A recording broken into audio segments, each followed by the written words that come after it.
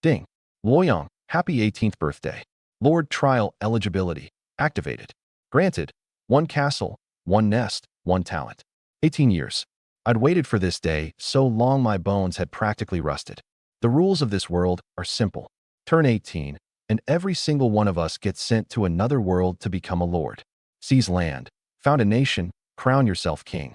The strong ones can light the divine flame, forge godhood, become immortals. And the useless ones? Back to earth you go. Collect welfare, have kids, and turn the next generation into more mules for the grind. Generation after generation. Round and round. A mule before I crossed over, a mule after. So this whole trip was for nothing. I gritted my teeth. No, Luoyang, am going to build a Rome of my own. I wasn't dreaming. I had my reasons. After all, I got here the proper way. Legit process, dump truck to the face. Fully legal, crossed over in the womb. Papers all in order, cheat code included. A chosen one, start to finish. The dizziness had barely faded when the system chimed again. Obtained, common grade castle, wasteland stone keep. Obtained, common grade nest, yellow earth altar. Common grade, blank slate. The bottom rung of everything. I wasn't disappointed. A transmigrator's cheat code might show up late, but it never fails to show up. The words had barely settled when. Mysterious blessing detected. Granting the unique God-tier talent. Supreme creation. Supreme creation, unique. Use it on a target to instantly promote it to gold legendary grade. Cannot be used on living things. Cannot be used on trade goods. Cannot be used on garbage. I stared at that line, and I grinned. Gold legendary. The ceiling for any item. And me? One slap, and I could turn trash into legend. 18 years late, I said, nodding. But you finally damn well showed up. I looked around. Gray walls, wooden doors, dim candles, pitted yellow mud underfoot. So rundown it was crumbling. Outside the castle sat another earthen structure. From a distance, it was just a pile of dirt. I tapped it open. Yellow earth altar, common. Recruits 10 farmers for free each day. Traits. Old hand. Work duration doubled. Dirt eater, survives on 30% rations. Hunger endurance. Won't desert even when rations are cut. Recruitment nests. A new lord's lifeline. In the early days, your only source of population. But this thing. I'd heard of slums spawning 45 people a day. Of craft towers spawning blacksmiths and carpenters. Of hero gates spawning warriors and alchemists. Then I looked at my pile of dirt again. Aside from being an eyesore, it was worthless. Fields stretched to the horizon, yet the farmer starves to death. A lifetime as a beast of burden, and an old age worth less than the beast itself. I sneered. And they call this the righteous path of humanity? I raised my hand and aimed the talent at the yellow earth altar. Talent triggered. Yellow earth altar promoted to gold legendary grade, gate of space and time. Golden light poured down from the sky. The earth crumbled and melted into the ground. A massive gate rose up. Silver white frame, a film of light within, still as an old well, rippling like water. Gate of space and time, legendary grade. Recruits 100 people per day, mostly human, gender and profession random. Gate of the myriad heavens, can recruit from all worlds, with a chance of elves, beastkin, angels, undead, titans, and machine life. Harmonious coexistence. Races of different faiths can live together in peace. Gathering of talents, a chance to recruit high-tier professions like alchemists, druids, and artificers, up to legendary grade. Return of heroic spirits, when conditions are met, can summon historical figures and mythical heroes. I thought I'd misread it. Rubbed my eyes. Same gate, same stats. 10 times the recruitment. Elves, orcs, angels, machine life on the table. All these races thrown together, and they don't even fight. And the wildest part, it could spawn high-tier professionals. You have to understand, professions have quality grades too. Take farming. From the common grade field watcher all the way up to the legendary grade Shinong Venerate. What kind of monster is a Shinong Venerate? The Chronicle of Extraordinary People says, seed hits the soil, sprouts in a day, fruits in 2, ripens in 3. One person can feed 3 armies. One hand can end the famine of 100 cities. First time I read it, I laughed. It's just farming, why so flashy? Later I believed it. The facts were right there. In that line, return of heroic spirits, summoning historical figures and mythical heroes, that's what really got my heart racing. What does a domain run on? Land? Money? Armies? None of it. Talent. Top-tier talent. Once-in-an-age genius. What counts as talent? Someone sung of for 1,000 years, written into myth. That's talent tested by time. In my hands, I was holding a bottomless reservoir of it. I was still wondering what, when conditions are met, actually meant, when. Recruitable population detected. Recruit? Recruit. The film of light rippled. The great gate swung wide. Figures walked out one after another. Some hulking, some sharp-edged, some nimble. 3 of them stood out. A 10-foot-tall rock giant. An iron-plated puppy barely a foot tall. An old man with flowing white hair and an air about him. A rock man? A mechanical dog? And an old guy who looks like a big shot. Before I could say a word, they all bowed. We, Yun Songming, Gong En, Gu Chun, greet you, my lord. GB01, X9, Q, Pi Pippi, Bing. Under the witness of sky and earth, I swear. BZZT, BZD loyal. To defend your dignity with flesh and blood, that your name may echo across the seas. BZZT, BZZT, BZZT. Through the solemn, dignified oath ran a screech of static. I nearly cracked up, but held it together and raised my hand in the gesture to receive the vow. I, Luoyang, accept your oaths. May we advance hand in hand and build our home together. BZZT, BZZT, BZZT, BZZT. The ceremony wrapped up, just with a little physical static mixed in. Successfully recruited legendary grade professional, painter of the firmament, Yun Songming. Loyalty 73. Successfully recruited rare grade, mechanical heart, Pi Pippi. 71. Successfully recruited rare grade, rock giant, Shi Taishan. 60. Successfully recruited elite grade. Legendary. My eyes lit up. I opened the old man's panel right away. Painter of the firmament, Yun Songming, legendary grade. Vault of Heaven design, can draft architectural blueprints beyond reality, with bonus effects once built. Radiance of the stars, guides starlight to bless buildings daily, with a chance of receiving a Star Lord's blessing. Boundless inspiration, every major project permanently raises all 4 attributes, no cap. Skills, Celestial Pavilion, Space Folding, Illusion Maze, Trap Layers, Construction Acceleration. Construction type, Legendary grade. A monster on the same level as the Shinong Venerate. Used to drool over the chronicle of extraordinary people, I muttered, smacking my lips. And the heavens just handed me a live one. Honestly, after reading his stats, I felt a little let down. Next to a Shinong Venerate who can feed 3 armies single-handed, a house builder feels a bit weak. But then again, there are over 300 legendary professions, and Shinong Venerate ranks 7th. Comparing the two head-on is just unfair. Besides, I've got Supreme Creation. One slap turns trash into legend. Ordinary Architect or Legendary Architect, to me the difference is small. Just faster builds, cheaper materials, more variety. Man, if only it had been a Shinong Venerate, that would have been amazing, I grumbled inwardly, keeping my face blank as I turned to hand out assignments. Farmers, clear land. Carpenters, cut trees. Miners, quarry stone. The construction crew answers to Yun Songming. Get us somewhere to sleep before dark. Anyone without a profession, women clear ground, men haul materials. Combat types patrol and keep production safe. 9 years of compulsory education weren't wasted. In no time I had over 100 people sorted out clean. 40% of this batch were professionals. Mostly farmers and carpenters, nothing high grade, but I was content. That busted altar used to give me 10 farmers a day. Now it's over 100 at once, plus a legendary architect, a rare rock man, and a rare mechanical dog. What more could I want? I was about to go study the rock man and the tin dog when. May I ask, my lord, what do you require of the buildings? Yun Songming strolled over slowly, hands behind his back, stroking his beard, all smiles.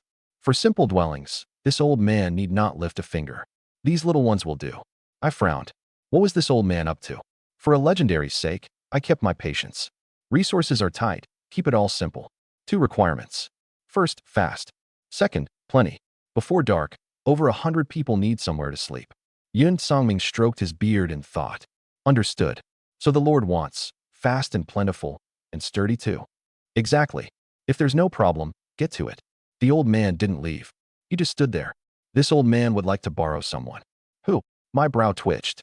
His construction crew already had his 7 professionals plus 15 strong men, 22 people, nearly a quarter of everyone, and it still wasn't enough? Didn't know when to quit. That one. He pointed at the rock man. Before I could get angry, the old man smiled again.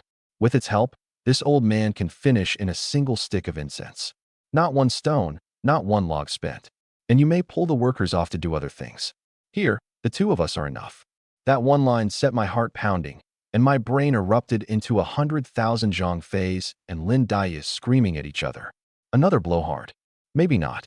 Extraordinary people always have extraordinary skills. 2 men, 100 rooms, 1 stick of incense, no materials? In his dreams. You don't take the job without the tools. If he dares brag like that, he's got something. Even a Shinong Venerate can feed 3 armies alone. Same legendary grade. If he's got some real skill, it's not that strange. I gritted my teeth. Fine. Sure, Taishan is yours to command. As long as you finish on time and spend not a single material, the entire domain, me included, is yours to order around. Let's see whether this legendary of yours is the real deal or just hot air.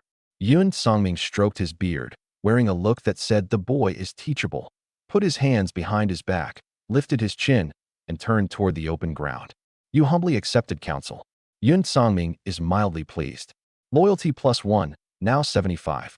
I stared at this smug old man, my eyelid twitching, the veins at my temple bulging one by one. My fists were clenched. I nearly called him back for a beating. You're the rotten wood. You're the manure bucket. Deep breath. He's on my payroll. Actually hit him, and I'm down a worker. Plus I'd have to cover the doctor and the medicine. Over there, the rock man followed the old man. Each step a thud, like a drumbeat pounding straight into your chest. Its joints clacked too, crisp and rhythmic. The people all quietly stopped working, faces set for a good show. Only a few of the construction professionals had eyes wide open, wearing the earnest look of middle schoolers whose teacher is about to flag the key point that's definitely on the test. The big one and the small one huddled up and muttered a few words. Sure, Taishan got so worked up it pounded its chest. Boom, boom, boom, like a baboon in heat. Then it spun toward the open ground and let out a whirlwind of a roar. Roar, roar, roar. The ground shook. 1, 2, countless stone pillars shot up out of the earth, like scaled-up stalagmites. Before anyone could react, Sure Taishan slammed its 2 fists together. A shockwave flew out, shattering the pillars to bits, rubble launching skyward, dust everywhere. Everyone was stunned. This thing, is it a spy the enemy sent to wreck the place? Because the open ground was now completely ruined. Rubble everywhere, pits all over. To rebuild it, how much labor would clearing it take? For a short-handed domain. If this wasn't kicking us while we were down, what was? But right then, the culprit, Yun Songming, moved. He stepped forward and raised both palms. Rise. The rubble all over the ground floated up, swaying in the wind like plastic bags caught in a breeze. Join. In midair, the rubble reassembled, gathered, and fit together into smooth stone walls. Some vertical, some flat, some solid, some latticed. Little rock, skip breakfast? Again. Sure Taishan bumped its fists. Boom, boom, boom. Wearing a just watch this look. Stone pillars rose again, boulders fell again. The shockwave flew again, all of it reduced to gravel. The old man waved his hand, and the gravel became 100 more stone walls, doors, tables, and beds. In moments, the sky over the whole domain was filled with floating stone furniture, doors, windows, beams, and pillars. I was floored. A moment ago, I'd been calling him a legendary dud, a braggart, and smug. Now the old man suddenly looked kind and trustworthy. Dud to golden thigh in seconds. So this is a legendary architect? Shinong Venerate ranks 7th. Painter of the Firmament ranking 7.5 isn't a stretch. Fall. The third command. The stone walls, doors, and tables in the sky came down in order, snapping together like building blocks. Boom, boom, boom. Forming stone courtyards one after another. Fully furnished, sturdy, built to last. Obtained premium-grade building, Starlight Cottage. The old man lowered his hands. Over 100 stone courtyards had appeared from nothing, covering most of the open ground. The people went wild. We've got houses tonight. I thought we'd be sleeping in shacks. If I get to live in a house like that, I'd happily work 20 hours a day. The team leaders shouted themselves hoarse just to keep the ecstatic crowd from trampling the courtyards.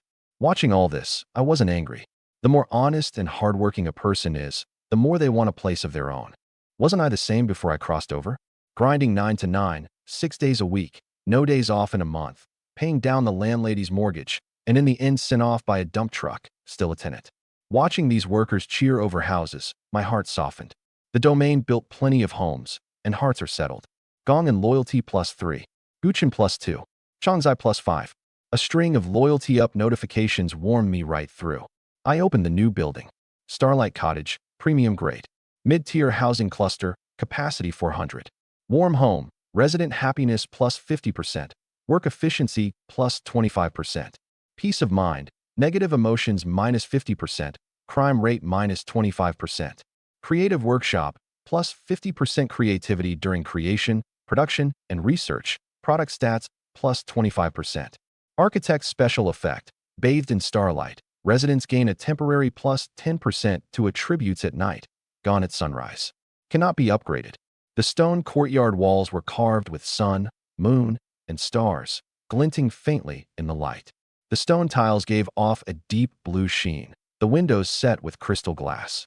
Stunningly beautiful. One white-haired old man made all this on a whim in a single stick of incense. Calling it a miracle wouldn't be an exaggeration. And it wasn't one, it was over 100, holding 400 people. Which meant the old man hadn't been counting 100 people at all. He'd been counting 100 families. Blue quality, 3 attributes, and a special effect, solid buffs. Yet I muttered, it's a bit of a waste, though. What's a waste? Old Yun came strolling over, stroking his beard, and frowned the moment he heard it. The Lord looks down on this old man's starlight cottage. If you're not satisfied, this old man will tear them down right now and make room for the young folk. Yun Songming feels you can't tell gold from stone. Deeply aggrieved. Loyalty -1, now 74. Seeing the old man about to turn away, jolted by the system's warning, I grabbed his arm and laid on the flattery hard. Old Yun, you jest. A family with an elder is a family with a treasure. With you here, I sleep soundly. 2 people, 1 stick of incense, not a single material, over 100 courtyards. This is a miracle. I bow to you completely. Truth is, with my talent, a blue cottage and a thatched hut are basically the same to me. But this kind of ability was worth swallowing my pride to butter him up. The old man gave a flat expression unmoved, but the curve at the corner of his mouth couldn't be hidden. You honor the worthy and lower yourself. Yun Saming is quite pleased. Loyalty +5, now 79. TSK. A minute ago, I was rotten wood worth carving, and 2 compliments later I'm a pearl. This old man's not straight with me.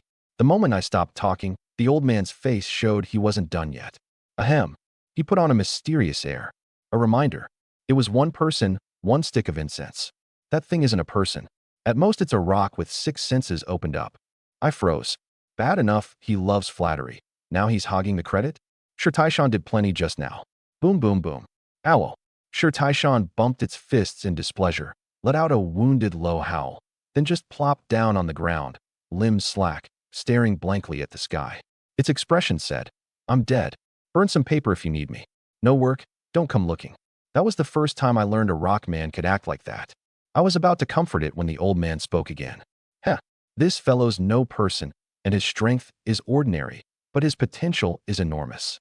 Train him up, and he'll be a fierce general. I froze again. Just trashed him, now praising him? How low is this old man's bottom line? But then again, the one saying it was a worldly, well-traveled legendary big shot. For a legendary to call him full of potential, does Sure Taishan have something special? I opened its panel right away. Rock Giant, Sure Taishan, rare grade. Talent, rock evolution, feeds on rock. The more it swallows, the higher its quality and the faster it evolves. Swallowing high-quality metal or gives a chance to transform into a metal giant. Skills, boulder throw, seismic wave, rock rampart, rock spike. Earlier, when I'd written Yun Songming off as a dud, I hadn't even bothered looking at anyone else's panel. If I could turn my nose up at gold legendary, why would I care about a purple rare? Now I looked closer. Sure, Taishan's stats really were unremarkable. Aside from a few rock-generating skills, it was basically a high-end concrete worker. But the one praising it was a legendary. That got me thinking. The potential the old man mentioned, he probably means its talent. Eats rock to evolve. Eats good rock to evolve faster. Eats metal and can become a metal giant. My eyes lit up, 100,000 flashes of inspiration going off in my head. Supreme creation can't be used on living things, and it can't be used on the trash rocks lying around everywhere. But metal that's hardly trash. I turned and shouted at the mining team leader. Go. Dig up some and bring it back. The whole mining team rushed off at once. Common ore won't feed this stubborn stone unless it's a massive amount, the old man said, stroking his beard, wearing that the boy is teachable look again. When you come across something good later, just set a portion aside for it. Why the rush, my lord? My ore isn't your ordinary stuff, I said, keeping him in suspense. Oh, Did the domain uncover a rare vein while we were building the cottages? Patience, patience. You'll see soon enough. I put on my most inscrutable face and left the old man dying of curiosity. I'd figured him out by now. This old man rags on people to their face while angling behind the scenes to get things for Sure Taishan. He's just too proud to say it straight. If the system hadn't tipped me off, he nearly had me fooled. You see clearly to the finest detail. Yun Songming is mildly pleased. Loyalty +1, now 80. Even Sure Taishan reacted faster than me. You sent people to dig up its breakfast. It's overjoyed. Loyalty +5, now 65. The rock man that had been playing dead a minute ago had somehow shuffled over, its expression shifting from dead inside to fawning and eager. It stuck out 2 fingers from a hand the size of a palm leaf fan and pinched the old man's shoulders like it was picking fava beans, grinning stupidly at me the whole time, playing both sides. The veins at my temple twitched at the sight, and I cursed inwardly. A pack of sly ones. This batch of subjects is a real handful. While the old man, the rock, and I waited on good news from the miners, Yun Songming suddenly asked. A moment ago the Lord said the Starlight Cottage was a bit of a waste. What did you mean? Surely not that its quality is too high. Even as he said it, he scoffed at himself. Who complains their own house is built too well, unless they're a fool? Hearing that, I perked right up. Showtime. I cleared my throat, clasped my hands behind my back, lifted my chin, gazed up at the sky at a 45-degree angle, all serene. To me, a white thatched hut and a blue starlight cottage are basically the same thing. The old man's face went dark. He spoke each word slowly. The Lord means, the starlight cottage this old man labored over is the same class of thing as the huts those rookies threw together? Fine, fine, fine. If I'm so unwelcome, then I'll go. The new replaces the old. This old fossil should have packed up and cleared out long ago and spared himself the cold looks. His voice was 7 parts aggrieved, 2 parts indignant, 1 part resolute. Yun Songming feels you're judging him through a crack in the door. Deeply aggrieved. He's decided to pack up and leave. Loyalty -15, now 65. I smiled, a big radiant smile. Hearts are easiest to win in the moment of a great fall. I didn't stop him. I walked straight to the Starlight Cottage. Old Yun, watch closely. Talent activated. Talent triggered. Starlight Cottage promoted to Gold Legendary Grade. Star God Mansion. The vault of heaven split open, golden light pouring down like a waterfall, drenching everything. Stone windows glowed, stone walls turned smooth, the whole building flowing silver white as if studded with starlight. Star patterns and constellations surfaced on the walls. The glass became crystal, the frames set with gems, dazzling and many-colored in the sun. The originally single-story courtyards shot upward joint by joint, like spring bamboo, and in a blink became 5-story residences. The furniture transformed too. The walls, ceiling, and floor of each bedroom became a vast, deep blue light screen. Lie down on the bed and it lit up on its own, sun, moon, and stars surfacing, the whole turning cosmos laid out before you. Some hotels' themed rooms would be cowsheds next to this. I thought that was it. Then a strange sight appeared in the sky. Talent triggered. Bathed in starlight promoted to Gold Legendary Grade. Festival of Stars. Holy crap, what's happening? The stars that only came out at night now all bloomed in daylight. Points of light glittering. The sun still hung high, blazing, and gazing back at it across the sky was a bright crescent moon. The moonlight stretched on, not vying with the sun's glory, yet impossible to look away from. Sun, moon, and stars, celestial bodies that should never share the frame, now miraculously coexisted in one sky. Bathed in starlight was the architect-exclusive effect the old man had added to the Starlight Cottage, one of a legendary architect's signature moves. I already knew that, so it didn't surprise me much. But what I never expected was that an architect's exclusive effect could also get hit by supreme creation and promoted right along to legendary grade. 2 flashes in one building. Gold on gold. Before I could even check the new panel, a scream burst out beside me.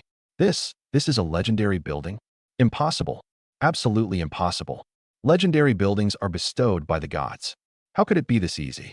The scream was 3 parts shock, 3 parts doubt, 3 parts loss, and 1 part fervor. I turned. The one shouting was none other than Yun Songming. The old man stared at me with bloodshot eyes, his gaze flickering between burning eagerness and loss. The system translated his inner voice for me. You casually created a legendary building, deeply shaking Yun Songming. Loyalty +10, now 75. Yun Songming suspects you're a god reincarnated. Awe rises in him. Loyalty plus 10, now 85. Yun Songming, dispirited for years, rekindles hope in you and sees you as the key to breaking his shackles. Loyalty plus 10, now 95. Not just the old man. Awe crept into how the watching subjects looked at me too. You turned decay into wonder and dung into jade. The subjects are greatly shaken. Sure, Taishan doesn't get it, but is greatly shaken. Pai Pippi is busy repairing its voice system and has no time for the outside world, but it also thinks you're badass. After this round of showing off, aside from Sure Taishan at 75 and Pai Pippi at 70, everyone else's loyalty broke 80. The few architects most shaken by it sat at 96 minimum, 99 maximum. Ironically, Yun Songming at 95 was the one dragging the average down. Fair enough. A legendary figure, worldly and well-traveled. Getting him to bare his heart isn't easy. Not unless I can help him break his shackles and step beyond legendary. I wasn't in a hurry. I'd have plenty of time to swindle, to win hearts later. I opened the new panel. Star God Mansion, legendary. Top-tier residential tower, capacity 2,000. Stellar inheritance. Residents have a chance to gain a star-type profession inheritance, rare grade at worst. Stellar dreamscape. Gain proficiency, level up professions, and grasp new skills automatically in sleep, with star professions at double efficiency.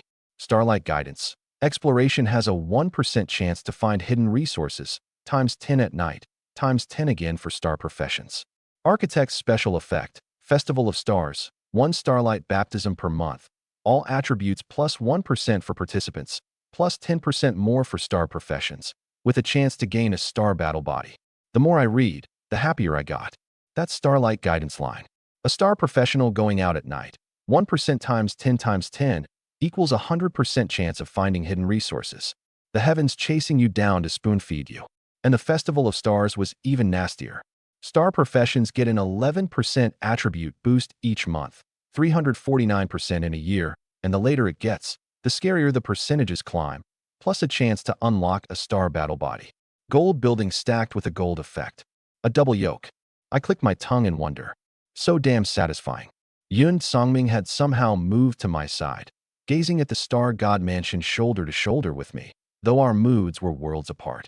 I was delighted. He was questioning his whole life. A height you struggle a lifetime to reach, casually surpassed by someone else. Who could take that? But beyond the loss, what filled his heart more was eagerness. In me, he'd seen hope of breaking through to the summit. Old Yun, that big move of yours, how many times a day can you use it? I spoke first, breaking the awkwardness. Wow, what? The old man startled. You and Sure Taishan working together, building houses out of nothing, and the one that adds effects to buildings. Any limit on how many times? That. A rare flush of bashfulness crossed the old man's face. This so-called creation from nothing is just some petty trick unfit for the stage. If I weren't trying to show off in front of you, I'd be embarrassed to use it. So, no limit. As for Radiance of the Stars, that can only be used once a day. Yun Songming felt a bit ashamed. A dignified legendary, and yet no good at this, no use at that. No wonder this young lord looked so disdainful when they first met. The legendary building he took such pride in, this fellow built on a whim, better, faster, cheaper. To say his houses were the same class as thatched huts, that wasn't an insult.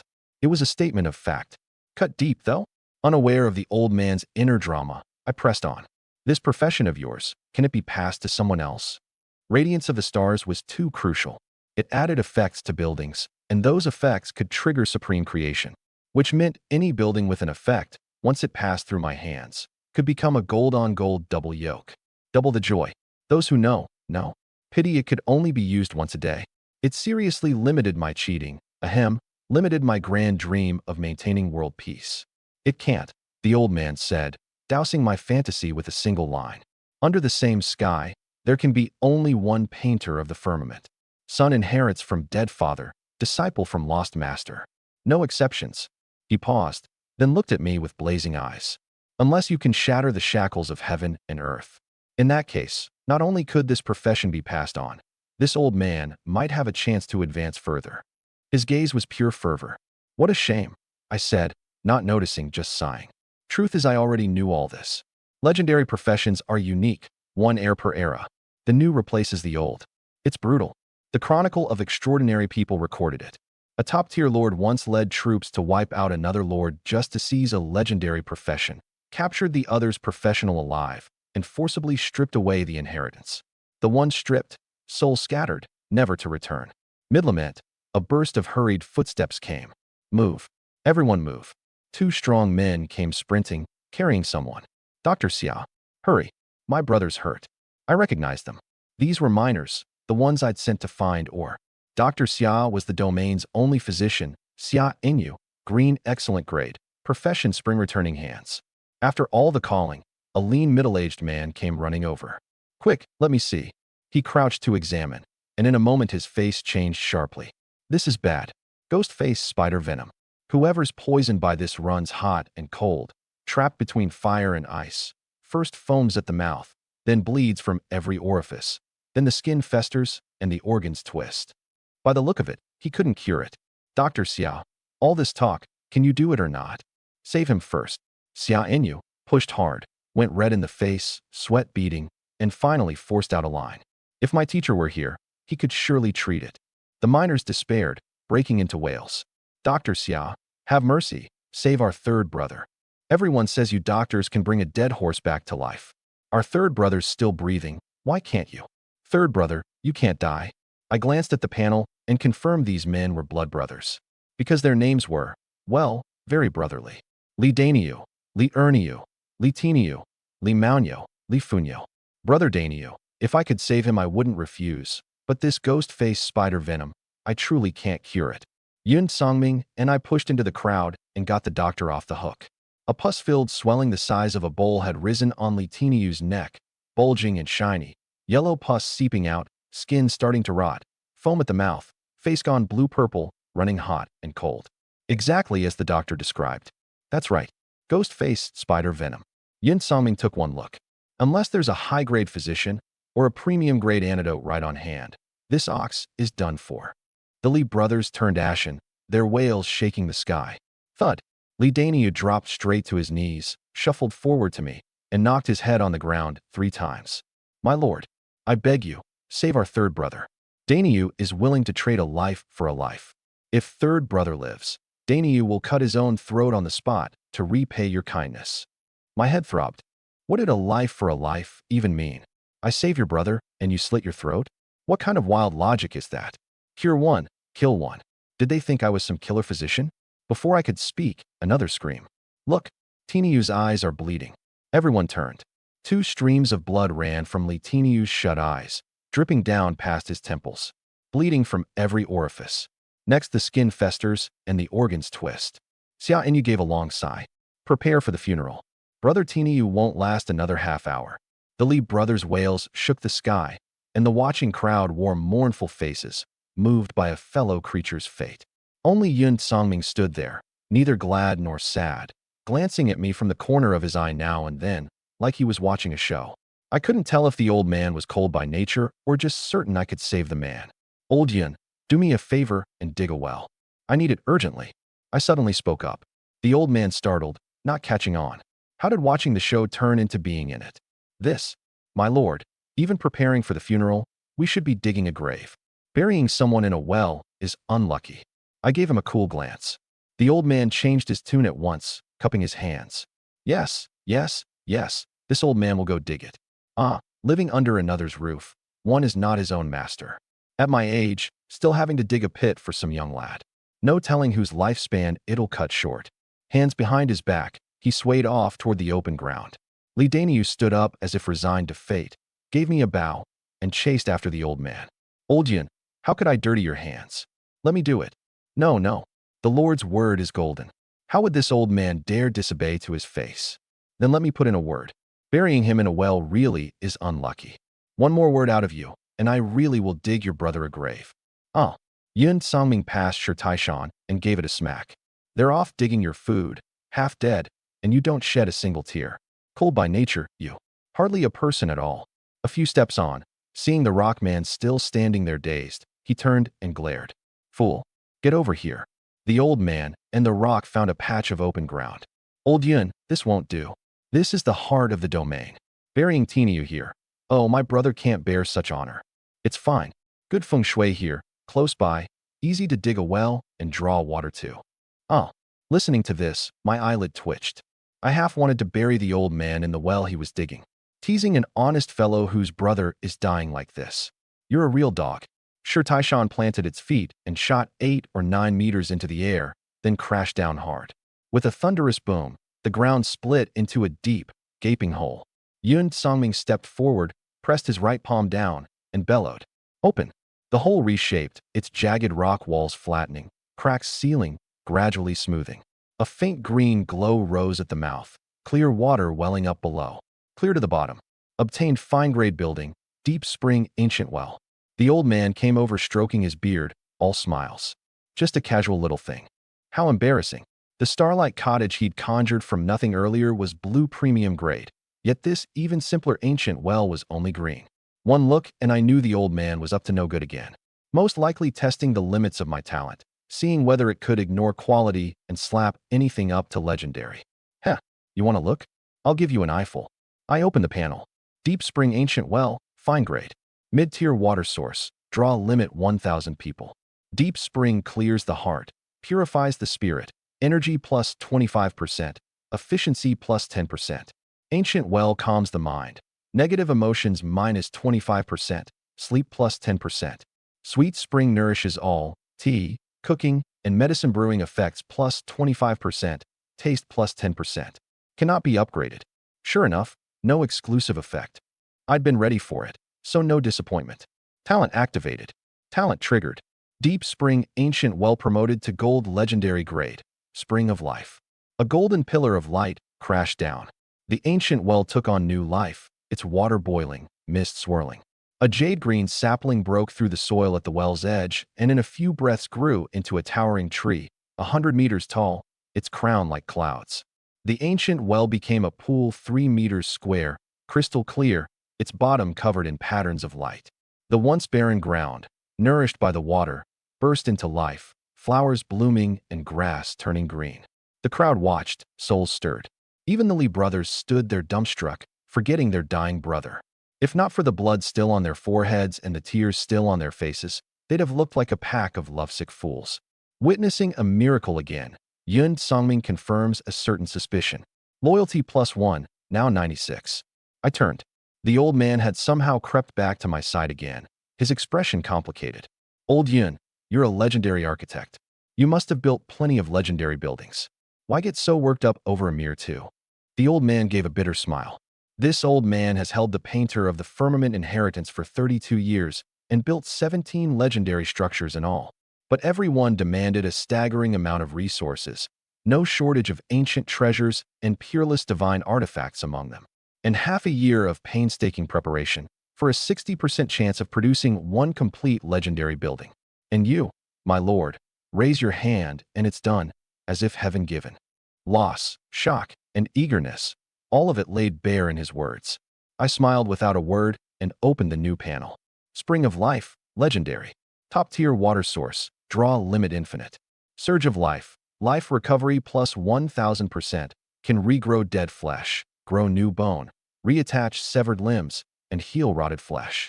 Purification of life, removes poison, weakness, curses, and all negative effects. Eternal and inexhaustible, draws energy from the earth, endless. Seed of life, can condense a seed of life, with a chance to grow into a divine tree of life. Cannot be upgraded. Just as I thought. I noted it silently. Before I could speak, Yun Songming's marveling voice rang out again.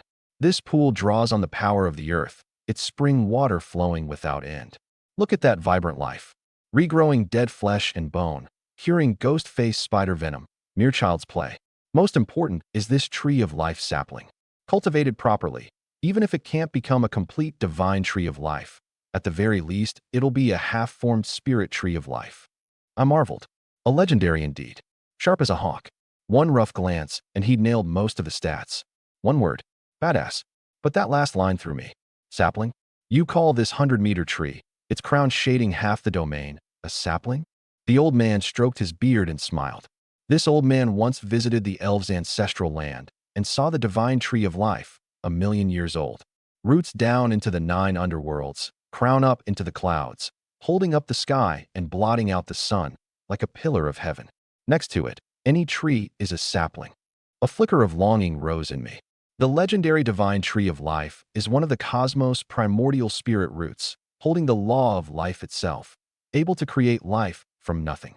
The elves, hailed as the embodiment of beauty and nobility, were born of it. The only one in all creation, standing in the elves' ancestral land.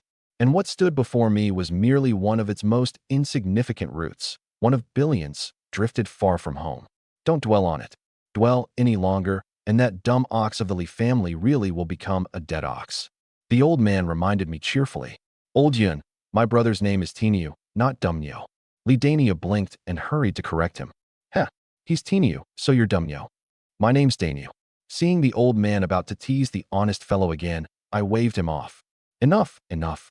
Find a bowl and feed your brother some spring water. Let him rest, he'll be fine. Keep bickering and watch Daniu become Dumnyo and Tiniu become Deadnyo. Lee Daniu snapped to, gave me a deep bow, and turned to go find a container. Yes, yes, yes. Thank you, my lord. The old man stopped him. Why bother? I grumbled inwardly. This old man, showing off again. Isn't he afraid of getting struck by lightning? Yun Songming pressed his index and middle fingers together like a sword and pointed lightly at a round stone nearby. The stone sprang up, spinning in the air, its edges shaved away by an unseen force, a hollow widening. Stone chips flew, and in a moment it became an exquisite stone bowl. Another flick of his sword fingers, and a pool of spring water flew into the bowl, wobbling through the air toward Lee Daniu. Half the bowl by mouth, half dripped on the wound. Lee Daniu took it with endless thanks and tiptoed over to his brother. Half a bowl down, and Lee Daniu's agonized face relaxed at once. The foaming stopped, the convulsions ceased, his stiff limbs began to move. Life, slowly returning under the water of life. Lee Daniu, overjoyed, followed the old man's instructions and dripped the remaining half bowl on his brother's wound. Crystalline droplets fell on the swollen neck. Threads of green light rose, the bowl-sized abscess visibly shrinking, the rotted flesh healing, tender new skin growing in, jarringly pink against the dark rough skin around it. The blue-purple faded, color returned to his face. He didn't wake right away, but anyone could see Tiniu was out of danger. He's better. Third brother's better. Thank goodness, third brother's okay. I thought I'd never see third brother again. Erniu, Maunyo, and Funyo cried and laughed at once. The watching crowd beamed too, offering heartfelt blessings. Only Lee Daniu, after a reluctant glance at his brothers, gritted his teeth, set down the empty bowl, ran to me, and dropped to his knees. Your servant Lee Daniu thanks the Lord for saving his brother. This kindness can't be repaid in 10,000 deaths. Let me trade my life for my brother's.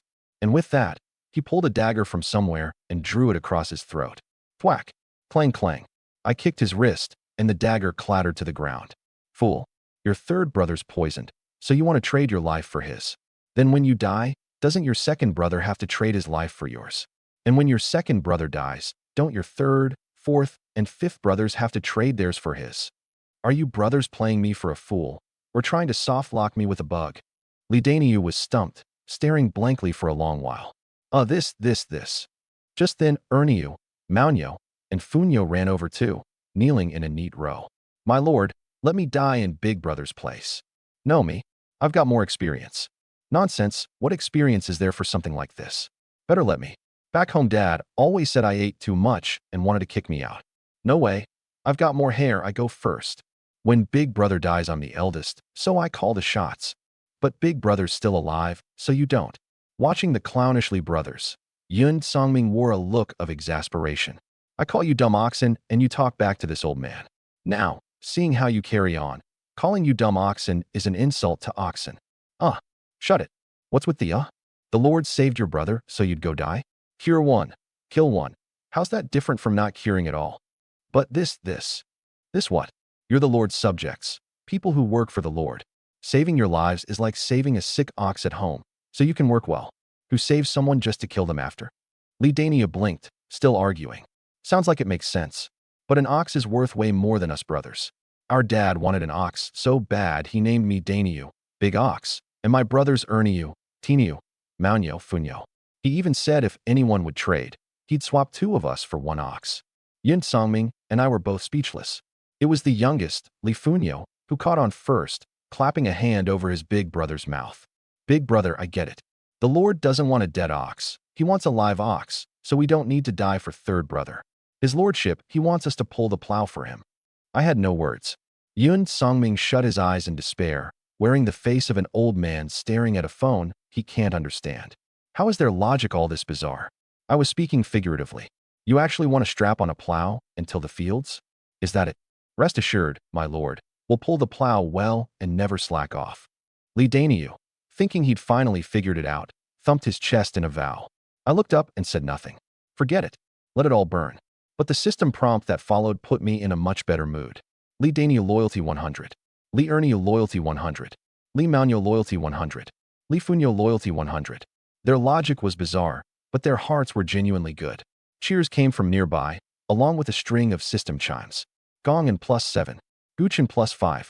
Chongzai +9. Daniu, your brother's awake. I turned. Li Tiniu was rising, supported by Dr. Xia. Awe sighed. A touch of devotion had entered how the crowd looked at me. The Lord worked a miracle for Tiniu. If I'm ever in danger, surely he'll help me too. With a Lord like this, I'd walk through fire without fear. Hearts, coalescing bit by bit. Third brother, you're awake. Third brother, second brother missed you so much. Third brother, you almost never saw your brothers again. The Li brothers scrambled back and huddled around Tiniu, bawling. They say women are made of water. Why do these men have so many tears too? Were they water buffalo in a past life? Mid-grumble, Li Tiniu was helped over, swaying, and knelt on one knee. Your servant Li Tiniu thanks the Lord for saving his life. This kindness can't be repaid in 10,000 deaths. I'll walk through fire for the Lord. Where your heart points, there my blade will strike. At 10,000 deaths, my scalp went numb, dreading another throat-slitting repayment act. Luckily, Tiniu's logic was saner than his brother's, and he didn't scare me. Life-saving kindness beyond repayment. Li Tiniu vows to follow you forever. Loyalty +17, now 100. All 5 Li brothers, loyalty maxed. Diehards from here on, no chance of betrayal. I nodded, satisfied. Had Tiniu helped up, and asked, what happened earlier? How'd you get bitten by the ghost-faced spider? Where'd you run into it? I'd gone to such lengths to save him for 3 reasons. 1, we're short-handed and can't lose labor. 2, a death would spark panic. 3, the ghost-faced spider is too big a threat, and I needed intel to deal with it. It's all written in the 108 precautions for newcomers. Any link breaking down could unsettle the domain, ultimately hurting the trial score, maybe even getting you eliminated. Especially the ghost-faced spider. Low level, but wickedly venomous, a major threat to a new lord. Swap in a lord without supreme creation, and Li Tiniu's ordeal would have been 10 deaths and no survival. A little more bad luck, and he might have led the whole team into the spider nest for a wipe. My lord, we were ordered to find metal ore, and to finish faster we split up. I searched to the southeast. Nothing at first, but 3 li out I found some powder near a cave mouth that looked like metal ore, so I boldly went in. His face filled with terror. Ghost-faced spiders in the cave? I frowned. Yes. The moment I went in it was like falling into a silk cave. Webs everywhere, and once they stick you can't tear free. Countless big spiders with ghost faces glided through the silk, coming and going like the wind, silent. The cave twisted and turned, wide then narrow. When I entered I saw no spiders, but 10 meters and I turned around, and the swarm had surrounded me. If I hadn't dived desperately into a side passage and gotten a bit lucky, I'd never have made it out. I was torn. 3 li, not far from the domain. Failed to deal with the ghost-faced spiders, and development has to steer clear of the southeast. But wiping them out, easier said than done. Only a level 5 monster, its venom countered by the spring of life, but with the cave's complex terrain, hard to clear anytime soon. While I fretted, Li Tiniu added another line. Still, I barely survived, and I did find metal ore. That cave is actually an abandoned mine, not fully worked out. The words metal or mine made my eyes light up. Not for the ore. To me right now, even a mountain of gold in there wouldn't stir me. The point was, those 4 words handed me the plan for wiping out the ghost-faced spiders. I turned to Yun Songming. What do you think, old Yun? Approval surfaced in the old man's eyes, and he nodded with a smile. If the Lord thinks it'll work, then it'll work. We exchanged a smile, of one mind. These 2-legged beasts, crying then laughing. Have they lost it? So hungry. When's dinner? Bored. Nobody's playing with baby. Sure Taishan crouched in a corner, twiddling its fingers in boredom. Click, click. Suddenly the whole scene went quiet, leaving only that click, click, especially grating. Sure, Taishan looked up blankly and found every eye fixed on it. Even that wicked old man and the gold-glowing lord were staring with sly grins. Its heart sank. Baby's in trouble. Sure enough, my lord, this old man thinks we should dig a channel first and bring water from 20 li away to irrigate the fields. Not so, I countered. We should mine first, forge weapons, make tools. As we volleyed back and forth, Sure Taishan grew more uneasy, rising carefully, edging back carefully, trying to slip away. Little Rock, what do you think? Taishan, what do you think? Sure Taishan wanted to cry, but had no tears, drowning in regret. Baby's heartbroken. You two-legged beasts, your consciences have gone rotten. Baby's still just a baby. Scheming against baby like this, doesn't your conscience hurt? Soon, under the carrot and stick of dig a 20 li channel versus, there's a mine at home with plenty to eat. Sure Taishan reluctantly fell in with the group. My lord, this is the ghost-faced spider's lair. Li Tiniu led the way, and the group arrived outside the silk cave. The cave was deep and dim, buried underground. That Tiniu dared go in alone showed just how reckless he was. Rock, it's on you. Sure Taishan gave me a wounded look. Before we set out you called baby Taishan, and the moment we arrive it's back to Rock. Even a fading beauty doesn't get cast off this fast. Baby's hurting inside, baby won't say it. Full of grievance, it decided to find a target to vent on. It planted its feet, shot 10-odd meters into the air, brought both hands together into a hammer, and smashed down hard. Boom. The earth shook violently, the ground above the spider cave cracking, splitting into long fissures. Not satisfied, Sure Taishan swung its fists like hammers, blow after blow. Boom, boom, boom. Through the cracks, the cave shook violently, stone walls collapsing, rubble raining down. The sprawling mine tunnels, all sealed shut. Gray-black spiders came pouring out in panic. 8 long legs glinting cold, the eerie patterns on their heads exactly like human faces and demon masks, chilling to see. But Yun Songming and I exchanged a smile.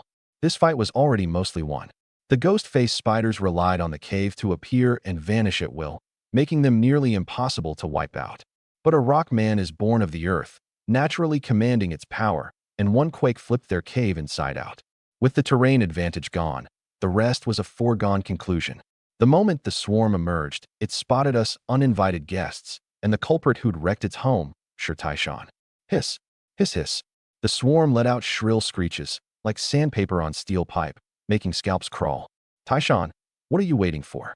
Sure Taishan leaped again, dropping from the air into the swarm. Squelch. A basin-sized ghost-faced spider was crushed underfoot on the spot, spewing disgusting green fluid. Gained a small amount of experience. The fight had only just begun. Its hammer-like fists split the air, the web's mere gauze that tore at a touch. Venom sprayed on its stone body did little more than sizzle, leaving only a shallow pit in its stone skin.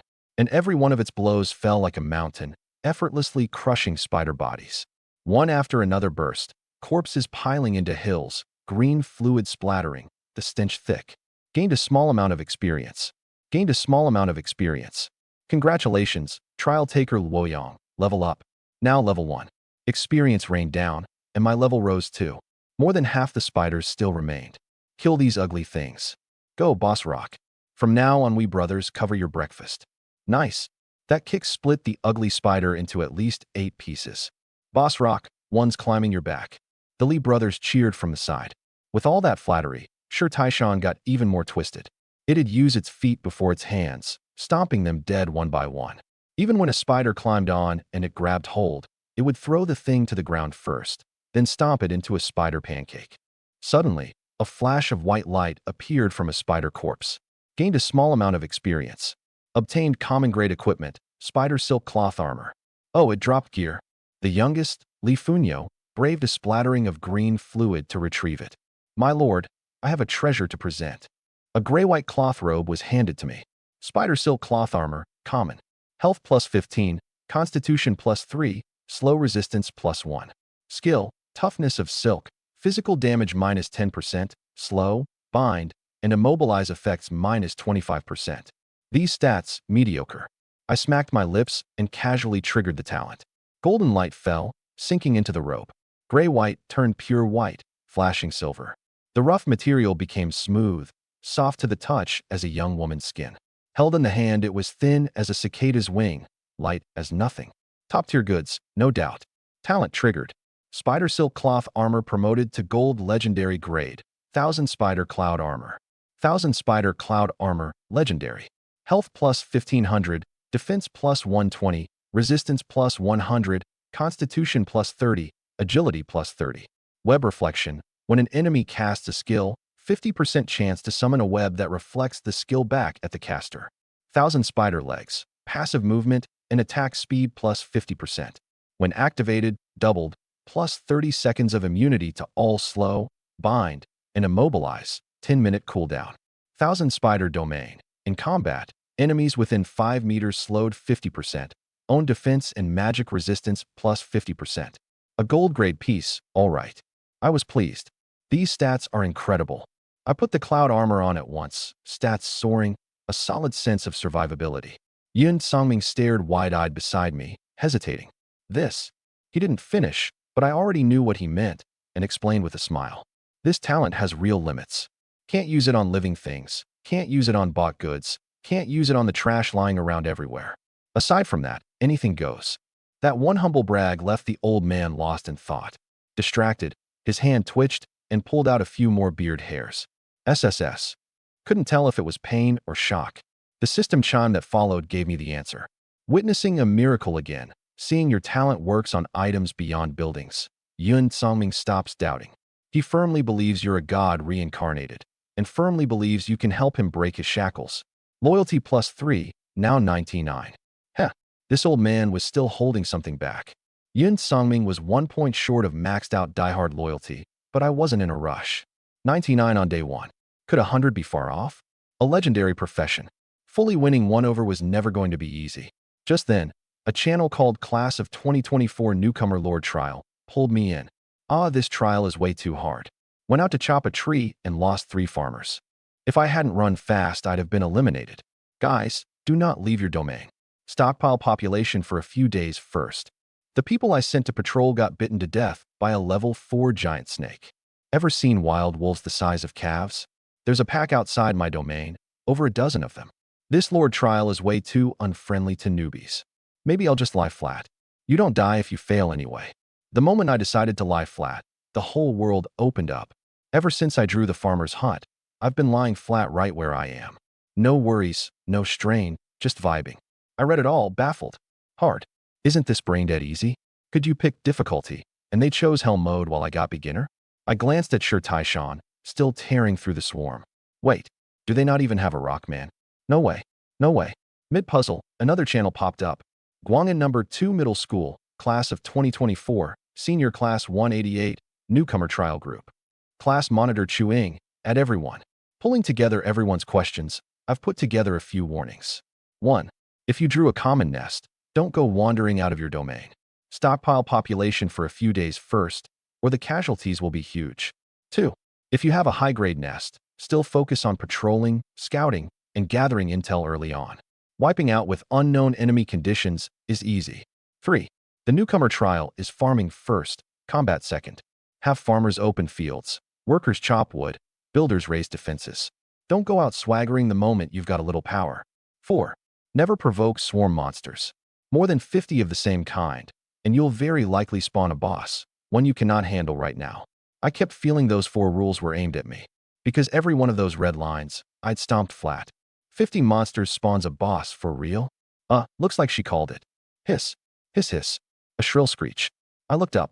A giant spider the size of a millstone crawled out of the cave, its legs like spears, its shell inlaid with dark gold patterns, its eyes like 2 blood-red gems. Looking at the spider pancakes carpeting the ground, its roar was full of rage and killing intent, rattling the heart. Even the Cheeringly brothers held their breath. I opened the panel. Ghostface Spider King, level 11, black iron grade. HP 11250, attack 127 to 256, defense 98. Silk Bind, entangles the target, 15 poison damage per second for 30 seconds.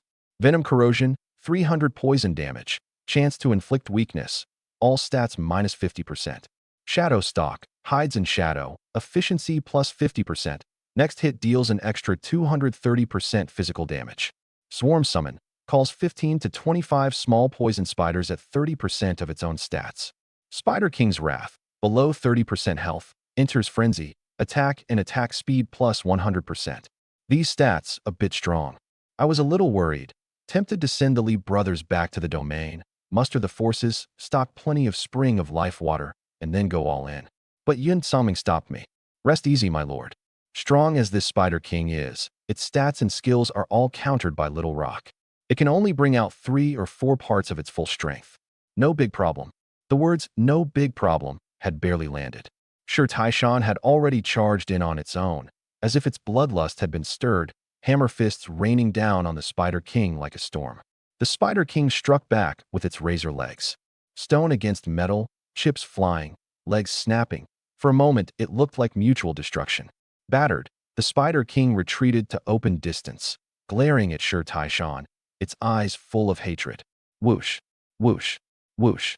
Streams of venom shot from the Spider King's mouth, all landing on Sure Taishan. Sizzle, sizzle, sizzle. Gray-green smoke rose, twisting my stomach. But Sure Taishan seemed not to notice. Not only unaffected, it was spurred to greater ferocity. One leap, and it landed square on the Spider King's back. Boom, boom, boom. Fists rained down, the dark gold shell cracking inch by inch, even the iron-hard legs webbing over with fine fractures. The scales began to tip. Looking closely, I was startled to realize the Spider King's fierce venom only ate a few bowl-sized pits into Sure Taishan's body.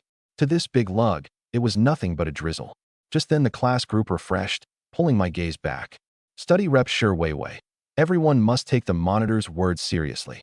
These lessons were paid for in blood. In just this half day, some in our class have already been wiped out, and plenty took heavy losses. If not for the newbie protection mechanism, some might have been eliminated. The quiet group instantly blew up. Zhang Shuo, who was unlucky enough to get wiped at the start. Spill it. Let me seal. Ahem, let me hold a moment of silence. Sure Weiwei, we're all classmates. Do you have to gloat this openly? Zheng Li, I'm that poor bastard. Laugh out loud if you want. Lien Jimin. Zheng Li ran into an adult epic grade wyvern. One breath and the whole team turned to ash. Not a fighting failure. Li Xiang, my nest is a blue glimmer chapel. Every day I can recruit 10 excellent grade dim mages or 1 elite grade dawn bishop. I picked 10 mages to go out swaggering, then got dumpling wrapped by wilderness demon wolves. 2 dead, 3 badly hurt, and the remaining 5 are wounded too. Lin Shi. Ha, Xiangzi's luck is something, a blue nest no less. Way better than our green alchemy lab. Just missing a screw upstairs. Huh. Zhang Shuo. If you want to flaunt your nest, just say so. Why beat around the bush? Sure Weiwei. Hey. Keep the attitude out of it. Jiao Renhui. Li Xiang's losses were steep, but he contributed a lesson. Those dumplings weren't eaten in vain. Li Xiang. Screw you. While the group buzzed, the system chimes kept sounding in my ear.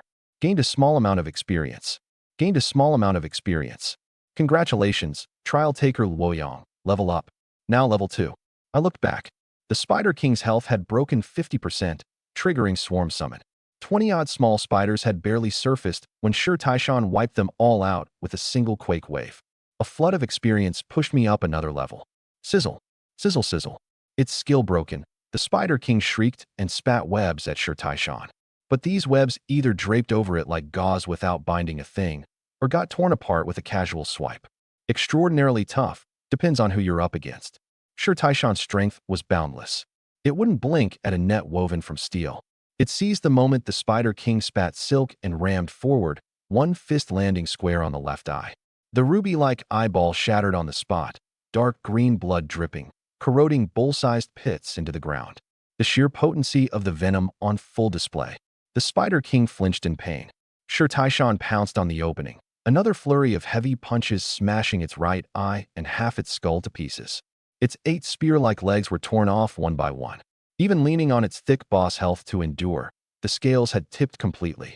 Its health broke 30%, triggering Spider King's wrath, all stats plus 100%. But with no sight and no fangs left, its resistance was just a dying struggle. I was about to leave the group and direct the cleanup when the talk shifted, veering onto me. Zhang Shuo. I hear Su Wanqing drew an epic grade nest and has already booked the class championship. Lien Jimin, epic grade? For real? The books say that grade either bursts with massive population or spawns high-tier talent. Terrifying stuff. Zheng Li, it's true. Class 187 is broadcasting it everywhere, probably recruiting allies to win Su Wanqing the crown. Lin Qi. With an epic nest, sweeping the championship isn't impossible. Li Xiang. If so, we've got to grab that golden thigh tight. When she wins, we sip the soup too. Zhang Shua. Just ask someone if it's true or not. Diao Renhui. Who's going to ask? Su Wanqing's always been cold and aloof. She won't even give her own classmates a warm word. With the next class over, she won't so much as glance at us. Su can. Then what do? Go begging those punks in class 187. I've got no problem being a lackey. But being a lackey's lackey, and a lackey to punks from the next class over, I'll pass. Zhengli, send Luoyang. All of number 2 middle knows Su Wanqing's got a thing for Luoyang. Send him, and it's a lock. Might even score some perks. Lin Qi. Easy to say, but one's cold and one's a mystery. If you can't reach Su Wanqing, you think you can reach Luoyang? Lian Jimin. A toad eyeing a swan. Like she'd have eyes for us. Sure Wei. Hey. Mind your manners. Watching these little brats, I narrowed my eyes, not out of anger. A bunch of kids still in split-crotch pants. Not worth my temper. But the Su Wanqing they kept mentioning did catch my attention. The year the mud hauler truck flattened me, I was already an adult.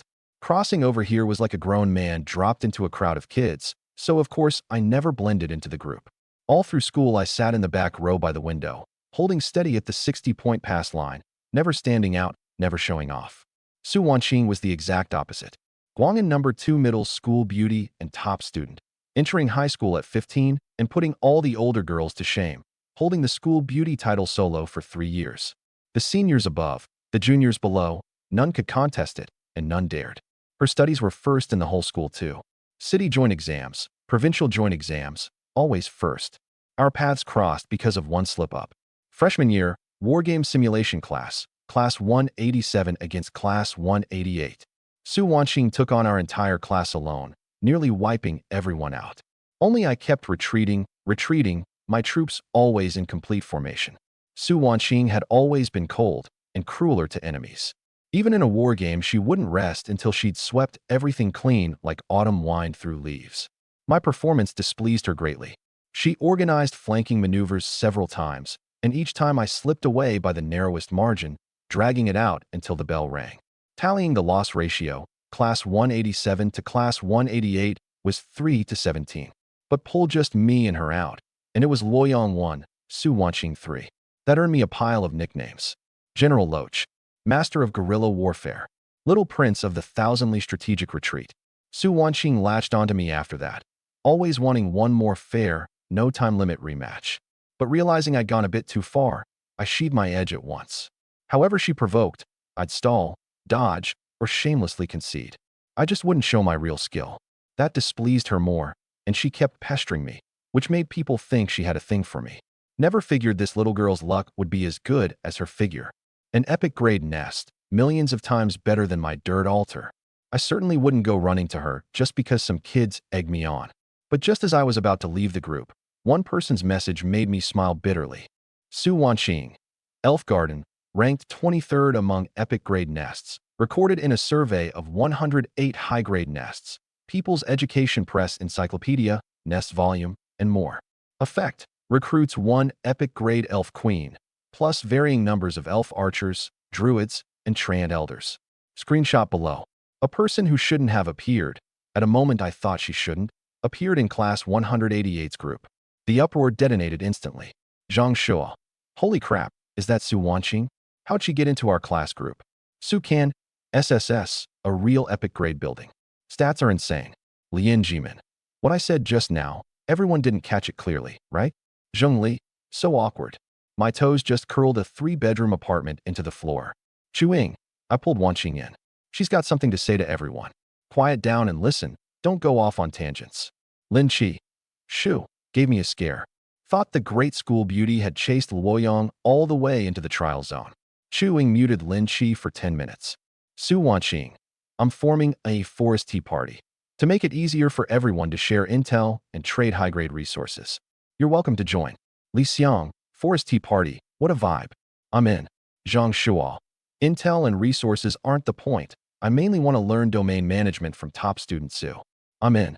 Diao Renhui. Count me in.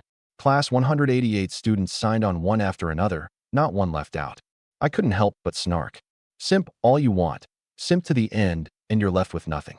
Clearly, Su Wanqing wanted to recruit people to win her the crown, yet she dressed it up as sharing intel and trading resources. These little brats got sold, and then helped count the money, flocking in, clearly simping hard. Just as I was about to leave the group, another line reeled me back. Su Wanqing, at Luoyang. Luoyang, the tea party still needs a chief strategist skilled in tactics. Join, and I'll give you a purple character recruitment card. Help me win the crown, and there's another big gift. What do you say? Zhang Shuo.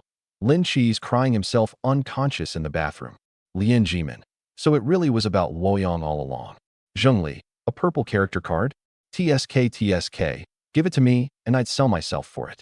Li Xiang, a big gift? Don't tell me it's. Su Kan. Looks like we were the appetizers, and Luoyang's the main course today. Ji Yunlan. Chief strategist? A guy who scores 60 every day is fit to be chief strategist? I could do that. The chat group instantly turned sour. Even through the screen, I could feel the murderous glares. I thought a moment, typed out a line, dropped it in the group, and casually closed the chat. Luoyang, never mind. My development's pretty medicore, I won't drag everyone down. The class group blew up again. Zhang Shuo. Damn, Luoyang, you actually dared to turn down the goddess's invite. Lian Jimin, medicore? Can't even spell it right, and he wants to be a strategist? More like a moron. Zhengli. Great school beauty Su. I get that love is blind, but open your eyes and look clearly. Luoyang's theory exams never break 60. Is this strategist material? Li Xiang. Sigh, suddenly a teensy bit worried about the tea party's future. When someone owns what you long for and can't have, you feel envy. That's human nature. But when someone treats what you long for and can't have as trash, that resentment boils over into a roar. Deep in the forest stood a tall treehouse veiled in green shade. Inside sat a girl with a smoking figure, stunning looks, and a spirited air, her brows now knit, her face faintly cross. Luoyang, Luoyang, Luoyang. Sooner or later, I'll make you drink your auntie's foot bath water. Just then, a world announcement exploded in every trial taker's ears. World announcement. Newcomer Lord Luoyang, with unyielding will, bravely charged the enemy nest and slew a black iron boss, the ghost-faced Spider King. As the first newcomer lord to kill a boss, the heavens bestow a reward. May all newcomers take Luoyang as their model, strive bravely, and not fall behind. The girl shot to her feet, disbelief all over her face. How is that possible? Remembering what she'd just said, she flushed with embarrassment, and after a long moment, gritted her teeth. I won't admit defeat. In class 188's group, the crowd that hadn't dispersed after Su Wanqing appeared was still there. Chewing, everyone register your info truthfully. Since you've joined the tea party, you take on obligations and make contributions. From here on, your say scales with your personal strength. The instant the announcement sounded, Chewing froze, looked at the application forms in her hands, and smiled bitterly. Thought I'd sold at a good price. Turns out I grabbed the sesame and dropped the watermelon. The class group boiled over. Zhang Shuo. I think I just said some pretty treasonous things. Lian Jimin. Turns out the golden thigh was right beside me. Zhengli. Sure enough. Back row by the window, birthplace of kings. Li Xiang. Is it too late to quit the tea party and defect to Luoyang? Su Kan. Don't do anything stupid. There's definitely something between Su Wanqing and Luoyang.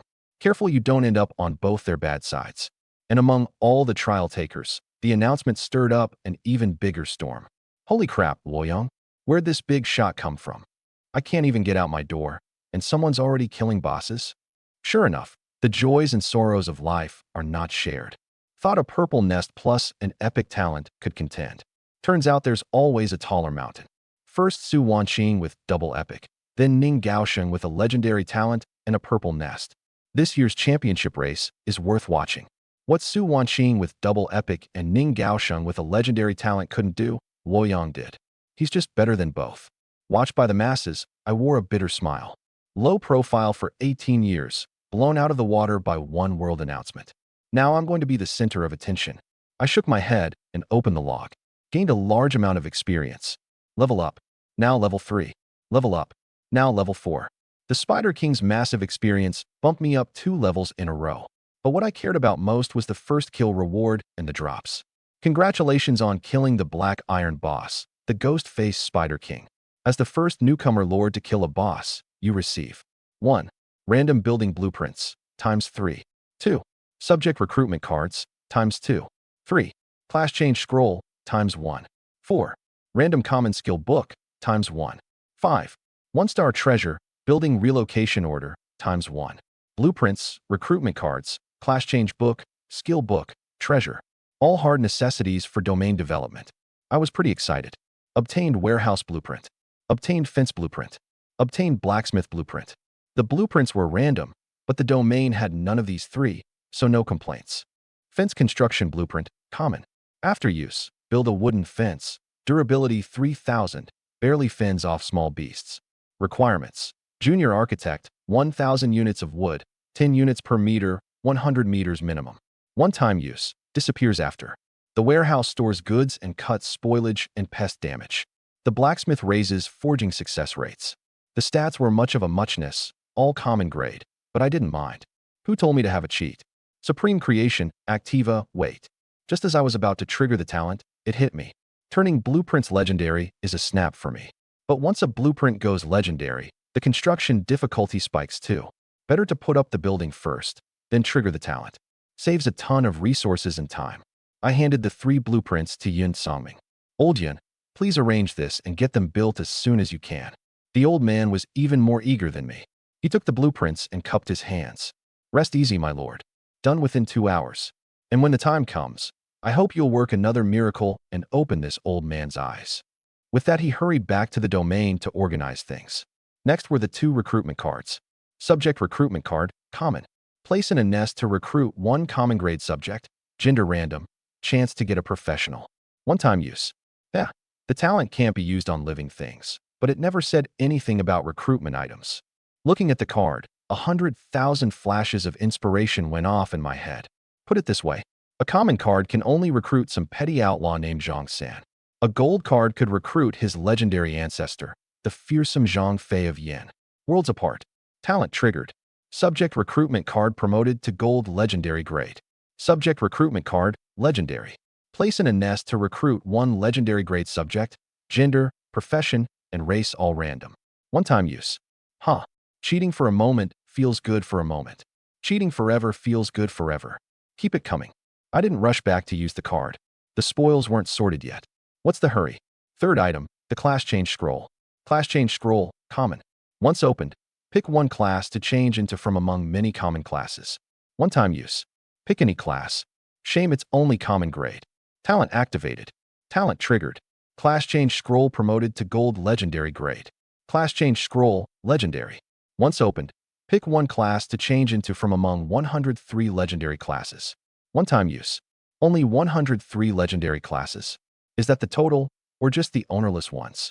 I remembered both the textbooks and Yun Songming mentioning that each legendary profession can have only 1 heir in any given period. So I couldn't be sure whether these 103 included the ones already claimed. Why overthink it? Just open it and see. I smacked my head and opened the scroll. Class scroll opened. Please choose. 1. Star Mage. Command the power of the stars. Cast Starlight Impact. Meteor Shower. Bathed in starlight. 2. Dragon Tongue Warlock. Contract with dragons. Cast Dragon Breath. Dragon Might. Dragon Blessing. Summon a contract dragon to fight, or transform into dragon form. 3. Elemental King. Rule the 4 great elements. Call down earthquakes, tsunamis, storms, volcanoes. 4. Light Shadow Assassin. Roam between light and dark, fast as lightning, fierce in attack. 5. Herald of Revelation. 6. Stormwalker. 7. Creator Eternal. Legendary professions scrolled past one after another, dizzying to look at. Every one was strong, and the variety was huge. Combat types, life types, support types, plus special ones like Heaven's Reckoner, Sanskrit Chant Warlock, Dreamscape Traveler, and Soul Hunter. Ones like Painter of the Firmament, Shinnong the Venerable, and Immortal Medicine God were plentiful too. I mulled it over. What kind of class fit my position? As a lord, I didn't need to charge the front, and I didn't need to handle logistics or production support. Survival first. Eternal Shield? No. Who could stand lugging armor and shield around all day? Guardian Knight? Pass. Redirecting others' damage onto yourself. That's a saint, not a lord. Void Walker?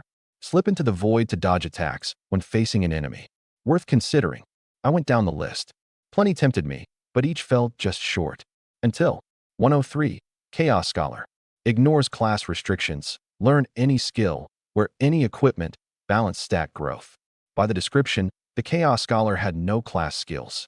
It started with 3 specializations: Mastery of all arts, Weapon Master, Guardian of balance. A new specialization opens every 10 levels after. No telling what came later, but just from these 3 stats, I knew it wouldn't be shabby. As for survival, just learn a few more skills. A priest's healing, a shieldsman's block, a summoner's damage redirection. Learn whatever you're missing. Be a 6-sided all-rounder. Isn't that sweet? Congratulations on your class change to a legendary profession, Chaos Scholar. Name: Luoyang. Level: 3. Class: Chaos Scholar. Health: 3000 plus 1500. Mana: 4500. Strength: 135. Constitution: 135 plus 30. Agility: 135 plus 30. Spirit: 135. Talent: Supreme Creation. Specialization 1. Mastery of all arts. Ignores restrictions. Learn any skill. Specialization 2. Weapon Master. Ignores restrictions. Wear any equipment.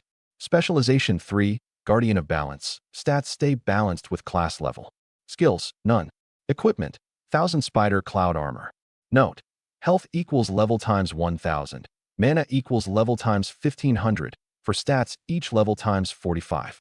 Mastery of all arts and Weapon Master were about as expected, but Guardian of balance made my eyes light up. Stats bound to level, rising as I level, and the numbers weren't small. Per level, 1000 health, 1500 mana, 45 to each of the 4 stats. Shame. Still a touch behind the old man. I remembered clearly. Yun Songming's level 1 stats: health 4500, mana 3000, strength 45, constitution 45, agility 30, spirit 90. 30 points more than me in total. A bit annoying. As a lord, shouldn't I lead in everything? I shook my head, shook off the annoyance, and looked at the 4th item, the random common skill book. Obtain common skill book: Fireball. Fireball, common. Gather a fireball to strike an enemy for 225 fire damage. Cooldown 30 seconds. Costs 15 mana. Proficiency 0 of 100. What a trash skill. Disdainful, I triggered the talent. Talent triggered. Fireball promoted to gold legendary grade. Fire Mystery. Fire Mystery, legendary. Command the law of fire. Cast any fire art at will, however you please. Cooldown. Cost. Proficiency. My face filled with question marks. This description was way too casual. Cooldown, question mark. Cost, question mark. Proficiency, question mark. Are you the confused old man staring at a phone? That many question marks? I tried casting it. Hiss. A soft sound like a match striking, and a thumb-sized golden-yellow flame flickered up from my palm, guttering, looking ready to die at the first breath of wind. A legendary skill. This is it. But when I flicked my hand to hurl the flame, that thumb-sized sprout exploded outward with a bang, becoming a 2-meter whip of fire. The whip cracked against the ground, and branches, gravel, and weeds turned to powder in an instant, leaving only a charred whip mark thick as an arm. The panel changed to Fire Mystery, Flame Whip, Legendary. Each lash deals 1125 fire damage. Applies Scorch. Cooldown, none. Cost, 30 mana per second. Proficiency, 1 of 100. Holy crap. You can play it like that. Like a kid with a new toy, I started experimenting with Fire Mystery's tricks. Flame Blade, Flame Sword, Flame Spear, Flame Shield. Beyond melee, I tried range 2. Fireball Bombardment, Shield Defense, Searing Fire Line Slicing, Ground Flame Sea, Meteor Fire Rain. I even sent the Mystic Flame Seed out, turning it into a Fire Snake, Fire Wolf, or Fire Bird to bite at enemies. Endless variations, power far beyond a common skill. A legendary indeed. One skill outdoes a whole fire mage's skill tree, and the power's this terrifying. I stopped satisfied. Outside the spider cave was a scene of devastation. The way the Lee brothers looked at me had long turned fanatical. If loyalty weren't capped at 100, it'd probably keep climbing. But there were exceptions. Seeing your great display of power, Sure Taishan is a little scared. Loyalty plus 3, now 68. Sure Taishan feels that you're this strong and could wipe out the spiders with ease. Yet you made it. A good little baby, do the fighting. It's aggrieved. Loyalty minus 5, now 63. 1 up, 1 down. I came out at a loss. I smiled bitterly. Tiniu, clean up the field, take your brothers down into the mine, and haul up some ore. Tiniu took the order and left. I looked at the last reward, the 1-star treasure, building relocation order. Building relocation order, 1-star treasure. Can relocate one building within a 10-li radius. The target must be your own or ownerless territory on flat, unobstructed terrain. One-time use. Treasures range from 1 to 6 stars, also divided white, green, blue, purple, orange, gold. The relocation order was the lowest grade, its effect just moving buildings. Plenty of limits, but very practical and quite valuable. Domain building follows the principle of cook only as much rice as your pot holds. Take the blacksmith I'm building, less than 200 meters from the core, fitting the current labor situation. But as I expand, it becomes lagging capacity dragging things down. It takes core land, pollutes the surroundings, disturbs people with noise. Most likely it has to be torn down and rebuilt. Common buildings are fine, costing a bit of material and time at most. But tear down a high-quality building and the loss is horrifying, basically impossible to rebuild. That's where the relocation order shows its value. The only shame, one-time use. There were big brains before who kicked off with 100-year master plans. Commercial district ring to the east, workshop zone frame to the west, storage mark to the south, entertainment set to the north. The result, buildings scattered in clumps here and there, smashed to powder by siege monsters before construction even finished. They never stopped to think. Do you have enough people to defend scattered buildings? So most newcomers go with a compact layout at the start. And the later it gets, the more precious the relocation order becomes. Talent triggered. Building relocation order promoted to gold legendary grade. Great transposition order.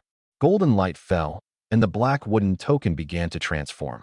Golden streams flowed and leapt along the grain, like fish into the sea, like a hawk striking the sky. Where the light passed, the wood grain vanished, revealing a jade texture, warm and cool. The jade token's edge was engraved with faint gold building patterns and intricate arrays, a tiny sapphire set in the center. Look closely, and heaven and earth were somehow hidden within the gem. Great transposition order, 6-star treasure. Universe shift can move a building to any location, ignoring terrain and distance, but the target spot cannot hold another building. Mustard seed sumaru. The order holds a sumaru space within, into which buildings can be stored, placed, and ready to use whenever needed. Ignore distance, ignore terrain, and unlimited uses too. One time, turned permanent. I was delighted. But mustard seed sumaru left me puzzled. A sumaru space, store buildings, take them out anytime? But a building only works placed in the domain. What normal person stuffs buildings into a bag? It's not a camping tent. Ooh. My eyes shot wide as a certain unspeakable use came to mind, and I got very excited. In that case, it seems I could bring along more people. Can't take it. Can't take it. Even an Iron Man can't take it. A flash of inspiration, and I hit on the perfect use for the sumaru space. On the march, camping in the wild is the biggest hassle. One slip and you're easy prey for a night raid. Setting up a solid camp costs time and effort. With the sumaru space, march by day, and at night just release a pre-built camp. Bags down, move right in. Take it further. Could I build a whole fortress in the domain, walls, arrow towers, watchtowers, and drop it right at the enemy's doorstep, blocking their gate for a slaughter? When breaking new ground, pre-build the housing, mess hall, well, clinic, and blacksmith, and at the destination just set them down for an instant town. Thinking it through, the great transposition order was a colonization marvel. I carefully put the treasure away. Footsteps came from behind. Litiniu was back. My lord, your servant didn't fail you. I dug up iron ore. He held out 3 pieces of dull, rough-surfaced ore, offering them respectfully. Iron ore, common. Can forge implements. Common success rate 10%, excellent 2%, fine 0.3%. Note: forging weapons and armor has a high failure rate and low quality. Many impurities, smelting slightly raises quality.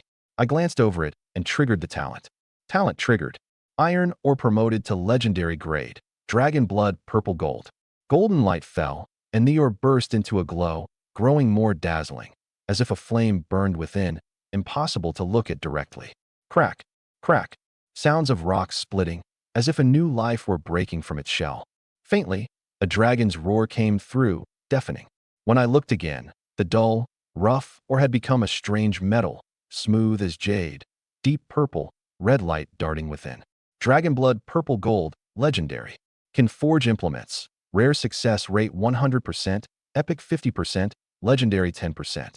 Note: infused with a thread of true dragon blood, forged items have a chance to hold the Dragonkin exclusive trait. I froze. Rare and below, 100% success. Any apprentice could hammer out rare gear. A high-tier smith would have a strong shot at epic gear, let alone the chance of a Dragonkin trait. Click, click. Mid-thought, that familiar sound came again. I turned to find sure Taishan had crept up at some point. Its grievance swapped for eagerness, two arm-thick fingers pinching my shoulders like plucking bean sprouts. Its eyes locked hard on the dragon blood purple gold in my hand. Like a lecher. You scoundrel, you really are a fair-weather flatterer. I shoved it off, annoyed, but still tossed a piece over. Sure Taishan opened its big mouth, caught it, and gulped it down. No reaction at first. Just as I figured one wasn't enough and thought about tossing another, purple pillars of light exploded out of its body, shooting in all directions, everywhere above and below, as if it might blow up the next second. But what I feared didn't happen. The rock on its body began to transform. Rough skin turned smooth, gold-like and jade-like. Its bloated frame stretched taller, brimming with power, a purple metallic sheen surfacing on its gray hide. In the end, Sure Taishan became a metal giant clad in purple scales. Dragon Scale Giant Sure Taishan, Epic. Level 3. Loyalty 100. HP 6000. MP 3500. Strength 55. Constitution 70. Agility 50. Intelligence 45. Talent 1. Titan Evolution. Devour rock, metal, and high tier or for evolution points. At 100, evolve into a legendary giant, Dragon God Titan. Talent 2. Purple Gold Dragon Scales. Dragon Blood Purple Gold forges indestructible scale armor, immune to 50% of physical and magic damage. When damaged, devour Dragon Blood Purple Gold to repair. Skills: Purple Gold Charge LV7, Purple Gold Shield LV7, Purple Gold Thrust LV7, Purple Gold Dragon Claw LV5, Power of Earth LV3, Quake Wave LV5, Titan's Heart LV2, Dragon God's Roar LV1. Evolution 0 of 100. While I was studying it, Sure Taishan strode over, toppling like a golden mountain, and knelt on one knee, solemnly vowing. Your servant, Sure Taishan, greets the Lord. It was your gift that let me achieve a leap of life. I will follow you forever. Through fire and water, through 10,000 calamities, I will not turn away. May your name resound across the 4 seas. Your mercy spread to the 8 wastes. Your domain encompass all under heaven. Your miracle raised Sure Taishan to epic grade. It vows to follow you forever, till the seas run dry and the stones crumble. Sure Taishan's loyalty reaches 100. Watching Sure Taishan, now mature and even able to speak, I felt gratified, like a child raised through all the mess had suddenly grown sensible. Good. Get up. Keep this dragon blood purple gold as snacks, and work toward reaching legendary grade soon. Sure Taishan reached out to catch the purple gold I tossed, scratching its head and giggling stupidly, its IQ seeming to hit 0 on the spot. Just then, Li Daniu, cleaning up the field, brought over some spoils. My lord, these are what the ghost-faced spider dropped. 3 items, a wad of white spider silk, a green venom sac, and a blue spider leg. The first 2 were materials, the last was equipment. I skipped the materials and opened the spider legs panel. Ghostface 8 legs, fine. Movement speed plus 35, attack plus 25, agility plus 15. Ghostface spider legs, movement speed plus 25%, movement unaffected by terrain. 8 sharp spider legs, glossy black, covered in barbs. Equipped, it was like growing spider legs out of your back. Scary looking, but the stats were mediocre. No offense, no defense, only aiding movement. I glanced over it, lost interest, and triggered the talent. Golden light enveloped it, red light flashing, and the spider legs came alive. Spider patterns surfaced on the shafts, the barbs writhing, the tips sharpening. In the end, they became 8 dark purple spears, 4 to each side, folding like wings, spreading like arms. Talent triggered. Ghostface 8 legs promoted to gold legendary grade. Wings of the Sky Spider. Wings of the Sky Spider, legendary. Movement speed plus 100%, attack plus 50%, strength plus 25%, agility plus 25%, lifesteal plus 25%. Spider walk, unrestricted by terrain, cliffs and ceilings walked like flat ground, with short-range gliding. Sky Spider Venom Spike, basic attacks apply poison, 35 damage per second for 10 seconds, stacks infinitely. Sky Spider Storm, wield the 8 legs in a combo as fast as a storm. Sky Spider Devour, Killing enemies draws their life energy into evolution points to upgrade the legs, no cap. Sky Spider Descent. When unequipped, the legs become a Sky Spider Phantom that delivers a devastating strike on a target area. It's power-bound to the equipment's level. I was startled and delighted. The stats were incredible, several tiers above the equally legendary 1000 Spider Cloud Armor. Almost no comparison. 5% based boosts meant it would never fall behind due to level. Spider Walk, Venom Spike, and Storm were all good skills. Sky Spider Devour meant it would never be obsolete, and Sky Spider Descent was a life-saving ultimate. I put it on immediately, stats surging, my sense of safety maxed out. Let's go back to the city. Using the wings of the Sky Spider, I easily climbed onto Sher Taishan's shoulder, gave a big wave, and set off toward the domain. The Lee brothers stayed at the mine to keep digging. After all, Sher Taishan snacks depended on this stuff. One piece of dragon blood purple gold took it straight from purple to orange, but going from orange to gold would need at least 100 pieces. On the way back, I was thrilled to find the domain developing fast. The farming team had already worked up over 100 mu of farmland. The biggest contributors were 3 excellent grade farming envoys. Wherever they passed, the soil churned, weeds and dead branches buried deep, rocks ground to powder, insects and snakes fleeing far off, furrows and ridges forming on their own, and once seeds were scattered, the soil closed back over automatically. A stretch of level farmland tilled and sown with ease. The efficiency far exceeded mechanized production. I couldn't help thinking of that legendary profession from the Chronicle of Extraordinary People, Shinnong the Venerable, commanding the power of the earth, versed in the laws of the 4 seasons, able to alter the flow of time in a region, even reshape mountains and rivers at will, summon clouds and rain, adjust the climate. Someone summed it up in one line. Seeds hit the ground, sprout to grain in a day, fruit on the second, ripe and ready to drop on the third. And there was a rumor. One person could feed 3 armies. One hand could banish the hunger of 100 cities. A mere farming envoy has this ability. Then what about the legendary Shinnong the Venerable? Truly hard to imagine.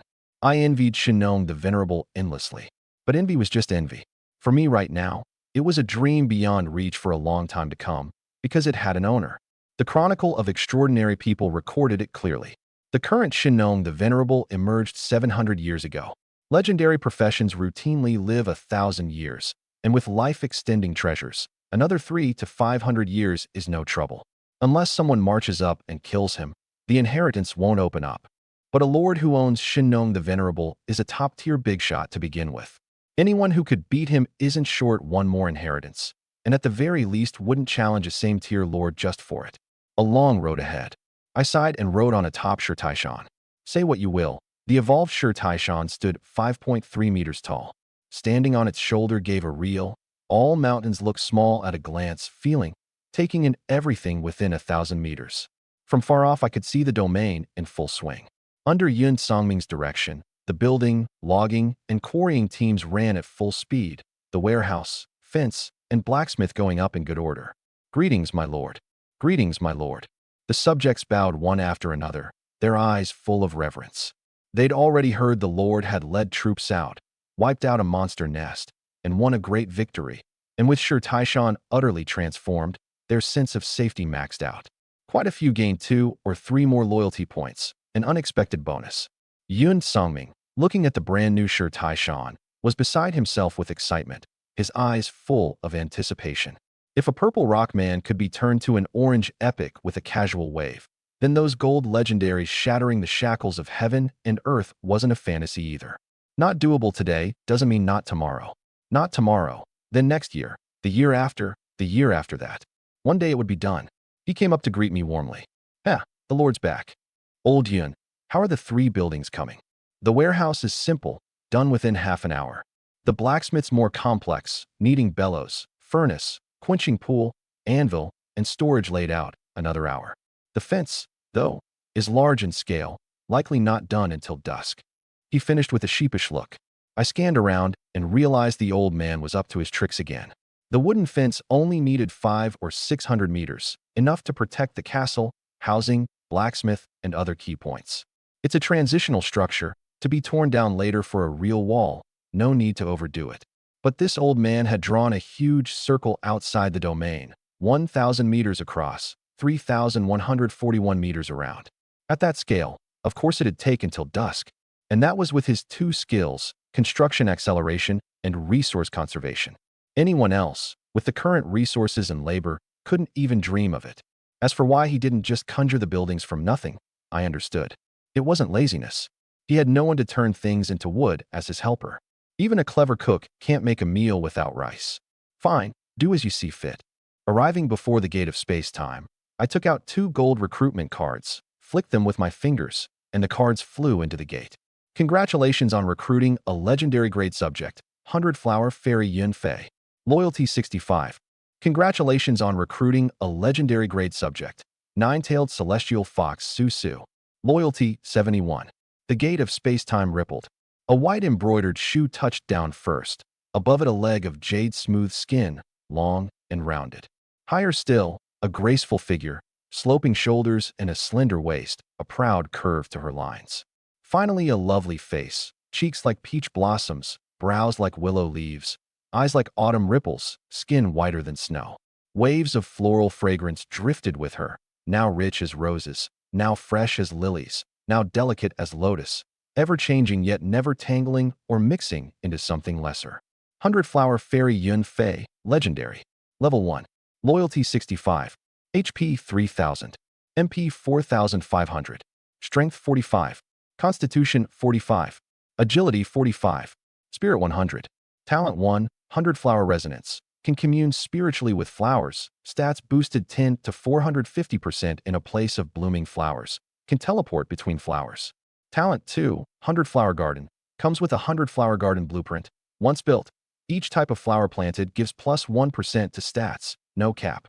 Talent 3, 100 Flower Blessing.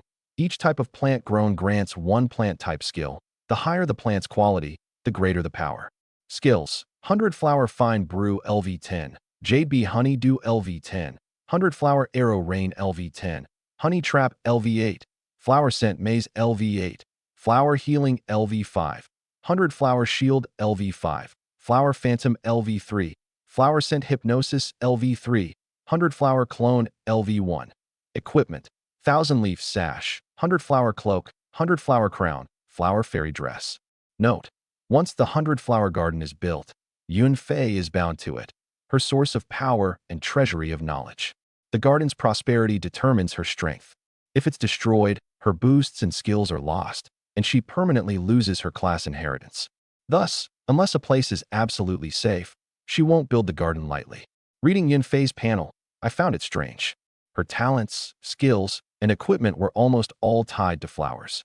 The more flowers flourished, the higher her stat boosts. Growing flowers could raise stats and grant skills too.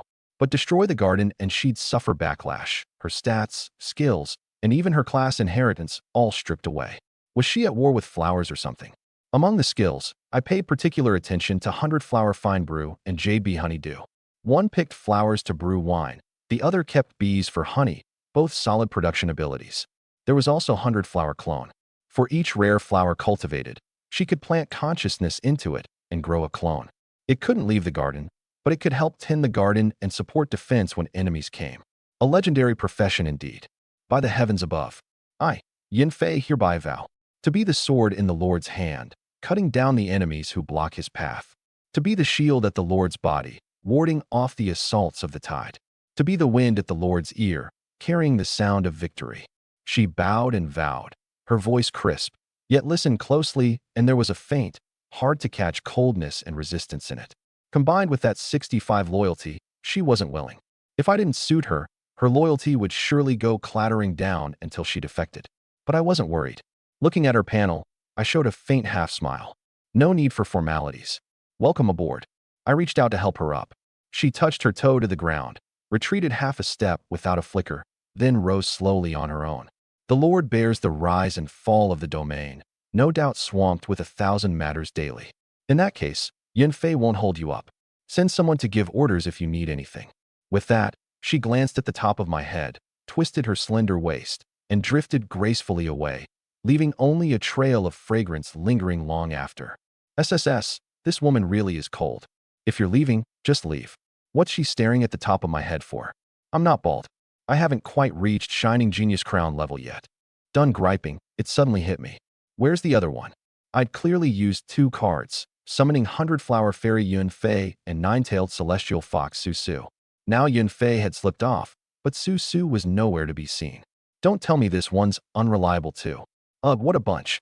First a tsundere old man who loves stirring up trouble, then an aloof, standoffish ice-cold beauty, and the last one's even worse, won't even show her face.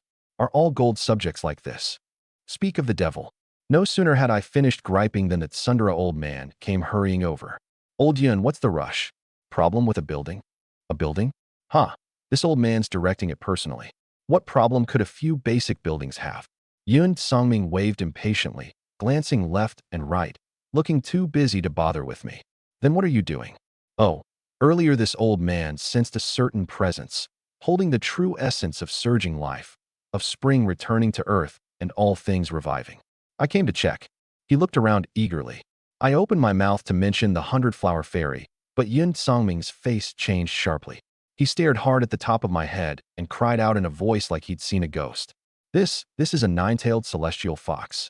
I looked around too, searching a good while and finding nothing, so I had to ask, Where? Where's the 9-tailed fox? Yun Songming didn't answer. He flicked his fingers, and a handful of clear water appeared out of nowhere, swirling through the air a few times before forming a water mirror. I leaned in. In the mirror was a face with sword-like brows and starry eyes, handsome and fair. Old Yun, is there something dirty on my face? I rubbed my chin, looking left and right, confirming I was still handsome, and asked, puzzled. Yun Songming rolled his eyes, flicked his finger, and the water mirror tilted, the handsome face vanishing, leaving only a full, smooth forehead and a head of snow-white hair. When my hair go white? Alarmed, I reached up. The white hair came loose, turning into a palm-sized little fox. Snow-white fur, 9 tails at its rump, 3 willow leaf-shaped pink marks on its forehead. Held in the hand, it weighed almost nothing, a couple ounces of meat at most. Not even enough for one barbecue. The little fox lay on my hand, letting out faint snoring sounds, its expression serene. Damn, when did this thing climb onto my head?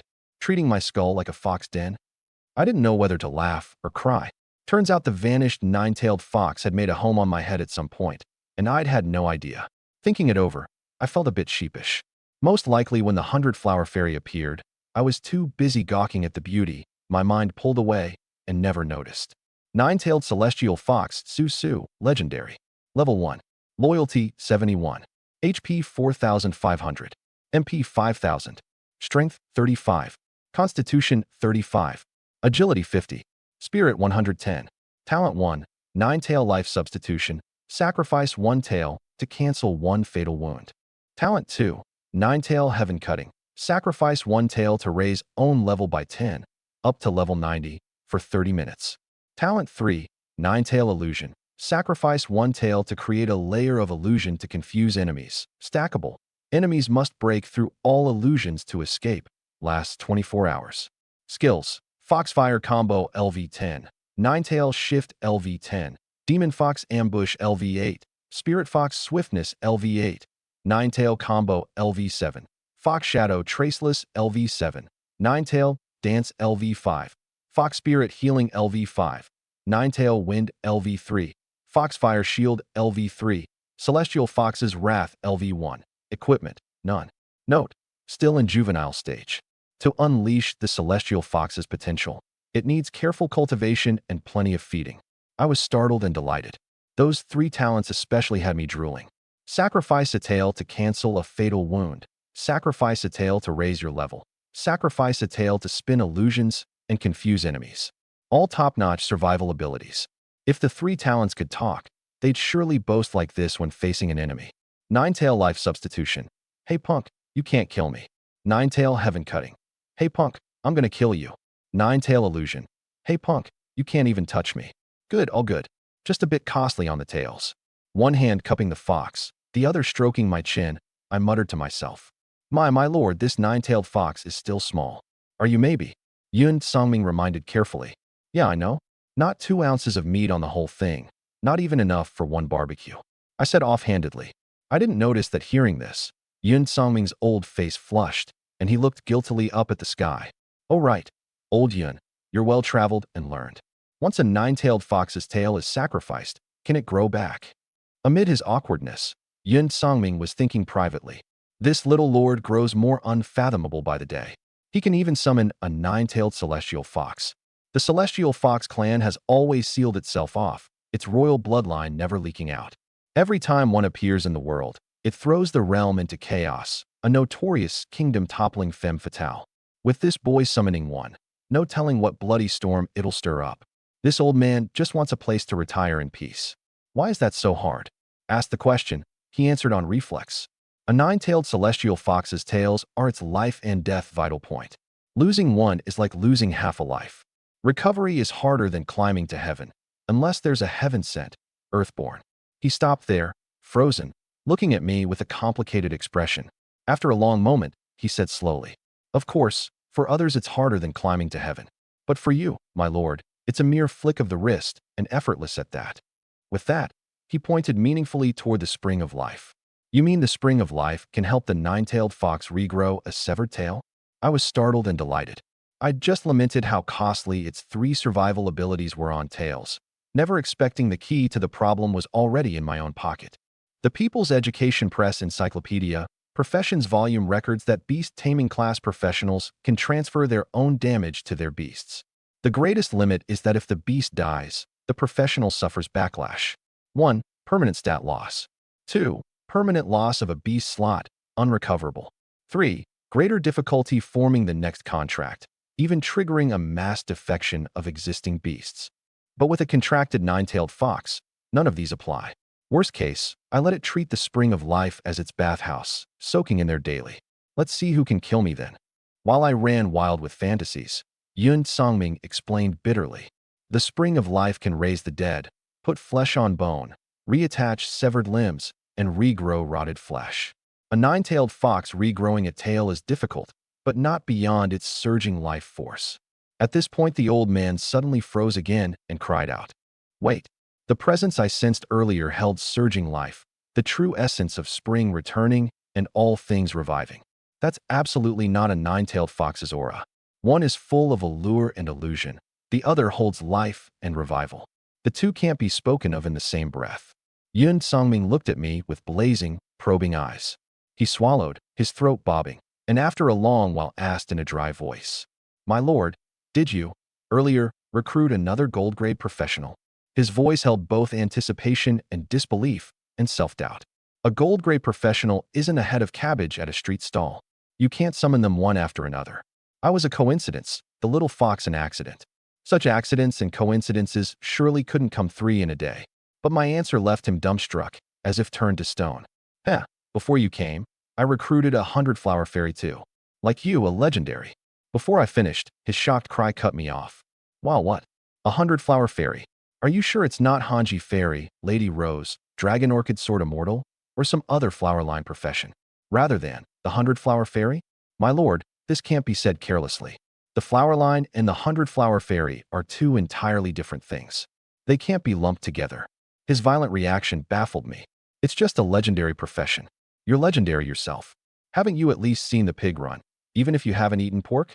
Besides, when you first saw the nine-tailed fox, you didn't react this strongly. I know Hanji Fairy and Dragon Orchid Sword Immortal, both hugely famous legendary professions. But what's that got to do with the 100-flower fairy? And what the heck is the flower line?" Yun Songming explained bitterly. "Legend says the 100-flower fairy is the youngest of all legendary professions, born 700 years ago. The moment she appeared, she showed limitless potential pointing straight at the heavenly Tao. For instance, the shackles of heaven and earth that stopped the likes of me from advancing further were to her but a small stream, easily stepped over. Among the generations of 100-flower fairy heirs, those who broke the shackles once and rose above legendary numbered more than both hands can count. Those who broke them twice and reached even higher levels were plenty too." At this he sighed, his face full of desolation. I understood well. When something you long for and can't have comes easily to others, anyone would feel desolate. I could also understand why the 100-flower fairy inheritance was so strong. 100-flower resonance, up to 450% stat boost in a sea of flowers. 100-flower garden, plus 1% stats per flower type with no cap. 100-flower blessing, 1 nature type skill grasped per plant grown.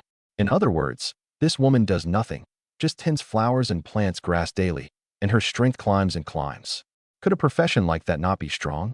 Calling it heaven-defying wouldn't be an overstatement. Yun Songming went on. As they say, success and ruin both come from Xiaohe. The 100-flower fairy points straight at the heavenly Tao, crossing tiers like eating and drinking, and for that the Tao dreads her. Every advancement brings down heavenly punishment, more terrifying the further it goes. So the first-generation 100-flower fairy split apart the essence of the 100 flowers and condensed the 100-flower inheritance. Hanji Fairy, Lady Rose, Dragon Orchid Sword Immortal, K-pop Envoy, Jasmine Zither Master. That's the origin of the flower line. The flower line varies in quality, from legendary at the top down to rare. Every heir is a peerless genius and stunning in beauty. Their duty, you can guess without my saying, to guard the 100-flower fairy and help her attain the Tao. I got very excited, feeling I'd struck gold. The 100-flower fairy inheritance I'd never heard of, but Hanji Fairy and Dragon Orchid Sword Immortal were both top professions recorded in the Chronicle of Extraordinary People. The former was hailed as, of the 3 parts of support, Hanji holds one. A single leaf in the mouth could bring the dead back to life. Someone once held a Hanji leaf in their mouth and withstood tens of thousands of troops without their strength flagging. The latter ranked among the 1 demon, 2 saints, 3 immortals of the Divine Sword Hall, no small power. Now recruiting a 100-flower fairy was like recruiting a whole crowd of rare, epic, and legendary professionals, all beauties too. Even if they did nothing, keeping them at home was easy on the eyes. But Yun Songming's next line poured over me like a basin of cold water. But no one is willing to be a slave forever, let alone burn themselves up to fulfill someone else. Especially this group, all top-caliber geniuses and beauties without equal. If the 100-flower fairy's heirs stayed forever strong, suppressing them with the law of a superior profession, the flower line would never rise. But the 100-flower fairy must endure heavenly punishment with each advancement, and the stronger she gets, the more terrifying the punishment. When the first-generation 100-flower fairy broke the final shackle and prepared to become a god, the heavenly Tao struck back with everything, gravely wounding and killing her. The flower line then scattered like monkeys from a fallen tree. Some plotted rebellion, biting the master with serpent hearts. Some broke free of control and chose to walk alone. Some held to their original heart and kept guarding. So a lord recruiting the 100-flower fairy must not only help her resist heavenly punishment, but also guard against the counterattack of the flower line rebels. They are the ones most unwilling to see the 100-flower fairy reappear in the mortal world. As far as this old man knows, among the generations of 100-flower fairy heirs, plenty were put down by rebels. You could even say a major reason the 100-flower fairy heirs never grow up is the constant suppression by those rebels. You must understand, every legendary professional has a lifespan of up to 1,000 years. But the 100-flower fairy, only the first generation lived to 112. Not one of the other heirs lived past 50. Some generations were cruelly put down the moment they appeared. If not for the inheritance being so peculiar, unable to be stripped, destroyed, or sealed, it would have vanished into the river of history long ago. Hearing this, I sucked in a cold breath, and after a long while smiled bitterly. I have to say, the first-generation 100-flower fairy was absolutely a dazzling genius of a woman. She opened up this heaven-reaching path of the 100-flower fairy and forged the 100-flower inheritance. Even across the vast world, she'd be a first-rate figure, worthy of shining through the ages. But success and ruin both come from Xiaohe. The Tao Guardians she created with her own hands became the greatest obstacles blocking the road ahead. After a spell of lament, I pressed on. So are Hanji Fairy and Dragon Orchid Sword Immortal supporters, or rebels? I didn't understand the flower line. All I knew was that these 2 legendary professions were illustrious and terrifyingly powerful. I badly wanted to know their stances. After the first generation fell, Hanji walked alone, Dragon Orchid wandered. They're neither guardians nor rebels. My hanging heart settled mostly. My knowledge of the flower line came entirely from Yun Songming's mouth, with no concept of the rebels' strength. Seeing that the strongest, Hanji and Dragon Orchid, weren't among them put me at ease. But that heart soon hung again. I'd thought of a fatal problem. Wait, if plenty of 100-flower fairy heirs broke the shackles once and rose above legendary, some even breaking them twice, why don't they reclaim the inheritance and reset the master-servant order? Has the 100-flower fairy inheritance lost its suppressive power? Or have some of the rebels also risen to higher levels? Without an answer, I couldn't eat or sleep. Luckily, Yun Songming was well-read and soon explained. At a certain level of strength, one can indeed take on 10,000. But the flower line rebels aren't lone wolves. He paused, then sighed. When the first generation lived, the flower line had what were called the 3 ladies, 7 armories, 9 fairies, and 12 attendants. The 3 ladies managed vassal forces. The 7 armories held command of the armed forces. The 9 fairies roamed the 4 corners, and the 12 attendants served at her side, mastering brewing, beekeeping, alchemy, cultivation, ingenious crafts, and the 100 trades. Take Lady Rose. With the first generation's backing, she founded the Rose Chamber of Commerce, ranked 6th among the world's 10 great chambers. Or Lady Peach Blossom. Matched by the first generation, she married a certain kingdom's king. That kingdom, backed by her support, waged war on all sides, kept expanding, and finally rose to become an empire. He was about to continue when I cut him off with a shocked cry. Stop, stop, stop. This Lady Peach Blossom you speak of, is she the overlord of the Tsungyuan realm, founder of the Tsungyuan Empire, the concubine consort Wu of the great ancestor emperor, the Empress Wu Mainyang of the Wenzong Emperor, the Peach Blossom Empress who held sole power over the court for 200 years after the Gaozong Emperor's death, Wu Zhao. And she has a daughter, the very ruler of today's Tsungyuan Empire, the Empress, Peach Blossom Tao Yao. Yun Songming, one hand behind his back, the other stroking his beard, had been lamenting the grace of the flower line's members. Cut off suddenly, he was a bit displeased, but hearing this, he marveled too. Huh, my lord, you know Lady Peach Blossom's life story rather deeply. Ordinary folk only know she was the Tsungyuan Empress, ruled for 200 years, and mothered the current empress. But few know the secret history of how she served 2 emperors, Taizong and Gaozong. One woman serving 2 husbands, both father and son wise rulers, holding power for 200 years, the crown falling to a woman. TSK, the grace of the Peach Blossom line is truly enchanting. Hearing this, I nearly hit the roof. Know your grandma's leg. Blue Star's 5,000-year history of Lord colonization was hardly smooth sailing. There were plenty of times it got beaten black and blue by the natives of the vast world. Take the Skytomb realm, occupied by an undead sovereign, the whole world lifeless, all undead soldiers. However many the colonial army sent in, that many died. Pure cannon fodder. Or the Dragon realm, 100,000 dragons ranging across heaven and earth. The colonization plan ended before it began. And there was the Tsungyuan Empire, the largest native power in the Tsungyuan realm. 700 years ago, when humanity first measured the Tsungyuan realm's coordinates, to avoid the local Dao's violent resistance, they sent only a few newcomers and didn't interfere much, hoping to nudge things along quietly and nibble away bit by bit. It went smoothly at first. As batch after batch of newcomers were sent in, Blue Star's forces gradually gained a foothold. A top big shot who ruled a world of his own made a move, and after careful calculation, concluded that at most 200 years and the Tsungyuan realm could be fully swallowed. But the good times didn't last. In under 80 years, a remote little kingdom suddenly rose, storming into the central plains with unstoppable force, sweeping away kingdoms large and small, and establishing a stable central empire. Every lord who'd entered the Tsungyuan realm could only pack up and go home, leaving only a handful of lords in the 8 wastes and the isolated islands of the 4 seas, living with their tails tucked. After several investigations, Blue Star found the problem lay with someone the natives called the Peach Blossom Empress. This person emerged from nowhere, bringing a massive dowry when she married into the remote kingdom, helping the small state rise rapidly and take the central plains, thereby uniting the Tsungyuan realm's native forces and cutting off the colonial lord's tentacles in one stroke. The higher-ups speculated the Peach Blossom Empress was a child of destiny, cultivated by the Tsungyuan realm's Tao in a stress response, which was why she could rise so fast and sweep away all the invaders in one go. A woman who held off Blue Star's colonial army single-handedly, and now you want me to take on her daughter alone? The 100-flower fairy inheritance, I don't want it. Giving up the inheritance was of course a joke.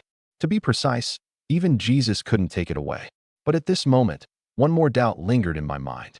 Wasn't the timing of the first-generation 100-flower fairy's appearance a little too perfect? It nearly overlapped with Blue Star's discovery of the Tsungyuan realm, right about when the first batch of lords was sent over. She emerged then and immediately showed extraordinary potential, poised to soar into the sky. The flower line she built with her own hands, every one of them was an elite among elites. If not for the Tao targeting her, she'd likely have broken through the shackles in one go, ascended to godhood, then led the flower line to sweep the Tsungyuan realm and drive out the realm-invading enemies. I had a faint guess.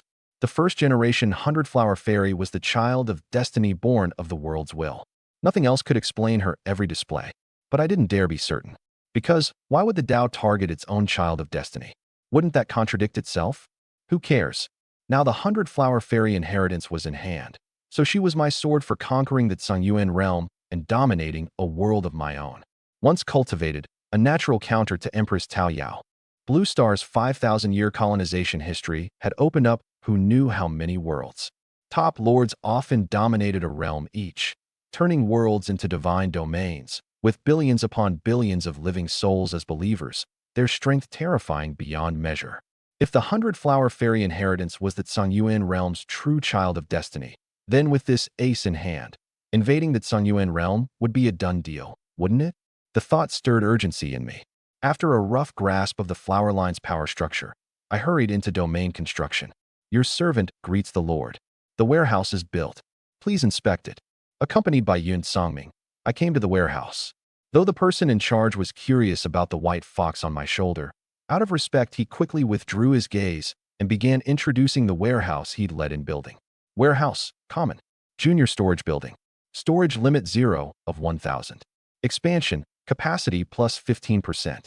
Moisture-proof, spoilage rate minus 15%. Sturdy, quake resistance plus 15%. Note, cannot be upgraded.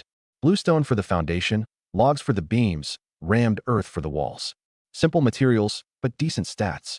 You could tell the architect had put care into it. While I toured, the subjects instinctively gathered, ready to watch the Lord work a miracle. I didn't object. It was an important means of raising loyalty. Why interfere? Meanwhile, on the other side, Yun Fei, having just shaken off the Lecher Lord, was looking for a quiet spot to set down her treehouse. A glance from the corner of her eye, and she saw one exquisite building after another standing silently, all silvery white, as if inlaid with points of starlight. Beautiful star patterns on the walls, window glass made from whole crystal blocks, even the frames set with gems. These are legendary grade buildings? Impossible. How could a junior domain have legendary grade buildings? I must be seeing wrong. Besides, by their form, they seem to be residential buildings. What lord would spend priceless materials on ordinary housing? She shook her head like a rattle drum and turned to walk another way. But before she'd gone far, a surge of vibrant life force drew her over again. A white jade platform sat there, a pool atop it, a fountain above the pool, gurgling clear streams gushing down into the pool, its water crystalline, mist swirling over its surface. Behind the pool stood a great tree 100 meters tall, lush with foliage, its canopy like a cloud. The surrounding open ground was covered with exotic flowers and grasses, vying in beauty. No, I must be seeing things. This absolutely cannot be a spring of life. Absolutely not. A newborn domain. How could it possibly have a spring of life? That's the elven race's holy spring, dwindling with every use. Guarded by heavy troops in normal times, no ordinary person could get close. I recall the 6th-generation heir once paid a great price to trade 3 vials of spring of life water from the elven ancestral land to cultivate spirit plants, and within a few short years broke through the legendary shackles and rose to a higher level. How could such a treasure appear in a place like this and be so carelessly left to flow freely? She murmured, shaking her head, but her feet wouldn't obey, carrying her step by step toward the stone platform, as if some mysterious force controlled her hands. Trembling, she reached into the pool, and trembling, cupped out a handful of clear spring water. Vibrant life force gushed forth, soaking her stunning face, washing away the grime, restoring her vitality. But even now she still murmured, "Impossible. I'm seeing wrong. Surely the pressure's too much, my mind's unhinged. A good sleep will fix it." Just then, a crudely made wooden ladle dipped into the pool, scooped out a big ladleful, and with a splash poured it into an equally crude wooden bucket. Yun Fei, face full of disbelief, bristled on the spot like a cat with its tail stepped on. How dare you? How dare you use such a filthy thing to scoop the utterly sacred spring of life? And put it in an equally filthy wooden bucket. A middle-aged woman with a big plate of a face looked blankly at the ladle in her hand and the bucket at her feet, puzzled. These are a newly made ladle and bucket. They're not dirty either. And that was true. The domain was freshly founded, the ladle and bucket newly made. still giving off the scent of wood. The auntie was about to speak, but on seeing Yun Fei's face clearly, she forgot everything. The ladle clattered back into the bucket as she stepped forward, took Yun Fei's hands, and said warmly, Daughter, you're so pretty. New here, aren't you? Got a match yet? Did you see our Lord on the way in? Let Annie tell you. Don't mind that our Lord talks like an old soul. He's devilishly handsome, and he's single too. If you've got any thoughts, tell Annie, and Auntie'll set you up. It's only that my own girl's still young, or else there'd be no share left for you. Let Annie tell you. Once you're in there, help Annie keep an eye out. Don't let those little fox spirits crowd around the Lord. When your little sister's older, I'll send her into the manor to help you. Yun Fei's face went awkward. She wanted to pull her hands back, but feared using too much force and hurting the woman. Yet the auntie was too warm, truly hard to fend off. When the auntie mentioned that Lord with the lecherous gaze, Yun Fei's eyes lit up, and she hurried to change the subject. Oh, Auntie, you came to fetch water. Is there some use for it? For cooking. Auntie helps in the kitchen, so fetching water is of course for cooking. Cooking? You use the spring of life to cook. Yeah, if not this water then what? The village only has this one well. Everyone comes here for water. Washing vegetables, cooking, bathing, washing faces, all with this water. A well. Huh. You're new so you don't know. This started out as just a well. Then the little Lord brought down a miracle and it turned into this. See, in that tree, it was a little sapling to start, and whoosh, it grew this big. A miracle? How is that possible? Huh. Why are you so one-track, girl? The Lord's a divine being reincarnated. What's impossible? See those houses over there? They used to be made of stone. The Lord worried we wouldn't sleep well at night, snapped his fingers, and they became what they are now. Yun Fei still looked utterly unconvinced. What miracle could turn stone houses into legendary residential buildings, an ordinary well into a spring of life? And with a snap of the fingers? Surely it was the Lecher Lord playing at the divine, a trick to fool ignorant, foolish women. Just then, a clamor rose in the distance. The two turned to see men and women, young and old, all setting down their work and surging in the same direction. Quick, daughter, come with Auntie. The little Lord's about to work another miracle. And so the bewildered Yun Fei was dragged running toward the warehouse. Meanwhile, I was triggering the talent.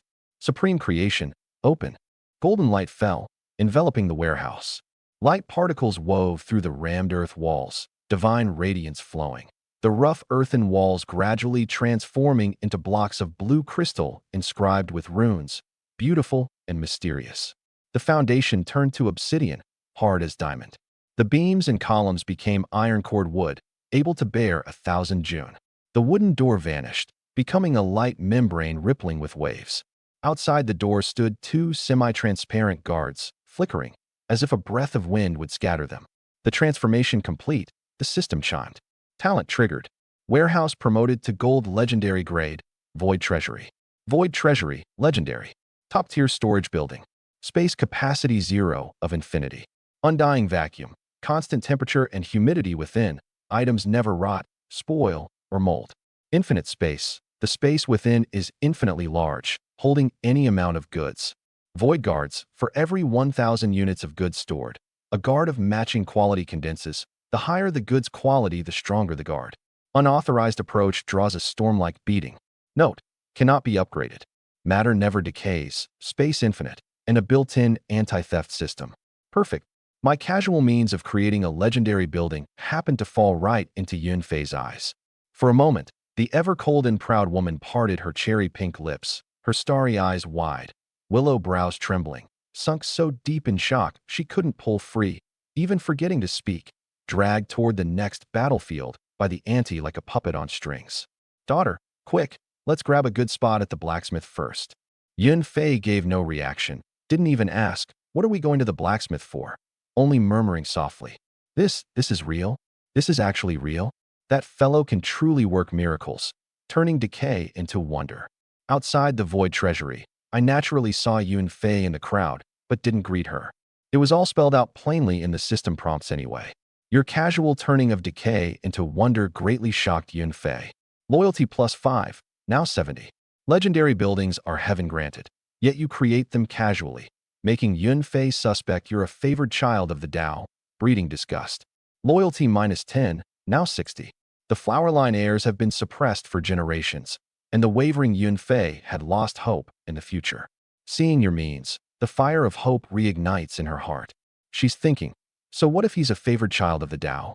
If I could strike back at the Tao through your hand, that would be truly satisfying. But how to subdue you and make you serve her, she's still got no clue. Loyalty plus 3, now 63. This woman's got a screw loose. Favored child of the Tao? You cut the key. I don't measure up. One up, one down, and I came out 2 points short. Sigh. Besides, you're a subject, I'm the lord. Between us, who exactly is subduing whom? I rolled my eyes and, led by Yun Songming, came to the blacksmith. The quick-witted were already waiting here to watch the new miracle. They couldn't understand it, but that didn't dampen their melon-eating enthusiasm. In the crowd, I even saw Yun Fei, who'd grabbed a front-row spot. Mine's not right, but the body's honest enough. The blacksmith was brick and stone, roofed with gray tiles, a pair of stone lions outside the door, the wooden door thick. Step inside and heat rushed at you. The furnace blazing, bellows, smelter, water pool, and anvil all in order. Blacksmith, common. Junior forging workshop. Ingenious craft, equipment-based stats, plus 20%.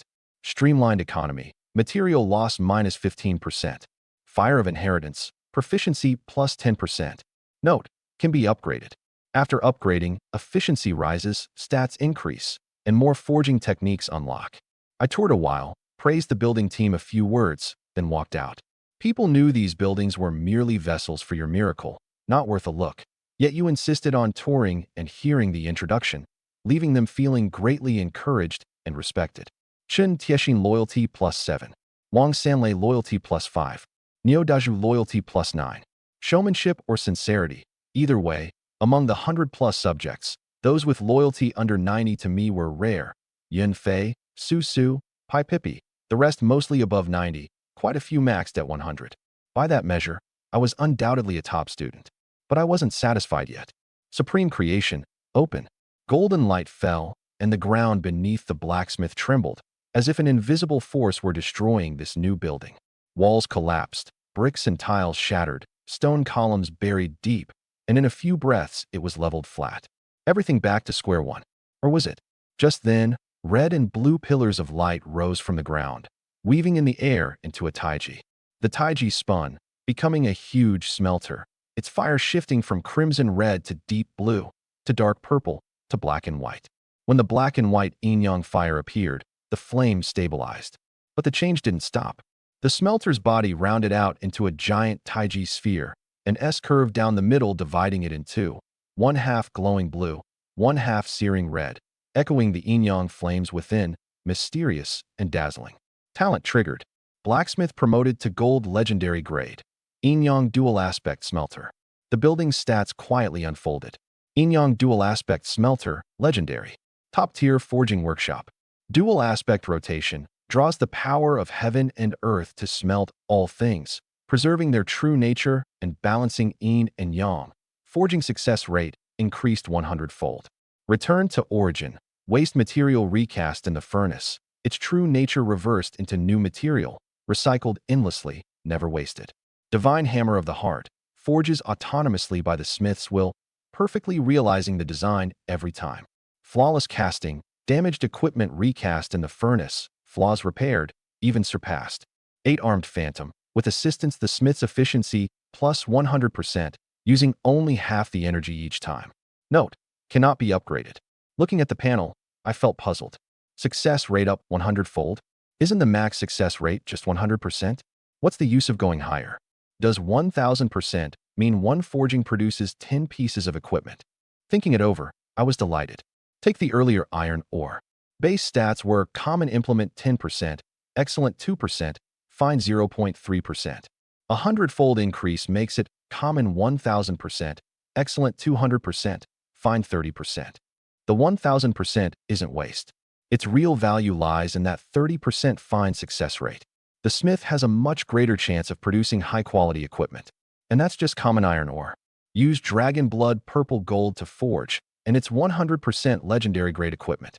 The other stats were all practical too. Return to origin saves resources. Divine hammer of the heart spares the toil of swinging a hammer. Flawless casting repairs automatically and can even surpass. The strongest was 8-armed phantom, doubling efficiency and having energy. That one alone could double the domain's equipment output. How could I not be satisfied? On the other side, Yunfei's split personality started up again. Again? No restraint at all. So energetic. Let's see how many times a day you can go. It really is possible. I must find a way to hold him in my hand. Favored child of the Tao, the Tao. Just then, the auntie sidled up to Yunfei again mysteriously. Daughter, wasn't I right? Our little lord is something. Devilishly handsome, kind-hearted, and mighty skilled too. You've got to seize this. Past this village there's no such inn. If auntie were a few years younger, or your little sister a bit older, there'd be no share for you.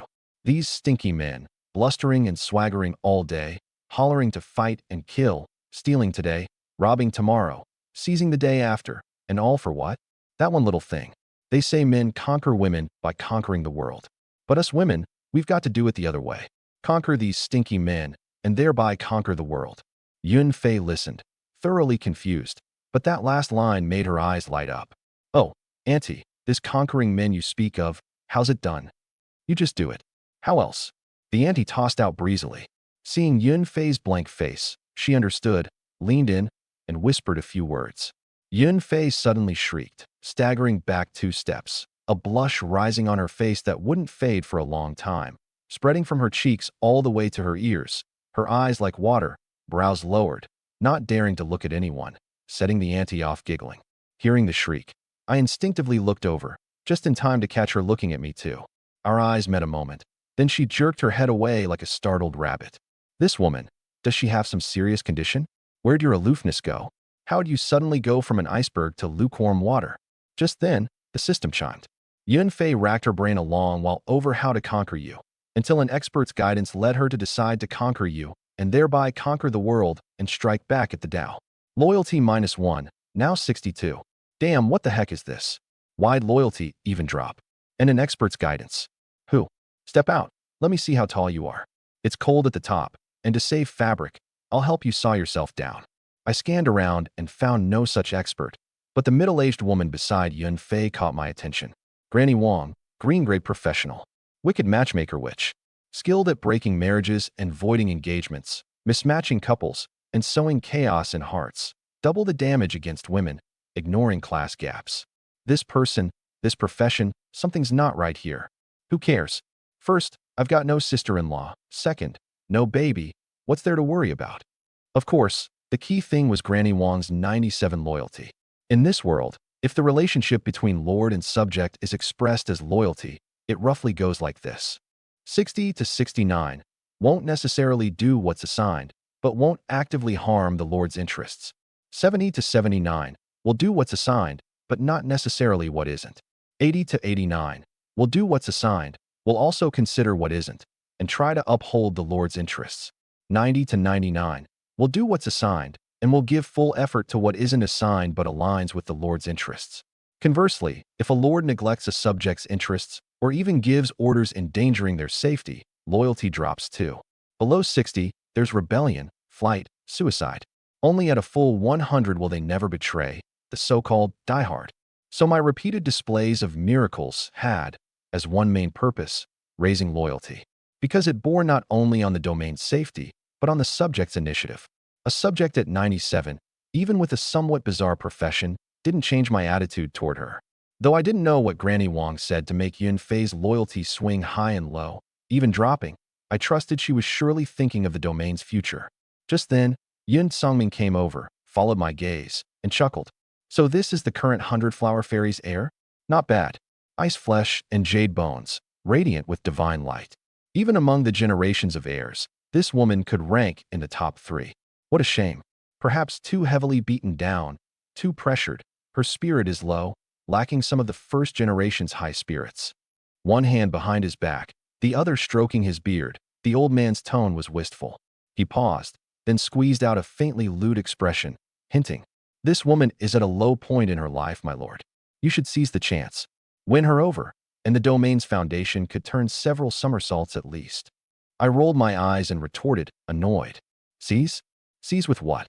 Then I waved over Chen Taixing, the domain's only blacksmith, thinking privately, this woman's off her rocker. Get tangled up with her, and whether things turn somersaults is hard to say, but the odds of taking a tumble are pretty high. Chen Taixing trotted over. Your servant greets the lord. Good. The dual aspect smelter's yours to manage. Forge a batch of equipment first. Quality needn't be too high. Mostly fine, with a bit of rare mixed in. As for materials, Brotherly Dainyu will bring them shortly. Forging low-quality equipment was, of course, to fleece the newcomer lords. It's just that newcomers at this stage were truly too broke, so I planned to stockpile it first and watch for a couple of days.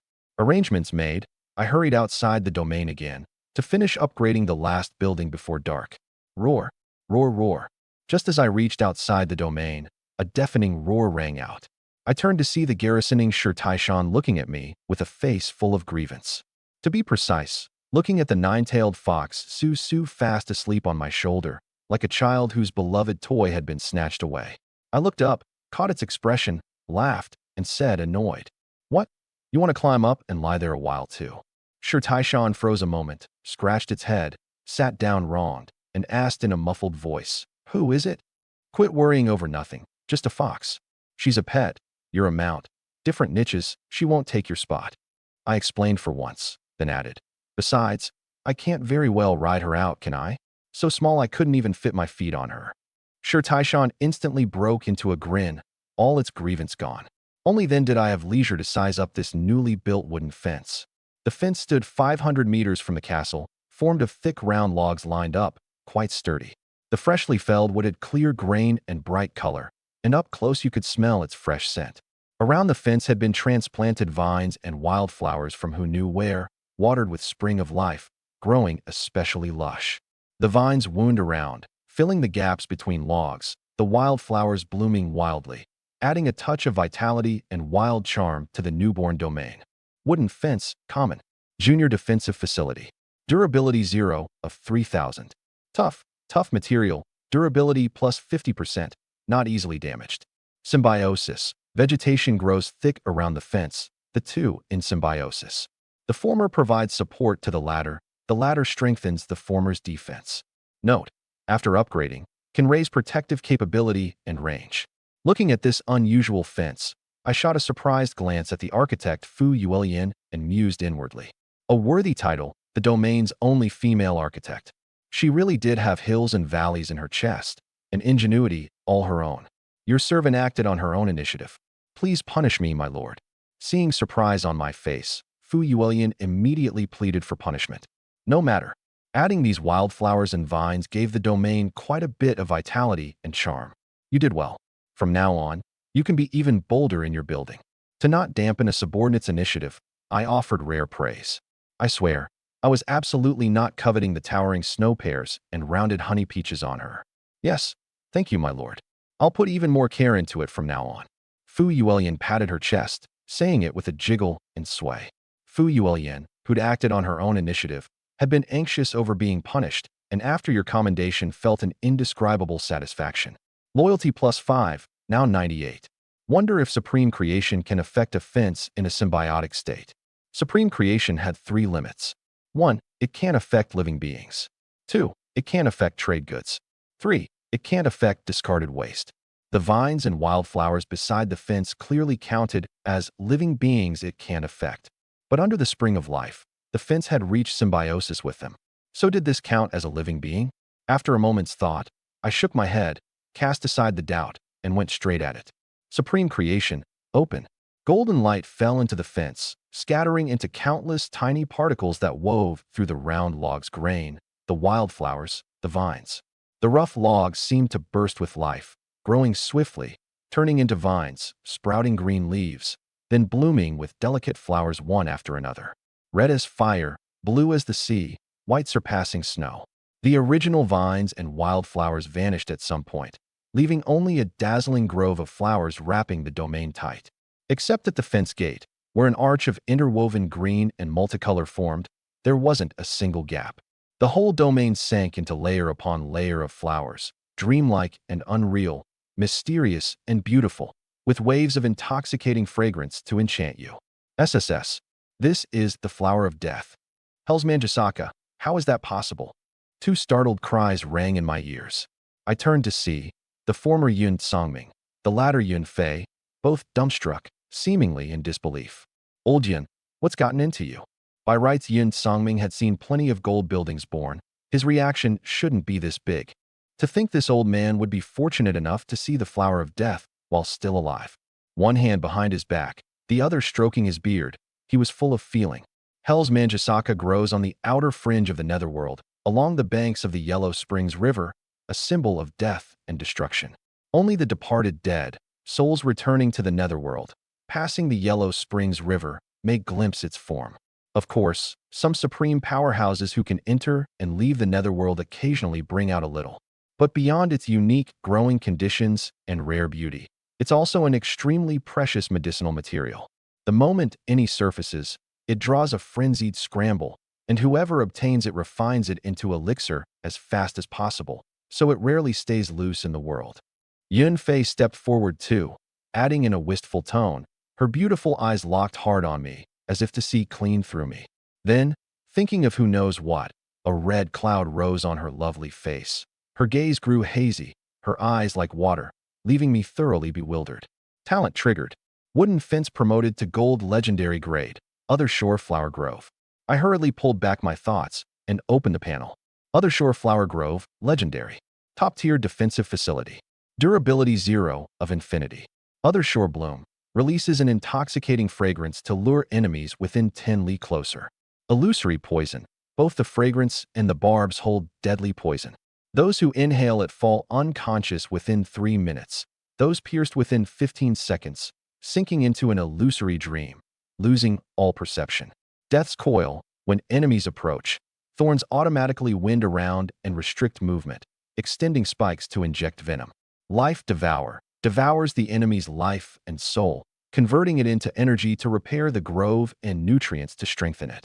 Note 1. Cannot be upgraded. Note 2. Friendly units are exempt from the poison. Looking at the other shore flower groves panel, I was quite delighted. Supreme creation couldn't affect living beings, yet used on the wooden fence it produced a sea of flowers, defying common sense. My guess was it owed mostly to the fence in symbiosis with the vines and wildflowers. The former a dead thing, yet symbiotic with plants, which is what created this miracle. And its stats were excellent. Other shore bloom lures enemies. Illusory poison knocks them out. Death's coil restrains. Life devour consumes. Lure, confuse, restrain, devour. The four working in concert, downright monstrous. As I spoke, a pack of wild wolves emerged from a thicket not far off, walking toward the sea of flowers with blood-red eyes. Holy crap, there's a sixth man too. I paled in shock. Wasteland Wolf. Level 3. HP 425. Attack 27 to 39. Defense 33. Skills. Ferocious Pounce LV3. Rending Claw LV1. Wild Roar LV1. Assessment. A very common monster on the Wastelands. I paled only because the Wasteland Wolf was truly notorious. The People's Education Press Encyclopedia, Monster Compendium records that its strength is ordinary, but it's cruel by nature and extremely cunning. To hunt, it can hide a whole day in a riverbank, sand, or thicket, staying dead still until its target appears. It's also very sly, always picking the soft persimmon to squeeze, never striking at the upper links of the food chain.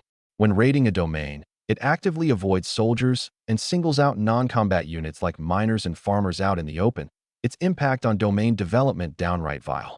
I couldn't help feeling grateful.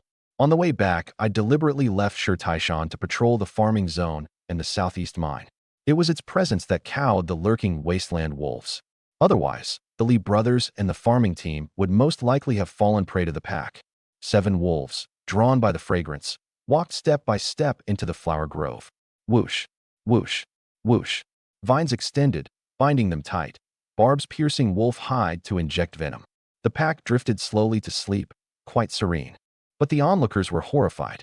The binding vines began to pulse in waves, and with each pulse, blood drained heavily from the wolves' bodies.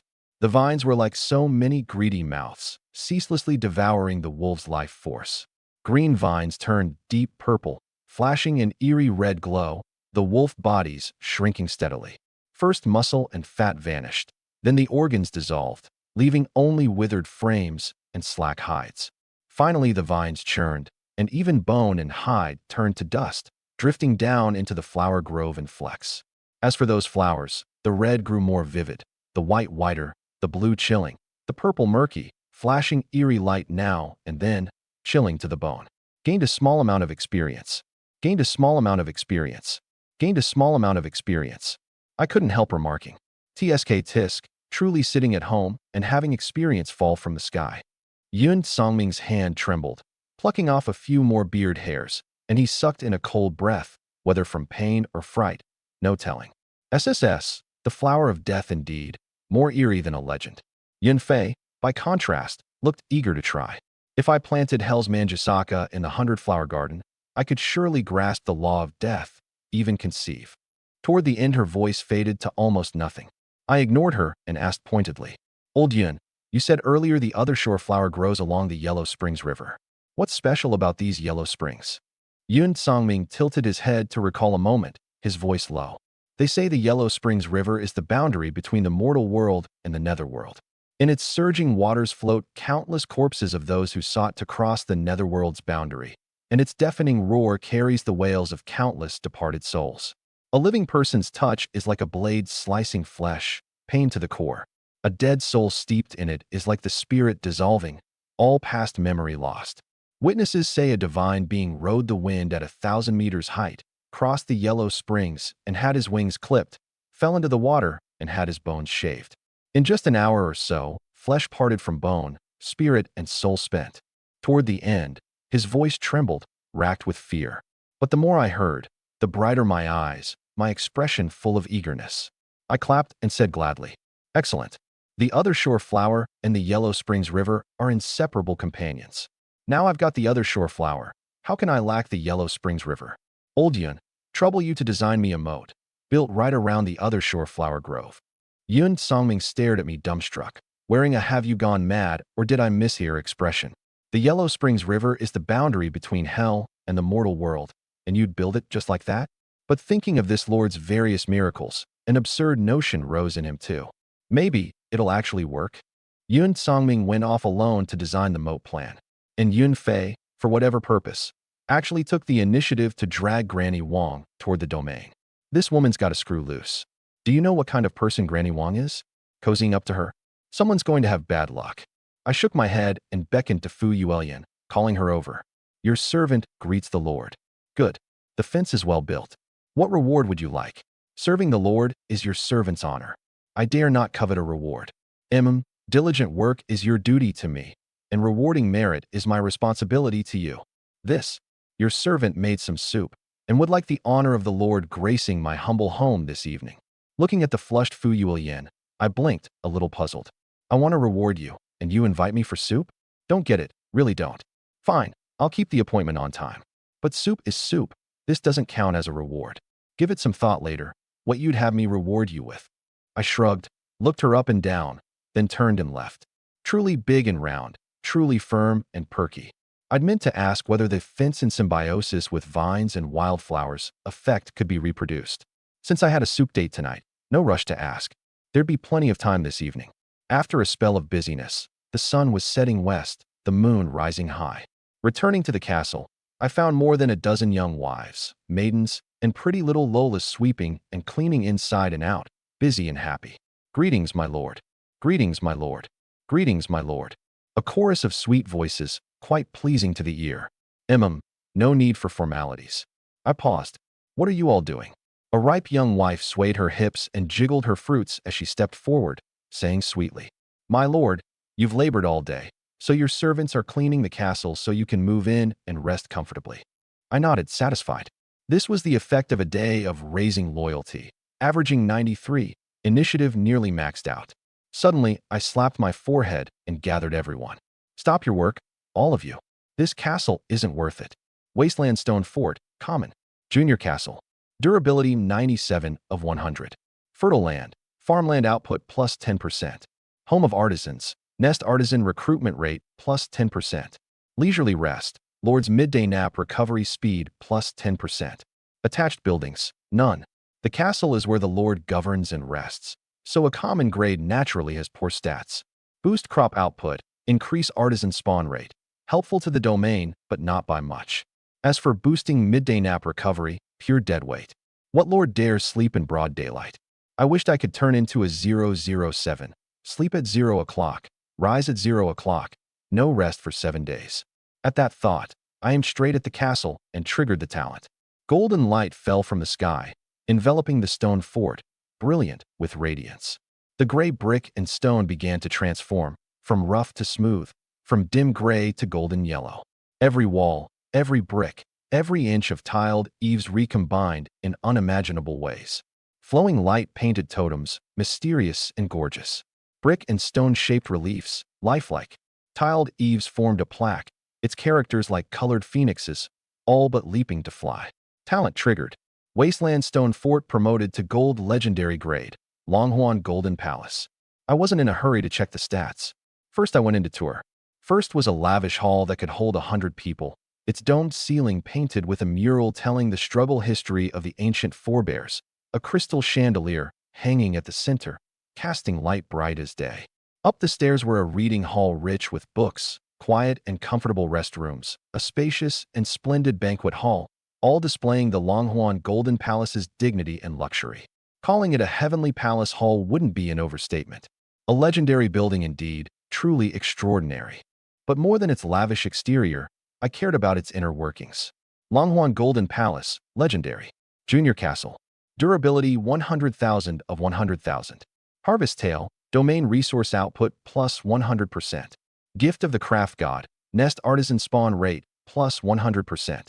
Timeless Rest, Lord's recovery speed plus 100%. Guardian Spirits, when the domain is attacked, can summon ancient heroic spirits to fight. Heroic spirits are base level 30, rising with each level the Lord gains. Currently, Garrison Spirits, Windrunner Leo, Grand Sage Merlin, Dark Abyss Hermit Wachinzi, Starry Sky Watcher Augustus. When the domain upgrades, the number of Garrison Spirits increases automatically. Note, can be upgraded. Looking at the panel, my eyes went wide, full of disbelief, and I sucked in a cold breath. 100% resource output, 100% artisan spawn rate, 100% recovery speed. A legendary building, terrifying beyond belief. The original Wasteland Stone Fort's 3 traits were merely boosting crop output, increasing artisan spawn rate, and boosting midday nap recovery, all a paltry 10%. But after rising to Gold Legendary Grade, the effects jumped tenfold, heaven-defying. There was even a new trait, Guardian Spirits, for ancient heroic spirits starting at level 30, more than enough to shelter the domain through its rookie phase. Windrunner Leo, Grand Sage Merlin, Dark Abyss Hermit Wachinzi, Starry Sky Watcher Augustus. These are the 4 statues at the palace gate. Sure enough, 4 statues stood before the Longhorn Golden Palace, one bearing a long sword on its back, one cupping a holy grail, one meditating with closed eyes, one gazing up at the sea of stars, each matching one of the 4 heroic spirits. Wow, the Lord's new castle is gorgeous. This must be a heavenly palace hall. If I could live in there, I'd die happy. Huh, you little tart. Wait a bit longer, there'll be a chance. A brand new building needed no cleaning, so the chorus of sweet voices dispersed. 2 cooks wanted to stay and make dinner, but alas, the Lord had a soup date, and they were firmly turned down. My lord, is the soup good? Delicious. Then drink more. I'll help myself. No, let this maid feed it to you. Oh, this way of drinking is rather novel. Hee, isn't this convenient? However much you drink, this maid will feed you. SSS, this soup's a bit heating. Then, this maid will help you. Oh, I didn't quite know myself, it was just soup. Yet somehow, drinking and drinking, we ended up studying calligraphy. There he was, jade brush hidden deep, straining to run wild and fierce. Powdered inkstone entered again and again, pine forest waters murmuring. After studying 36 ways to write the character for Entwined, a sweat-drenched Luoyang, panting, finally lay down. Only after a good while did I ask, puzzled. Leonor, before, your manner was bold and your temper fiery, like a veteran. But once we got to it, I found your movements green, just like a novice. And yet your knowledge is vast. A small hint, and you draw threefold inferences, endless variations. Why is that? The contrast was too stark, leaving me thoroughly confused. Hearing Fu Yuoyan's account, I couldn't help a bitter smile, marveling that I'd picked this peach at just the right time. Turns out, before Fu Yuoyan was even born, her family had betrothed her while she was still in the womb, but the other party, before ever coming to the door, took a tumble on the road and died. At 6, she was set up in a child betrothal, and within half a month the boy fell into water on a spring outing and caught consumption. In her 17th year, The boy next door glanced at her a beat too long while climbing a tree, and he too was gone. From then the name, Star of Solitary Doom, spread, and no one came to propose again, until I recruited her. And over these dozen-odd years, she'd sneaked plenty of peeks at all sorts of forbidden books. As the saying goes, never eaten pork but grown used to seeing the pig run. That was her. TSK. A pear raised 28 years, big and round. And this peach of 28 years, also firm and perky. I was marveling when Fu Yuelian leaned to my ear and asked softly, "My lord, have you rested enough?" I glared and said, indignant, "Rested? Do I even need to rest? I'm the abbot of the Vajra Gate. Today I'll subdue you, this demon." With that, I bravely scaled the heights, pressing on with vigor, breaking through barrier after barrier, charging valiantly forward. Only when sweet rain fell from the heavens and clear springs welled from the earth did I withdraw my powers, letting the volcano erupt as it would.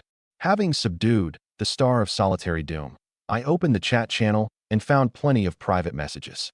People I knew, people I didn't, angling for connections, seeking trades, most of no value. Only one friend request gave me pause for a long while. In the end, I accepted it. "Yo, our 1,000 matters a day Lord Luo has finally deigned to come online. This late at night, you're not off ruining some family's young girl, are you?" The moment I accepted, Su Wanqing shot back instantly, snide enough to make your scalp tingle. I guiltily glanced at Fu Yuelian right beside me and replied, "I swear to the heavens, I absolutely did not ruin any young girl."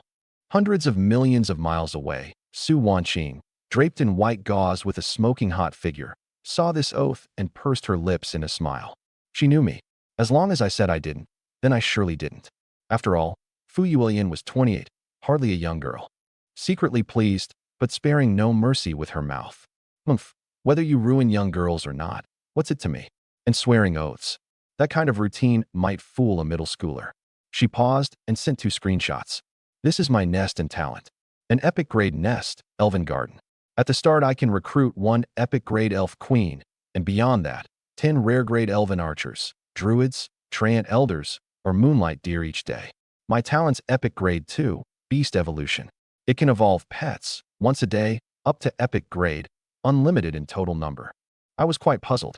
The quality stats of troop types and talents aren't top secret, but you still wouldn't spread them out for someone else to see without holding anything back, would you? Su Wanqing went on. "Earlier, I meant to contend for the champion spot in this newcomer trial, but the strength you've shown made me hesitate. Across all past trials, those who could kill a boss-grade monster on the first day can be counted on one hand, barely 1 or 2 in 100+ years. And without exception, every one of them became a top lord, founding a nation and claiming kingship. If you agree to one condition of mine, I'll withdraw from the contest and help you claim the championship with everything I've got." I blinked, a bit disbelieving. Su Wanqing had never taken defeat well. In war chess simulations, even when the opponent surrendered, she'd still hunt them to extinction. I'd only won a single small victory, and she'd chased me for years, insisting on another match. Would someone like that willingly give up the championship? "What do you want?" I probed. "Match me one more time, and hold nothing back. Give it your all." She fired back instantly, clearly having thought it through, just waiting for me to speak. The smile on my face turned strange. "Give it my all? Hold nothing back? Girl, playing like that, and you'd likely lose badly. All gold buildings, subjects 3 gold 1 orange. Can you hold up against that? And this is only the beginning. What exactly is this year's championship prize? A random nest, an orange grade subject recruitment card, a 5-star treasure, and some odds and ends besides." Su Wanqing came from a prominent family and was well informed, so her getting wind of it was no surprise. What shocked me was, there was actually a random nest. You have to understand, each lord has only 1 nest. Unless you defeat and plunder another lord, it's extremely hard to gain more. And every prize, for me, was guaranteed gold legendary grade at the floor. With 1 more nest, my daily recruited population doubles, and the domain's development speed doubles too. I was tempted. No need to bring up the support again. "If you want another match, see you on the champions stage," I said, resolute. Hundreds of millions of miles away, Su Wanqing, lying on the vine bed in her treehouse, heard this and laughed aloud. "You dog of a man, finally stirred your fighting spirit. See you on the champions stage." Heh, quite the domineering declaration. Closing the chat, I entered the trade channel to study the prices, supply, and demand of various resources. Equipment fetched the highest prices, healing potions had the greatest demand. Junior resources like wood, stone, and ore were cheapest. Grain had the least supply and modest prices. Due to heavy land clearing and hunting, meat had ample supply and low prices, and being hard to store and quick to spoil, plenty of people were slashing prices to dump it. In that case, I can trade water for resources, stockpile meat in bulk, and store it in the void treasury. I contacted the warehouse and checked the inventory. Life-diluted fluid, rare. Restores 150 HP per second for 20 seconds. Speeds the healing of non-severing wounds. Cures low-level poison, weakness, curse, and other negative states. Capacity 100 milliliters. Note: made from a small amount of Spring of Life mixed with a large amount of ordinary well water. This was the potion I'd instructed Xia Enyu to specially make. Its material's dead simple. 1 drop of Spring of Life plus a jug of ordinary well water, cost approaching 0 infinitely. The reason it was approaching rather than 0 was that the porcelain bottle to hold it cost money. Change the potion's name. Please enter a name. Must conform to standards and not exceed the actual by too much. Little Red Potion. Conforms to standards. Change successful. Soon, a sale post went up on the trade channel. Seller, Luoyang. Little Red Potion. Restores 150 HP per second for 20 seconds. Speeds wound healing. Cures low-level negative states. Stock, 1,000 bottles. Price, 10 silver per bottle. The moment the post appeared, it drew countless eyes. First, the seller was the famous Luoyang. Second, everyone urgently needed healing potions. Third, this price, so damn cutthroat. The Lord World's currency ratio, 1 gold equals 100 silver equals 10,000 copper. Coppa's purchasing power, grain 3 copper a caddy, meat 15 copper a caddy, an ordinary weapon 240 copper apiece. In other words, this 1 bottle of Little Red Potion equaled 4 ordinary weapons, 66 caddies of meat, or 333 caddies of grain. Cutthroat. Truly cutthroat. Truly damn cutthroat. Holy crap, went bargain hunting and found a living god. First day boss kill already, the big shots of beast.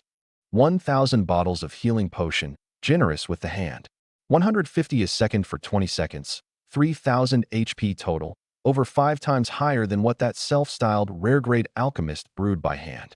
Terrifying beyond belief. Wow, what? 10 silver? Did I read that wrong? Too expensive. An ordinary domain dweller toiling a whole day produces at most a dozen-odd silver of goods. There's no way to afford it. Lord Luo, can you go a little cheaper? Watching the gripes roll in, I smiled and said nothing. Calling it Little Red Potion was my issue. Actually taking it for a Little Red Potion, that was your issue. Soon someone who didn't buy the hype bought a badge to verify. Holy crap, not only heals, but speeds wound recovery. Amazing. Curing negatives is real too. My man got bitten by a level 7 venomous snake, face purple as an eggplant. 1 bottle, and he was instantly lively as a dragon. Such a miracle drug, and its name is Little Red Potion. Truly plain and unadorned. Maybe this is just the big shots whim. Huh, sold out this fast. Lord Luo, is there more? These dogs, way too fast on the draw. In a few minutes, 1,000 bottles sold out, and I banked over 10,000 silver. Your items are sold out. Withdraw the payment? Withdraw. Congratulations, obtained 10,000 silver. Restock, 10 more sets. A set was 1,000 bottles, 10 sets dumped in, and the trade channel boiled over on the spot. But I could no longer be bothered to pay attention. I turned to sweep up goods. Wood, stone, iron, ore, however much there was, I took. Meat, no matter how much, I wanted all of it. Anyway, the void treasury had infinite space, constant temperature and humidity, and never spoiled. Not stockpiling while prices were low would make you a fool. And the Little Red Potion cost nothing. Toss a porcelain bottle into a bucket and it traded for resources, a sure profit. A short while later, tens of thousands of units of goods were stored in the warehouse. Wood, 32,510. Stone, 19,823. Iron ore, 7,745. Meat, 20,137. And so on. Trade goods couldn't trigger supreme creation, but these resources could be used to construct buildings and improve infrastructure. Only pity, my frenzied buying spree drove all the resource prices up by nearly double, and only then did I stop, reluctantly. Sweep up any more, and it wouldn't be worth it. Bored, I turned to browse the miscellany section. The categories here were varied and hard to classify, but there was the occasional good thing. Old wooden box, seems ordinary, may hide unknown secrets. Stellar sand, tiny as dust, yet heavier than 1,000 June. Lost letter, a letter a father wrote to his son in the army, undeliverable because no such person could be found. Magic stone fragment, contains magic power. Old drifting bottle, full of memories. Open it to hear the heart's voice of a certain maiden. Mysterious conch, blown by the water, may summon a noble mermaid or a man-eating water demon. Lost pearl necklace, old compass, hourglass, torn map. I browsed at random and bought whatever interested me. Stellar sand, fine as dust, yet each grain heavy as an iron ball, glittering with starlight, use unknown, kept as a curio. Mysterious conch, blown by the water, summons water folk, either a mermaid or a man-eating water demon. Its former owner seemed to have suffered a great loss after blowing it, and even leaked a touch of gloating during the trade, which rather piqued my interest. Torn map, like a corner of some larger map, its use unclear for now, only fit to shelve away. While browsing idly, one piece of miscellany suddenly caught my gaze and held it fast, impossible to pull away. Worn diary. The diary an ancient alchemist wrote before making her name, recording her grief for her sister and some whimsical alchemical experiments. This is an ancient alchemist. I had a premonition. This ordinary diary would be of great use to me. While I was on my buying spree, at the gate of the Longhuan Golden Palace stood a beauty in an elegant, understated long dress, flowers in full bloom across it. As the breeze passed, the hem swayed lightly, like a lily blooming in morning mist, untouched by dust, fresh and refined. Brows like distant mountains, eyes like autumn waters, truly heaven's most exquisite creation. But at this moment her mood was extremely complicated. First nervous and worried, dreading someone would walk out of the palace, see her, call to her. When no response came for a long while, she grew anxious, her gaze stealing toward the gate now and then, a trace of disappointment hanging on her cheeks, as if urging and complaining.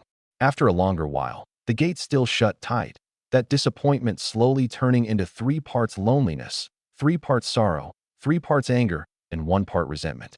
This damn stinky man, actually daring to hide from your auntie. Could he have seen through my feelings? Humph, so what if he did?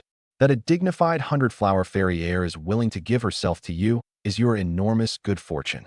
This beauty was none other than Yun Fei, appearing at the palace gate for reasons unknown. "Oh, Auntie, why are you still here?" Granny Wong trotted over, grabbed her, and pulled her back. "This, Auntie Wong, didn't you tell me to take the initiative?" Yun Fei was annoyed and puzzled. "Auntie told you to take the initiative, but you came too late. The Lord's been lured away by that little slut fox Fu Yuelian. He's not coming back tonight." Granny Wong was beside herself. "Sigh, I meant for you to keep by the Lord's side and bar those seductive cheap goods at the door along the way, never thinking that on the very first day someone would shamelessly climb up." Truly, before they'd gone 2 steps, Yun Fei's hand slipped free. Granny Wong turned to see her standing frozen in place, her voice bitter. "I wait bitterly in the bleak cold wind, while he lives it up with another woman?" With that, her face flushed red then paled, shifting unsteadily, no telling what she was thinking. "Little auntie, what's gotten into you now?" "I, Yun Fei, 13th generation heir of the 100-flower fairy, will never give myself to a used man, much less share one husband with another woman. As for entering the manor, don't ever bring it up again." Her eyes reddened, but her voice was cold as ice. This. Overawed by the aura of a legendary profession, Granny Wong stammered, not daring to speak. Just then, in the direction of the domain plaza, a golden light shot up to the heavens, lighting half the sky bright as day. TSK, the Lord really is diligent, not forgetting to work miracles even in the dead of night. Granny Wong marveled. "No, this isn't a miracle. It's a powerhouse descending." Yun Fei gazed at the pillar of light, full of shock, even forgetting her earlier grievance. On the other side, Yun Songming, in the midst of designing the moat, was startled by the mighty aura and quickly caught on. That's not right.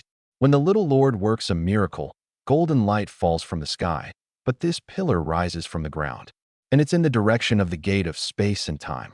He's recruiting, and someone remarkable at that. Yun Songming flung down his brush and hurried out the door, not even minding that the ink had ruined most of the drawing. Rewind a quarter hour. Purchased the miscellany worn diary. Purchase. Paid 35 silver, successfully obtained worn diary. A diary with a mottled cover and yellowed pages appeared in my hand. Before I even opened it, The system chimed again. A vessel has been detected, triggering a specific condition for heroic spirit return. You may recruit a mythic-grade professional from the world of heroic spirits, illusion spirit, which Aliana, to return. Recruit? My eyes went wide, full of disbelief. Heroic spirit return was one of the gate of space and time's attributes. Meet the conditions, and you could open a passage to the world of heroic spirits, recruiting historical figures, legendary personages, and mythic heroes to return. But what exactly the conditions were, I'd never figured out, and the attribute had never triggered. Yet now, a diary casually picked up in a bargain hunt had become the triggering vessel. And what's more, the one recruited was a mythic-grade professional, a being surpassing Yun Songming, the 100-flower fairy, and the 9-tailed fox. Recruit. Please place the worn diary into the gate of space and time. I carefully slid my arm out from Fu Yueyin's embrace, gently moved her leg aside, rose to dress, left the palace, and walked toward the gate of space and time. On the way, I flipped through the system log. Yun Fei waited a long while for you, breeding resentment. Loyalty -1. Yun Fei saw no response from you, feeling a bit let down. Loyalty -1. Yun Fei complains that you're playing dumb, feeling greatly wronged. Loyalty -1.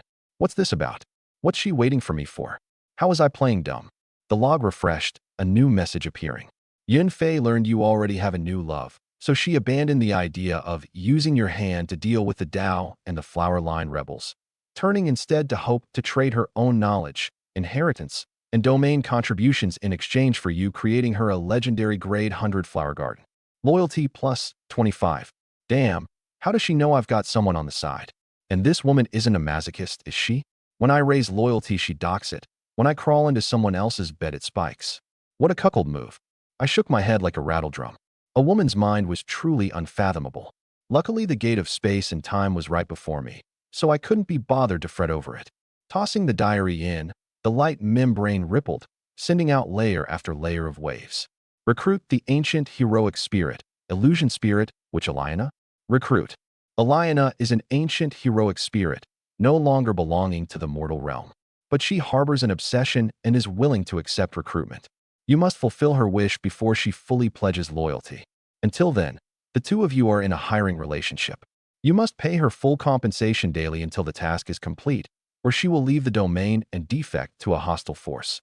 And she is a mythic-grade professional, so the compensation she requires is extremely precious, hard for an ordinary person to bear. Except, my eyes flickered as I weighed the pros and cons.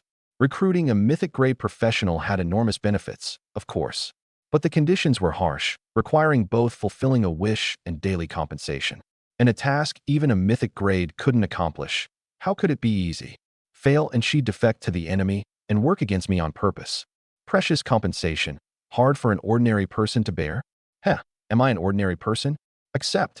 Congratulations, successfully hired the mythic grade professional illusion spirit, which Aliana, favorability 60.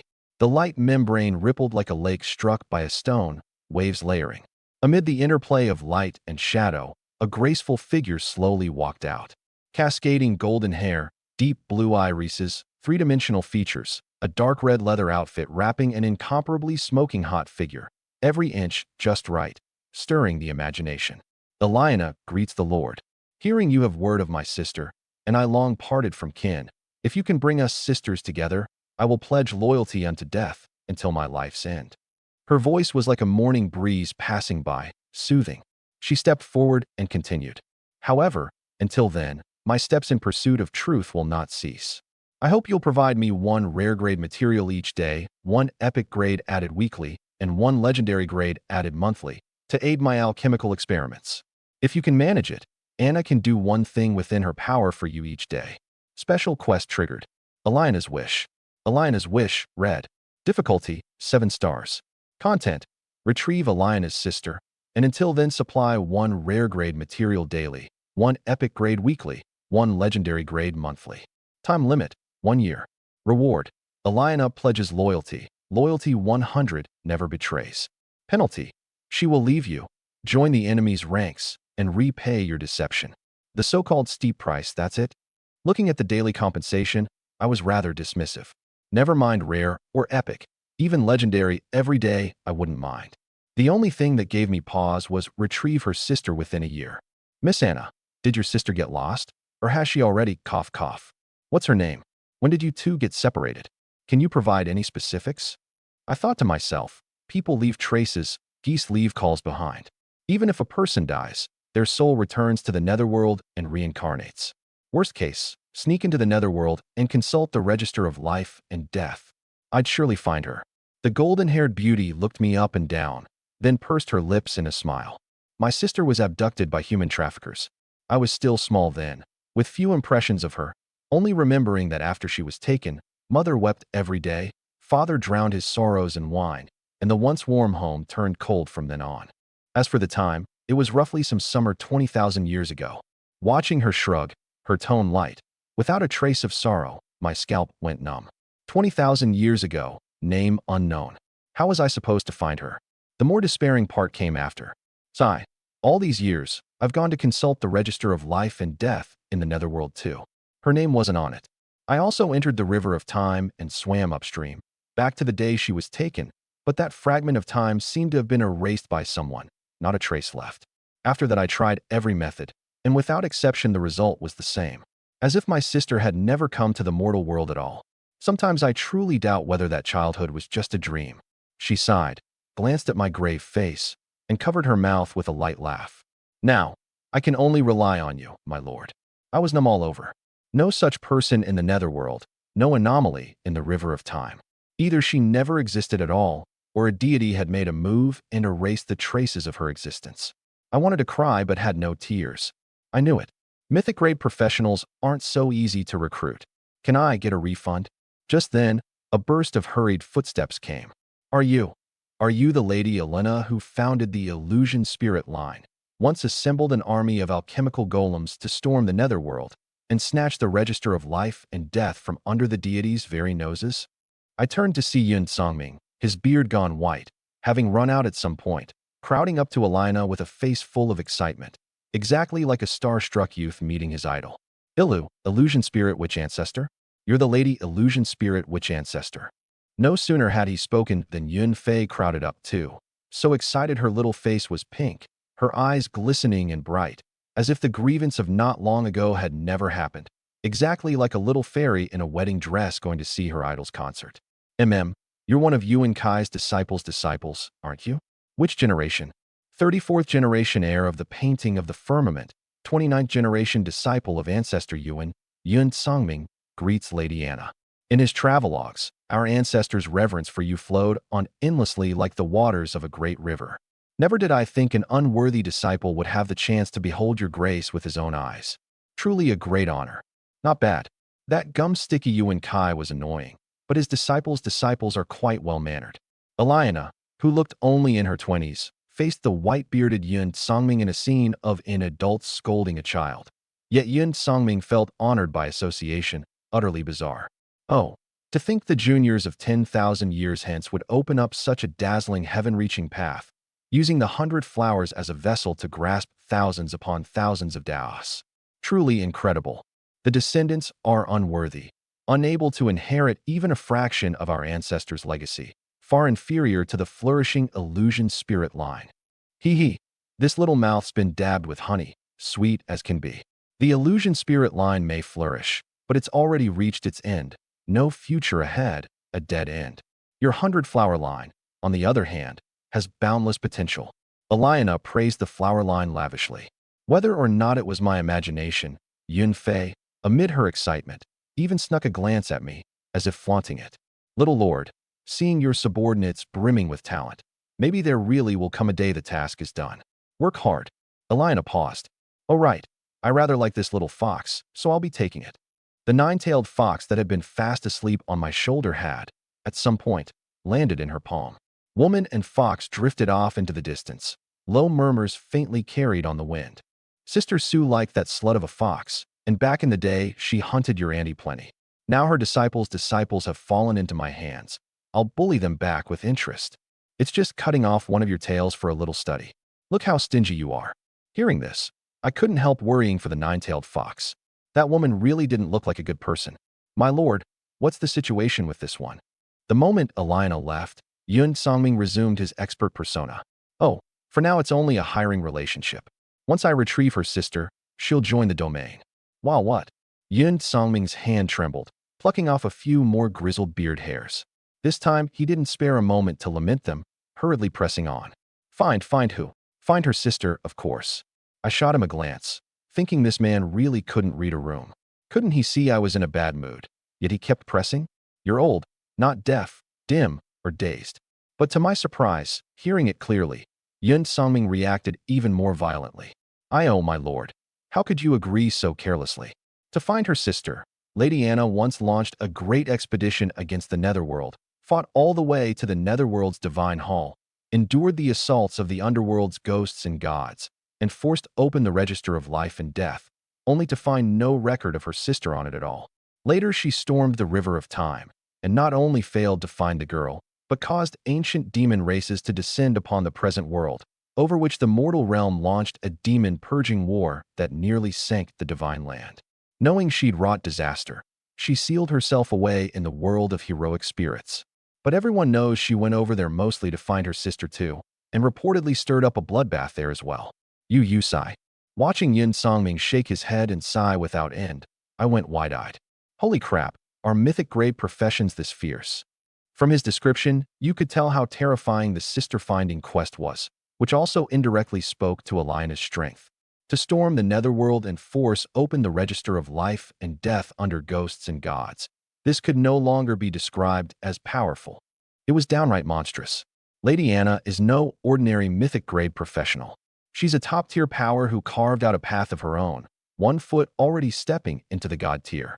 If not for sealing herself in the world of heroic spirits and regressing in strength, by now she'd likely have become a god.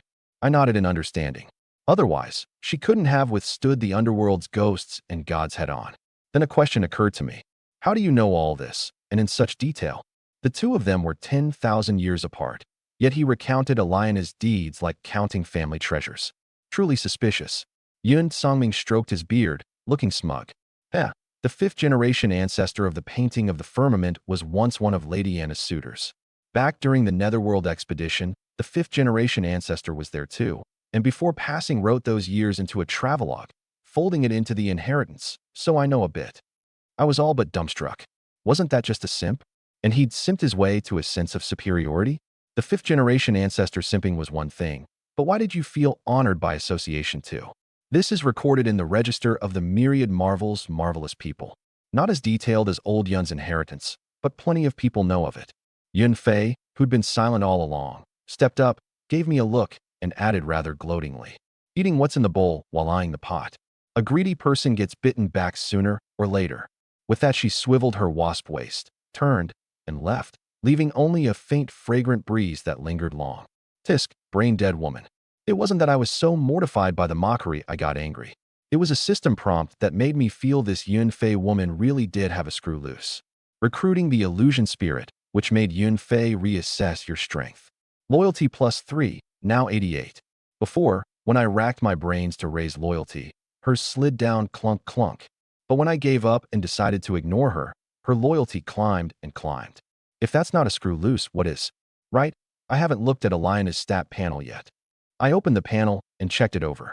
Illusion Spirit Witch Aliona, Mythic Grade. Level 1. Favorability 60, Hired Status. HP 9000. MP 11,000.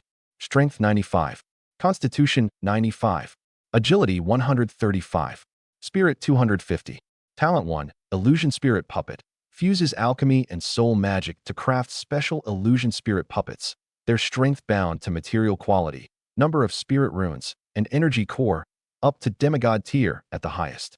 Talent 2, Illusion Spirit Resonance. The more puppets, the stronger she is. Each epic grade adds 1% stats, each legendary grade 5%, each mythic grade 25%, no upper limit on number. Talent 3, Illusion Spirit Guard. Can transfer attacks she takes to a puppet. As long as a puppet survives, her body doesn't die, and she can swap places with any puppet at will. Talent 4, Illusion Spirit Evolution. Puppets can, through secondary crafting, or after enough slaughter and drawing enough soul power, evolve into higher forms. Talent 5, Illusion Spirit Storm. Once activated, all puppets gain plus 1000% stats, immunity to all negatives, lasting 30 minutes, but afterward the puppets are automatically destroyed. Skills, Illusion Spirit Summon LV10, Soul Potion LV10, Element Extraction LV10, Alchemical Detonation LV10, Soul Shield LV9, Illusion Spirit Disguise LV9, Illusion Spirit Synergy LV8, Soul Healing LV8, Alchemical Shaping LV7, Illusion Spirit Awakening LV6, Alchemical Golem LV5, Transcendent Sense LV5. Equipment: Illusion Spirit Staff, Illusion Spirit Cloak, Illusion Spirit Boots, Alchemical Amulet, Element Gloves. Note: she carved out the advanced profession inheritance of the alchemist, the Illusion Spirit Witch, adept at both alchemy and profound soul magic, and on that foundation created unique Illusion Spirit puppets to aid in battle. These stats, aren't they a little monstrous? All professionals reset to level 0 after accepting recruitment, and Eliana was no exception. Yet even so, her stats remained strong enough to be suffocating. Craft Illusion Spirit puppets on her own. The more puppets the stronger, and transfer damage to the puppets. As long as a puppet survives, the Illusion Spirit which doesn't die. No wonder she could withstand the underworld's ghosts and gods head-on. Turned out she transferred it all out. Even more outrageous, the puppets could evolve. Add high-tier materials for secondary crafting, or kill enemies to draw souls, and they'd evolve, with limitless potential. When facing a powerful foe, she could even pay the price of self-destruction to enter a berserk form and stake it all against the enemy. Taken to the extreme, this profession could form an army of one and topple a nation alone. No wonder she dared storm the netherworld by herself. At that, I asked Yin Saming, so between the Illusion Spirit Witch and the 100-Flower Fairy, who's more formidable? Both professions had limitless potential. The former relied on puppets, the latter on the 100 flowers, and both could see their stats climb and climb. I was curious which was stronger. Yun Sangming, one hand behind his back, the other stroking his beard, molded along while before answering. By peak strength, Lady Anna surpasses the first-generation 100-Flower Fairy. After all, the former still stands like a towering mountain, while the latter long ago scattered like smoke. By power and inheritance, the flower line surpasses the Illusion Spirit line. The Rose Chamber of Commerce, one of the 10 great chambers, the Songyuan Empire that dominates a realm, and countless powers great and small all attest to the flower line's strength. The Illusion Spirit line, by contrast, produced no notable figure after Lady Anna. It looks strong only because the flower line's infighting never ceases and its powers are scattered to the four winds. As for potential, this old man believes the Illusion Spirit falls somewhat short. The Illusion Spirit, which was born of the alchemist, overly dependent on high-tier materials, its development constrained. Whereas the 100 flowers. At that I understood. The 100-Flower Fairy relies on cultivating flowers, a renewable resource. Spend some effort and you can always gather them, and you can refine medicine, brew wine, and harvest honey too, trading for a steady stream of wealth. One is consumption, the other accumulation. The 100 flowers naturally surpass the Illusion Spirit. Just then Yun Sangming leaned in and murmured. That little fairy just now spoke up on her own, asking this old man to help her build a 100-flower garden. By the looks of it, having seen the Lord's miracles, she's resolved to settle down in the domain. The old man waggled his brows, without a shred of the bearing of an unworldly master, coming off rather lecherous instead. Then build it. I wasn't surprised. I'd already seen the matter of the 100-flower garden in a system prompt. Her meaning is most likely that she wants the Lord to work a miracle, raising the 100-flower garden to legendary grade. But the girl's thin-skinned, unwilling to ask a favor, so she didn't say it outright. I fell silent a moment. Fine, but the 100-flower garden's output has to be split 70-30. Most flowers have curative and healing effects. The higher the grade, the greater the value. Beyond refining medicine, they can brew wine, harvest honey, and extract perfume, and the products are well received. Once the 100-flower garden gets going, it'll be a major source of income for the domain. But I hadn't expected the first to bristle would actually be Yun Sangming. What? A 30% cut on top? Having the 100-flower garden take root is something countless people beg for and can't get, and we're setting conditions. I shot him a look, half a smile.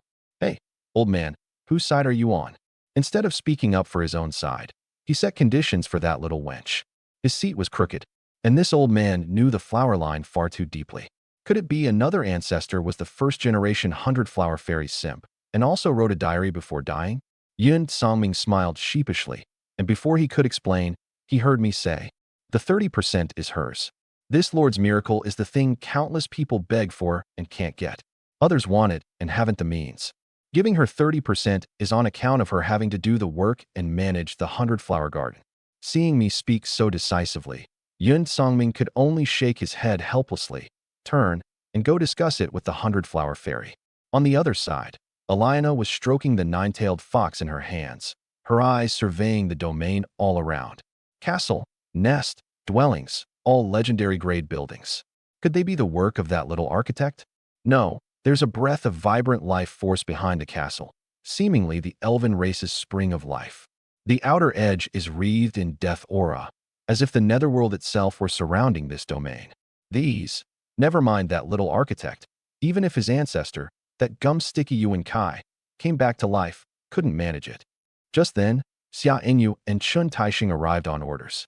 The former presented a jug of spring of life and 3 other shore flowers, the latter 10 blocks of dragon blood purple gold. By the Lord's order, we bring you today's materials. Please accept them. Eliana looked at the legendary grade spring of life, other shore flowers, and dragon blood purple gold, somewhat dazed. This is just today's materials? Yes. The Lord instructed that a similar set of materials be delivered each day from now on, and hopes you won't find them lacking. If you have other needs, please speak plainly. Having delivered the materials, Xia Ingyu and Chun Taixing turned and went off to their own tasks. Eliana looked at the materials in her hands, unable to snap out of it for a long while. This little lord, is he declaring his strength to me? Interesting. A jug of spring of life, 3 other shore flowers, and 10 blocks of dragon blood purple gold every day. What a grand gesture. If I'd had a resource supply like this back then, half a year of saving at most, and storming the netherworld alone would have been a breeze. Legendary grade materials, by her experience, wouldn't normally warrant a second look. But a set every day, and even a deity couldn't resist that temptation. She flicked her long sleeve, enveloping the 3 floating sets of materials, and vanished, leaving only a wu meow echoing in her place. And on my end, listening to the system prompt, the corner of my mouth curved up. Eliana accepted the materials. She who always looked down on the world and held all others as beneath her was shocked by your grand gesture. Favorability plus 10, now 70. So what if you're a mythic grade profession? You may not eat the 5 grains, but can you stay untouched by dust? I don't fear you consuming resources. I fear you being emptied of all desire, wanting nothing. As long as you reach out your hand, sooner or later I'll knock you dizzy. After all that fuss, the sky was faintly brightening, and it wasn't quite proper to slip back into Fu Yuelian's bed. The gate of space and time has refreshed. Recruitable population detected. Recruit? I looked up to see the horizon awash in orange-red, the sun about to rise. Recruit. At the command, the gate of space and time blazed with light, ancient runes flying out to trace intricate patterns. The light membrane twisted, ripples spreading, and figures filed out one after another. Some were burly, muscles knotted like mountains. Some had sharp eyes, forms nimble as leopards. Some carried a gentle air, warmth all over. 5 figures among them were especially striking. First, a refined middle-aged man in a moon-white robe, a wheat-ear crown on his head, holding a green scepter. One look and I knew his profession. Bounty Sage, an epic profession recorded in 36 quick-win techniques for newcomer farming. Wielding the power of the earth, he can farm several thousand mu alone, turning soil and stone into spirit loam, greatly boosting grain output. A farmer-type profession second only to the Shinong Venerable. I'd read the descriptions countless times and recognized him at a glance. Second, a huntress, tall and vigorous, her honey-colored skin glowing with health, broad-shouldered and narrow-waisted beneath her leathers, legs long and powerful. Her jet-black long hair was bound into fine braids, decorated with beast fangs, lending an air of untamed wildness. A short knife, hunting bow, and quiver hung at her waist, a black leopard at her feet. Woman and beast, like top predators roaming the wilds. Third, a girl with a pretty face and light figure, like the girl next door. Set aside that adorable air, and she was the least remarkable of the 5. Fourth, a slime with a transparent body, soft and cute like yellow peach jelly, sprawled on the ground jiggling and swaying, full of bounce. Fifth, a mermaid with a human body and fishtail. Her dark green long hair was like seaweed, dotted with tiny sea anemones and round pearls. On her smooth forehead was set a delicate mark, 3 tiny gold scales arranged in a fan, noble and mysterious. I recalled it seemed to be a symbol of the water folk's royal bloodline. Deep sea blue eyes, a straight nose bridge, vivid lip color, every inch exquisite and beautiful. A pearl bodice at her chest set off skin like porcelain under moonlight. Below her slender waist, a shimmering fish tail, its scales refracting dreamlike brilliance in the morning sun. The group walked out of the gate of space and time, stopped not far from me, and knelt on one knee, their voices in perfect unison. Li Hanyu, Nong Jingsong, Hilda, Serena, Bubbles, greets the Lord. With the heavens as witness and the earth as proof, we swear, we shall forever offer our loyalty and glory to the great Lord. Through fair times and foul, prosperity and challenge, we will never leave you, will fight for your glory, and strive for the domain's prosperity. We will defend your dignity with flesh and blood. May your will shine like the sun over all. May your renown resound across the four seas. The impassioned oath and the solemn, stately scene sent a ripple through even my calm heart lake. I stepped forward, extended my right hand, thumb and little finger clasped, 3 fingers together pointing to the sky, my expression grave. I, Luoyang, accept your oath. May we advance hand in hand, surmount all difficulties, and build a beautiful home together. As my words fell, system prompts sounded one after another. Congratulations, successfully recruited the legendary grade professional, kitchen immortal, Li Hanyu. Congratulations, successfully recruited the epic grade professional, bounty sage, Nong Jingsong. Congratulations, successfully recruited the epic grade professional, wilderness hunter, Hilda. Congratulations, successfully recruited the rare grade professional, Mirror Lake enchantress, Serena. Congratulations, successfully recruited the rare grade professional, slime mage, Bubbles. Legendary grade. Seeing the bounty sage, I was already thoroughly satisfied and in a fine mood. Never had I expected this time to also produce a legendary grade subject, and it was that good-for-nothing-but-cuteness girl next door. Kitchen Immortal Li Hanyu, legendary grade. Level 1. Loyalty 79. HP 3000. MP 4500. Strength 35. Constitution 35. Agility 35. Spirit 90. Talent 1. Essence of all things. Preserves the essence of ingredients to the utmost when preparing them, cooking the world's most delicious dishes. Talent 2. Nourish the 6 spirits. Dishes she cooks can nourish the 6 spirits, granting diners buffs, life, mana, strength, constitution, agility, spirit, and so on, but can only be made once per day. Talent 3. Rhyme of the immortal chef. Can stew all things in the world into a single pot of immortal fare. The more ingredients added and the higher their quality, the stronger the effect. Anyone who consumes it has a chance to permanently raise their professional grade, but it can only be made once in a lifetime.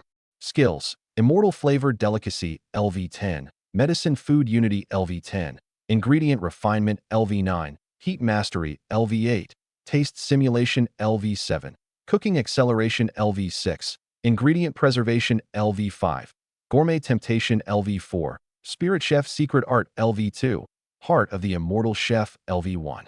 Equipment: Chef God's Codex, Immortal Flavor Ladle, Spirit Food Ring. Looking at the panel, I was quite interested. Essence of all things only added flavor. Its other uses not yet apparent. Nourish the 6 spirits could raise every stat, and though I didn't know by how much, even a mosquito's leg is meat, and accumulated over the long term the effect would be astonishing, its only limit being 1 serving a day. But the ultimate talent, Rhyme of the Immortal Chef, was the strongest. Stew all things into 1 pot of immortal fare, capable of raising professional grade, and the more ingredients the better, the higher the quality the stronger. In other words, as long as I had the patience to gather enough high-quality ingredients for her to stew a pot, I could break through the legendary shackles and rise to a higher level. As for once in a lifetime, given such a terrifying effect, that was hardly a concern. Lord brother, what are you looking at? Seeing me stare at her the whole time, Li Hanyu, flushed with embarrassment, stepped up to tug my arm and shake it side to side, waking me, then chided coquettishly. Oh, looking at Hanyu, of course. Never thought one so young could be so capable, dazed me for a moment. My apologies, my apologies. Under your praise, Li Hanyu was shy and delighted, exceedingly happy at heart. Loyalty plus 10, now 89. I was taken aback. This little girl is this easy to please? A few kind words and plus 10. A few more compliments and wouldn't she become a diehard? Hee hee. If Lord Brother likes eating Hanyo's cooking, then Hanyu will cook for you every day. She looked all sweet and guileless. In that case, this lord's 5-organ temple is entrusted to Hanyu. Li Hanyu was overjoyed, patting her chest to guarantee she'd have Lord Brother eating delicious dishes every day, and never the same one twice. After settling her into the Longhuan Golden Palace, I turned to the one I valued most, the Bounty Sage Nong Jingsong. Bounty Sage Nong Jingsong, Epic Grade. Level 1. Loyalty 72. HP 3,500. MP 5,000. Strength 20. Constitution 20. Agility 25. Spirit 50. Talent 1.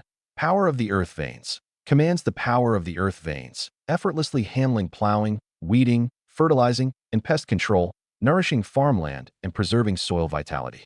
Talent 2. Spirit Loam Genesis. Restores barren land to vitality, turning it into fertile soil, transforming ordinary soil and stone into spirit loam rich with life force, greatly boosting crop yield and quality, and enabling the growing of high-quality crops. Talent 3. Harvest Prayer. Through a special ceremony and prayer, entreats the blessing of the earth spirit, boosting farmland crop yield by 350%. Skills: Verdant Abundance LV9, Seed of Life LV9, Harvest Festival LV9, Nature's Shelter LV8, Element Harmony LV8, Crop Enhancement LV7, Soil Fertility LV6, Water Guidance LV5, Life Drain LV4, Nature's Wrath LV3. Looking at Nong Jingsong's panel, I was quite satisfied. Power of the Earth Veins was the core of his farming several thousand moose single-handedly, Spirit Loam Genesis the foundation for improving soil, and Harvest Prayer the guarantee of soaring yields. All excellent abilities. But precisely because of this, I envied the legendary Shinnong Venerable all the more. That was a profession far surpassing the Bounty Sage. Commanding the power of the earth, versed in the law of the 4 seasons, able to regulate the flow of time within a certain area, and to reshape the terrain of mountains and rivers, summon clouds and rain, and regulate the climate, hailed as one man can feed 3 armies, one hand can dispel the famine of 100 cities. Stronger than the Bounty Sage by who knows how much. Your servant Nong Jingsong awaits the Lord's command. He stepped up and bowed. The domain's farming team is yours to manage. Nong Jingsong, newly arrived, was entrusted with the heavy duty of farming. Seeing your trust in him, gratitude rose in his heart. Loyalty +3, now 75. Having settled Nong Jingsong, I turned to the second epic grade professional. Wilderness Hunter Hilda, Epic Grade. Level 1. Loyalty 69. HP 5,000. MP 3,500. Strength 35. Constitution 35. Agility 50. Spirit 25. Talent 1. Wild Pact. Can bond with one magic beast companion, growing together, bound in life and death, sharing sight, smell, and perception. Talent 2. Tracking Shadow. Marks a target with insight. When the target is within 10 li, she can track it precisely, gaining plus 100% speed while tracking. Talent 3. Hunter's Instinct. Perception and reaction greatly heightened, easier to catch a prey's weakness, landing a 100% vital strike on attack. Skills: Precision Shot LV9, Beast Taming LV9, Short Blade Ambush LV9, Track and Conceal LV8, Survival Skill LV8, Stealth LV7, Nature's Healing LV6, Wild Summon LV5. Equipment: Hunter's Longbow, Ghost Shadow Blade, Nether Beast Hide Armor. Companion: Shadow Leopard, Rare Grade Magic Beast, adept at concealment, stealth, and ambush, superb night vision, terrifying combat talent. By the panel, Hilda was a solid top-tier hunter. Ranged, melee, tracking, scouting, concealment, magic beast support. Backed by so many abilities, few prey could escape her pursuit. This alone made her one of the rare combat pillars under me. At least until Sher Taishan evolved into a Dragon God Titan, or I recruited a higher-tier combat professional, she'd hold that position. My lord, I request leave to venture out, patrol the wilds, and clear away hidden threats. Hilda walked over on her long, powerful legs and bowed in request. Go. Mind your safety. She receded into the distance toward the morning sun, and I seemed to see a beautiful leopard pouncing on prey, wild and untamed. 2 others had caught my attention at the start of recruitment too. The rare-grade Mirror Lake Enchantress Serena and the likewise rare-grade Slime Mage Bubbles. Serena, being of the water folk, could move freely underwater, summon water elementals, and control low-tier aquatic creatures. I planned, Once the domain expanded south to the Great River, to have her command the navy, protecting the waterways, harbor, and fishing grounds. For now, she'd stay in the Longhorn Golden Palace and move once we controlled a large body of water. Anyway, the Longhorn Golden Palace's beds, its rooms are plentiful, and one or two more won't crowd it. The slime bubbles could secrete mucus into a shield to absorb and disperse attacks, could fire mucus to pin enemies down, restricting movement and dealing damage, and best of all, could split and multiply. At a critical moment, it could split into many small slimes to attack in scattered form, strike from many directions, or confuse and flee. As long as one escaped, bubbles could revive on it, a superb life-saving ability. After a battle, the surviving small slimes would be devoured back into the main body. But if a small slime was killed by an enemy, bubbles would fall into a period of weakness too. The slime was springy and bouncy, soft and adorable. Just lying there, it drew a wave of cheers, several soft-hearted maidens and young wives with teary eyes all but wanting to rush over and hug it. To avoid affecting work efficiency, I hardened my heart and assigned Bubbles to guard the domain from a patch of muddy swamp in the southwest corner. That place was foul-smelling and no one wanted to go there, so it could only be handed to a slime mage who wasn't picky about environment. Everyone else, grouped by profession, clear land and farm, quarry and log, patrol the domain, keep production running. Soon everyone was grouped and had somewhere to go. By the count, among the subjects recruited this time, the proportion of professionals rose sharply. Nearly 80% had a profession, and there were quite a few special professions too. Butcher, dancer, potter, beekeeper, whaling captain, and more. Most of it was thanks to the Longhorn Golden Palace's gift of the craft god, plus 100% artisan recruitment rate. This satisfied me while also leaving a bit of regret. Why hadn't I upgraded the castle first thing? Then among the first 100 subjects on day 1, the proportion of professionals would have been more than 40%. I shook my head, forcibly shaking off the mental self-flagellation. Only now did I have time to flip through last night's message log. Killed LV3 Wasteland Demon Wolf, gained a small amount of experience. Killed LV5 Jadescale Venomous Snake, gained a small amount of experience. Killed LV7 Blood-Eyed Brown Bear, gained a small amount of experience. Over 100 unread messages filled the panel. But the two most important were these. Congratulations, you have leveled up, now LV4. Congratulations, you have leveled up, now LV5. TSK, lying in bed while experience falls from the sky. So satisfying. All this experience came from the other Shoreflower Grove. Release the illusory fragrance to lure enemies close and kill them. The experience goes to me. The corpses become the grove's nutrients. So-called win-win means winning twice. Downright Qin Shi Huang, touching a live wire. Winning to the point of numbness. Your servant Lu Yang greets the Lord. A young man bowed. One of the subjects recruited yesterday. No one had disturbed me while I was busy, so since he'd come, he must have something. Lu Yang, was it? What is it? Your servant, in a dream last night, was granted an art by a deity and successfully changed to a rare-grade profession, Star Ranger.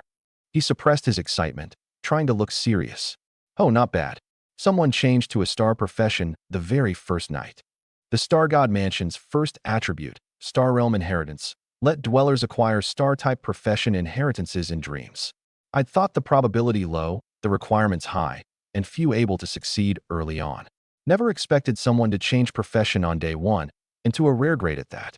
I opened the panel to check. The Star Ranger's talent, Star Mark. Leave a mark somewhere. Activated at night to teleport across space by the power of the stars, instantly returning to the mark's location. Among the skills, Treasure-Seeking Sense, boost treasure perception, and Star's Eye, scouting, detection, surveillance, were also excellent. Beyond that, he could bond with a flying bird, sharing sight, for message relay and reconnaissance. The Star God Mansion's third attribute is that dwellers have a chance to discover resource points while out, and star-type profession effects are amplified tenfold. Paired with Treasure-Seeking Sense and Star's Eye, efficiency will multiply. No doubt, I'd struck gold. Fine abilities, worthy of praise.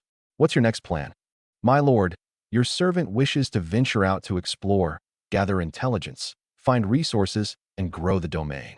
Lu Yang answered resolutely. I molded a moment and nodded. Fine, mind your safety. Before you go, collect a set of equipment from the Yin-Yang Dual Aspect Smelter and take a jug of Spring of Life. Your concern and reward stirred in Lu Yang a scholar dies for the one who knows him feeling. Loyalty plus 7, now 100. Subject Liu Yang's loyalty is maxed. From now on, he will never betray. Seeing Liu Yang off, I was about to head back to the Longhuan Golden Palace for breakfast when Yun Songming rushed over and interrupted my plan to share breakfast with the clever cook Li Hongyu in the Mermaid's Arena. My lord, the 100-flower garden is built, and that little fairy has agreed to the 70-30 split.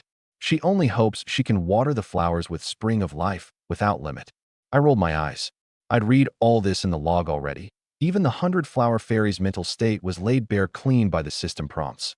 Why did the old man need to notify me? Clearly, he was just prodding me to go upgrade the 100-flower garden. 70-30 split, and taking the bigger share too. Yun Fei was fiercely indignant at your shamelessness. She couldn't help falling into a daze, thinking that if the first-generation 100-flower fairy had been as black-hearted as you, imposing more restrictions on flower line professionals rather than letting them run loose, her own circumstances today might have been vastly different. Loyalty plus 2, now 90. This woman really is getting more and more masochistic. I shook my head and, urged on by Yun Songming, walked toward the 100-flower garden, opening the panel to check along the way. 100-flower garden, rare. Junior farm. Attribute 1, ever-constant seasons. Ignores the outside seasons. Auto-regulates climate to suit flower growth. Growth speed plus 100%. Attribute 2, nature's transformation. Flowers in the garden have a 10% chance to rise 1 grade, a 1% chance to rise 2 grades. Attribute 3, plant workshop. Flowers in the garden used for refining medicine, brewing wine, harvesting honey, and extracting perfume gain plus 100% to stats, with special effects. Attribute 4, flower fairy's blessing.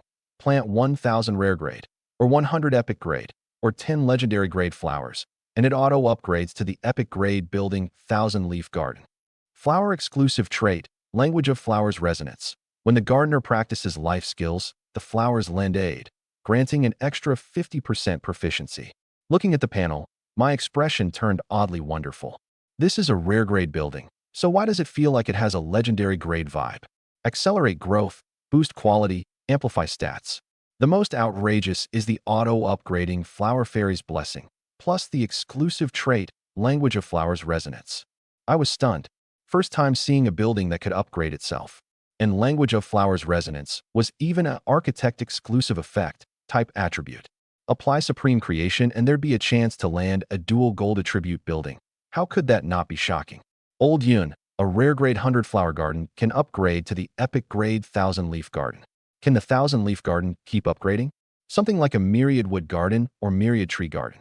The 100-flower garden was designed by the first-generation 100-flower fairy, and like the 100-flower fairy's profession, it can upgrade without limit. Yun Songming sighed. Rare is the 100-flower garden, epic the 1000-leaf garden, and legendary, it should be called the fairy spirit paradise. The appearance of such buildings is, to every architect in the myriad world, an enormous inspiration and also a fatal mockery. Why a mockery? The inspiration I understood.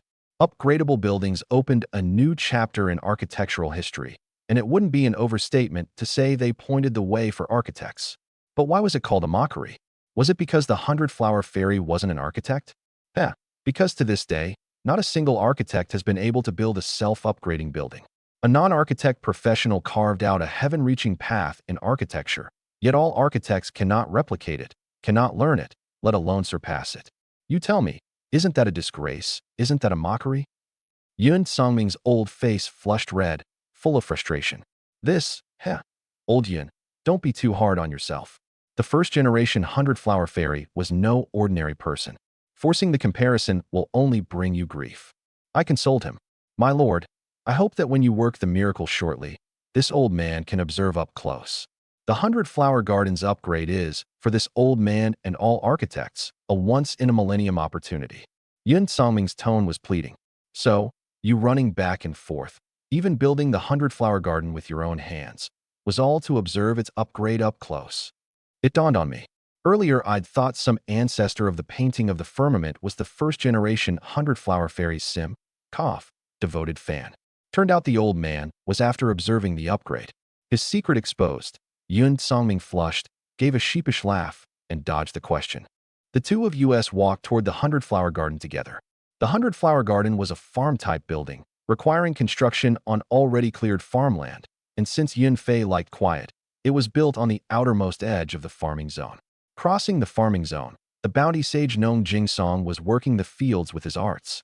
He hurled out his harvest staff, planting it in the center of a patch of rugged, weed-choked, boulder-strewn wasteland. Because it was hard to clear, the farming team had deliberately avoided it earlier, but Nong Jingsong insisted on gnawing a chunk of meat off this hard bone. The staff landed steadily, like a totem. Nong Jingsong slowly extended both hands, palms up, closed his eyes and focused, then gave a great shout. Open! An invisible force spread rapidly with the staff at its heart. Weeds everywhere withered visibly. The earth trembled, squirmed, and twisted, burying the weeds deep, crushing the boulders to powder, leveling the rugged mounds flat. A great expanse of fresh soil lay exposed, giving off the clean scent of earth, and a field fit for farming was thus cleared. But his movements weren't done. Gather! Strands of green light particles converged from all directions, remaking the soil bit by bit. The yellowed earth deepened in color, like humus piled up over countless years, the barren soil transforming in an instant into fertile land rich with life force. Nong Jingsong's palms flipped sharply, palms down, hands clenched into fists. Go! His palms opened, seeds falling like raindrops, spreading out evenly. The earth trembled faintly, burying every seed. Rain come. Fine raindrops fell from the sky above the field. The freshly buried seeds seemed suddenly to come alive, swiftly taking root, sprouting, breaking through the soil. Emerald leaves swayed in the sunlight, raindrops on them like glittering pearls. In under a quarter hour, the leveling, clearing, remaking, and sowing of dozens of mu of land, and coaxing the seeds into seedlings, was all complete. Nong Jingsong's means were a marvel to behold. What a bounty sage! With this one man, you can match 3,000 farmers. The Lord has struck gold. Yun Songming was full of praise, as if genuinely glad for the domain's development. But others didn't know. A thick sense of crisis had already risen in the old man's heart. Besides him, the domain now had 1 mythic, 3 legendary, and 3 epic, 7 high-tier professionals in all. Yun Songming asked himself, if there truly came a chance to rise to a higher level, whom would this little lord give it to first? He was just an old man, with neither a young, pretty granddaughter at home nor a gentle, charming female disciple. His advantage wasn't great. Actually, Yun Songming didn't know. I already had a way to break the shackles and rise to a higher level. The little kitchen immortal Li Hongyo's ultimate talent, rhyme of the immortal chef, stew the world's myriad things into a pot of immortal fare, with a chance to raise the consumer's professional grade, and the more ingredients, the higher the quality, the stronger the effect. As long as I accumulated enough, never mind breaking the legendary shackles, becoming a god on the spot wasn't a fantasy either. But this ability was a secret for now, and I didn't plan to tell anyone yet. Crossing the farming zone, the two of us reached the 100-flower garden. Being a farm-type building, its outer edge was ringed by a fence overgrown with vines, brimming with life. At the entrance was an arched wooden gate, decorated with flowers of every color. Inside, mist swirled thick, and only up close could you make out the orderly, fertile, soft-tilled plots and the winding stone slab paths. It looked no different from an ordinary farm, but I knew that with a single thought from the owner, the temperature, soil, and humidity beneath the mist would shift accordingly, adapting to different plants. The 100-flower fairy Yun Fei came out to greet us on her own, expressionless, clearly with no intention of a friendly hello. Little fairy, I've brought him for you. You two work it out from here. Yun Songming, wearing a mischievous look, broke the deadlock. Humph, insatiably greedy scoundrel. I've accepted your terms, let's begin. Yun Fei said coldly. If not for that loyalty as high as 90, I'd have been fooled by her attitude. Sure enough, women are all born actors. Congratulations, you have obtained 70% control of the 100-flower garden. You may appoint a garden master. 100-flower fairy Yun Fei. Appointment successful. Yun Fei will hold management rights over the 100-flower garden. You may oversee via the building log or replace the garden master. From this moment, the 100-flower garden changed its surname. No telling what expression the first-generation 100-flower fairy would wear, learning that her disciples' disciples had sold off the core of the inheritance. She probably couldn't be held down even by her coffin lid. Supreme creation, open.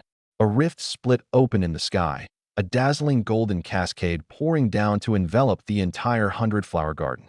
Where the golden light touched ground, the earth quaked faintly, and the white mist turned to a 7-colored haze. The bamboo fence transformed, first into golden light, then condensing into a semi-transparent bowl-shaped barrier, inverted over the garden. The vines coiling the fence also turned into human forms, clad in flower battle armor, wielding swords and bows, gallant and spirited. Talent triggered successfully. 100-flower garden promoted to gold legendary grade, fairy spirit paradise. Talent triggered successfully. Language of flowers resonance promoted to gold legendary grade, fairy spirit gestation. Another dual gold building. I clapped and laughed aloud. Fairy spirit paradise, gold, legendary grade, top tier farm. Plantable area, 10,000 of infinity. Attribute 1, cave heaven blessed land. Holds an inner space. Invest resources to expand the area without limit. Freely remake the environment, terrain, ecology, and climate, and regulate the flow of time, up to 1 to 10. Attribute 2, seed of spells. When garden flowers ripen, they bear seeds of spells, consuming which lets one grasp the related spell. Rare grade and above flowers have a 10% chance to bear seeds of laws, consuming which lets one grasp the related heaven and earth law. Flowers of the same kind can condense only once. Attribute 3, heaven and earth spirit root. Flowers in the garden rise 1 tier, 100%, 2 tiers 10%, 3 tiers 1%. Attribute 4, flower god's blessing. Plant 1,000 legendary grade, or 100 mythic grade, or 10 god grade flowers, or 1 heaven and earth spirit root, and it auto-upgrades to the mythic grade building flower god paradise. Attribute 5, 100 flower guard. Has 1 epic grade thorn queen plus 36 rare grade thorn sirens. Their levels bound to the paradise's master. Flower exclusive trait, fairy spirit gestation. Flowers in the garden have a 1% chance to gestate sentience and take form as a plant fairy spirit. Fairy spirits are favored by heaven and earth, born with mastery of some craft, swordsmanship, bee herding, medicine refining, wine brewing, planting, and so on. Looking at the panel, I was speechless for a long while. Too outrageous. Stronger than the likewise legendary grade Star God Mansion, Longhorn Golden Palace, and Void Treasury by who knows how much. Its importance second only to the gate of space and time. Cave Heaven Blessed Land gave infinite space and freeform scenery making, volcano, snowfield, rainforest, marsh, desert, and most crucially regulated the flow of time. 1 to 10 meant 1 day outside equaled 10 days inside, equal to 10-fold growth speed. Seed of spells let flowers bear seeds granting spells and even laws. Heaven defying. Heaven and earth spirit root, evolved from nature's transformation, raised flowers 1 tier 100%, 2 tiers 10%, 3 tiers 1%. In other words, if I transplant the other shore flowers over, they'd evolve into mythic grade plants at the least. I immediately ordered someone to see to it. I'd meant to have Yun Songming handle it, but turning around I found the old man standing frozen in place, as if petrified. Suddenly his eyes snapped open, a flash of sharp light in them, and he cheered in excitement. I've grasped it. I've grasped it. I know how to break the legendary shackles and rise to a higher realm now. The core of a mythic building lies in will, in soul, in genesis, in creation, not in cold structures of wood and stone one after another. Seeing both me and Yun Fei gazing intently at him, Yun Songming laughed heartily and stroked his beard. My thanks to the Lord and the little fairy for enabling this. The birth of the fairy spirit paradise brought this old man a great awakening. I'm about to cross into a higher level, and this owes much to the support of you two. Old Yun, you're about to rise to mythic grade? I glanced at his panel, which hadn't changed, yet the old man's excited manner didn't seem faked. Not quite yet. As long as this old man can construct a building that holds life and possesses the ability to self-evolve, the chasm before me will turn into level ground. Yun Songming paused, then earnestly pleaded, My lord, your servant requests the authority to draw upon all resources. I hope you'll grant it. I couldn't help a wry smile. This was the first time old Yun had called himself your servant, truly rare. But I didn't refuse. His success would win me the true allegiance of a mythic grade professional, a return of 10,000 on one. Why decline? Granted. The Void Treasury's goods are yours to use, the manpower yours to deploy. Come to me if it's not enough. Thank you, my lord. Yun Songming left in delight, taking the order to transplant the other shore flowers along with him. In the fairy spirit paradise, Flower God's blessing had been upgraded from Flower Fairy's blessing, and could likewise self-upgrade. 1,000 legendary /100 mythic /10 god grade /1 heaven and earth spirit root, to the mythic grade flower god paradise. 100 flower guard had evolved from the fence's vines. 1 epic grade thorn queen plus 36 rare grade thorn sirens. At that I asked, "Hey you, did the fairy spirit paradises of your ancestors down the generations all have 100 flower guard?" Yun Fei blanked a moment, taking a while to realize the "Hey you" was addressing her. She shot me an annoyed glare, then said quietly, "By the records, none of the ancestors' fairy spirit paradises down the generations had 100 flower guard, nor even a seed of spells. Cave heaven blessed land and flower god's blessing match the ancestors' descriptions, but the effect of the heaven and earth spirit root is stronger than any ancestors." Her lovely eyes swept over me, her expression complicated. She paused. "As for the exclusive trait fairy spirit gestation, it's utterly different. The 100 flower gardens upgrade is tied to the kinds, quantity, and quality of flowers within, and planting different flowers yields different exclusive attributes after upgrading. All the ancestors' paradises had exclusive traits, and the strongest of them belonged to the first-generation ancestor grandmother." What was the first-generation 100 flower fairy's exclusive effect? Seeing her fall silent, I pressed. The first-generation ancestor grandmother's exclusive effect was condensed 100 flower inheritance. Every kind of flower planted deepened her understanding of the true meaning of the 100 flowers, and once accumulated to a certain degree, she could condense 100 flower inheritance. Relying on this effect, she created a flourishing generation of flower line professionals, and also created the rebels, Rose, Peach Blossom, Violet, and the rest. If not for them. Looking at Yun Fei's face full of hatred, I shook my head and compared the first-generation 100 flower fairy's effect with fairy spirit gestation. The former condensed 100 flower inheritance, creating a flourishing generation of professionals. Fairy spirit gestation helped flowers gestate sentience and evolve into plant fairy spirits, and the fairy spirits, favored by heaven and earth, were born with mastery of swordsmanship, beast taming, medicine refining, wine brewing, and other crafts. By this reckoning, the current fairy spirit paradise is at the strongest moment in history. People can backstab, flee, and go their own way, but the fairy spirits gestated in-house and bound to the paradise won't and can't.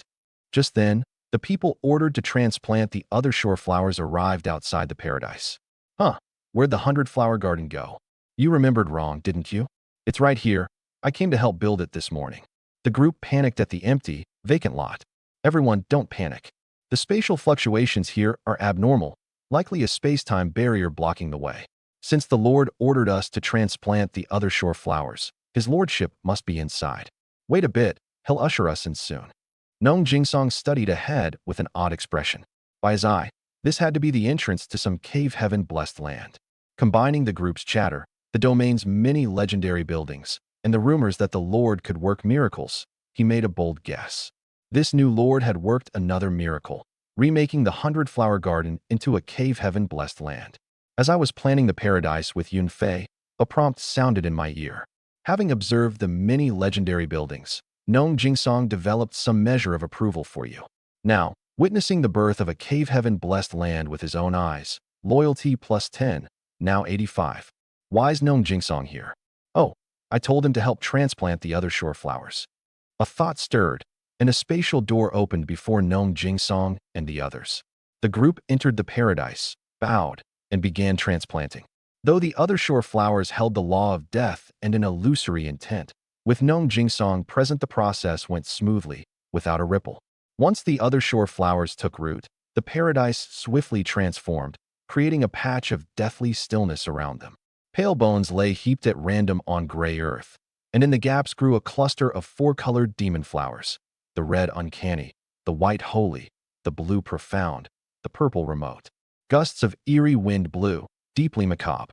At that moment, heaven and earth spirit root triggered, and the other shore flowers' quality auto-upgraded 1 tier. The pale bones gave off a glow, weaving mysterious patterns in the air that poured into the flowers, and the 4 small blooms began to transform. The red flower like burning flame, the white like frigid ice, the blue like an unfathomable ocean, the purple like an unguessable abyss. Halos flowed, each flower seeming to gestate a small universe of its own. Murmurs ran through the eerie wind, like the hymn of ancient deities, life and death connected, reality and dream interwoven. Most astonishing of all, the 4-colored blooms opened at a near-miraculous speed, then swiftly withered and shriveled, replaced by a fruit flickering with strange light. Round and full, its surface flowing with four-colored patterns. Other shore flower transplant successful. You have obtained a Seed of Laws. Please pluck it promptly. Seed of Laws, Mythic grade. Death system consuming it grants one high-tier death system spell and lets one grasp a measure of the death law. I pinched the long-incised fruit between my fingertips, its stats utterly terrifying. After a moment's thought, I hesitated no more, tilted my head back, and swallowed it. Congratulations, obtain the Mythic grade skill Death Summon, and grasp the Death Law, completion 3%. Death Summon, Mythic can summon undead troop types from corpses to aid in battle, troop strength at 30% of the corpse's living self, unlimited duration, unlimited summon count. Cooldown 15 seconds. Costs 300 mana. Proficiency 0/100. Holy crap. Isn't this the ultimate skill of the ruler of the Skytomb realm, the Undead Sovereign? Just like that, I've dug it out. The Undead Sovereign, ruler of the Skytomb realm, once single-handedly held off the invasion of the Blue Star colonial army. His core was Death Summon. Every enemy soldier killed instantly added an undead troop type, while Blue Star's cross-realm reinforcement was extremely difficult, so their soldiers dwindled with each death. One side hard-pressed to replenish, the other growing stronger with every fight, the outcome self-evident. The higher-ups soon abandoned the colonization of the Skytomb realm, but research into the Undead Sovereign scarcely ever stopped. You could say the Undead Sovereign was an exceedingly strong profession. An army of one, toppling a nation alone, dominating a world, chilling to behold. And now, his core ability Death Summon had fallen into my hands. How could I not be thrilled? If the domain ever goes bust, brother here could just go be an Undead Sovereign. On the other side, Yunfei too woke from her skill comprehension. Her third talent, 100 Flower Bestowal. Every kind of plant planted lets her grasp a corresponding skill, and the higher the plant's quality, the greater the skill's power. I opened her panel. A new skill, Wither of Death, had been added. Wither of Death, gold, legendary, fires a beam of withering light, dealing magic damage equal to 15% of the target's max HP on hit, with a chance to inflict wilt/rot/wither. Cooldown 120 seconds. Costs 500 mana. Wilt. All stats minus 50%, lasting 120 seconds. Rot. Healing effect minus 50%, lasting 60 seconds. Wither. Loses 3% HP per second, lasting 15 seconds. My eyes lit up. Not as good as Death Summon, but shaving 15% max HP each time, plus a triple negative, was very considerable. What are you looking at? There's nothing left for you here. Hurry and leave. And don't show up at the Fairy Spirit Paradise during the day from now on. I'm very busy. Yunfei shooed me out. I looked awkward. Luckily, Nong Jingsong and the others had left ahead of time, or I'd have been mortified today. Damn, this woman's got a dog's face.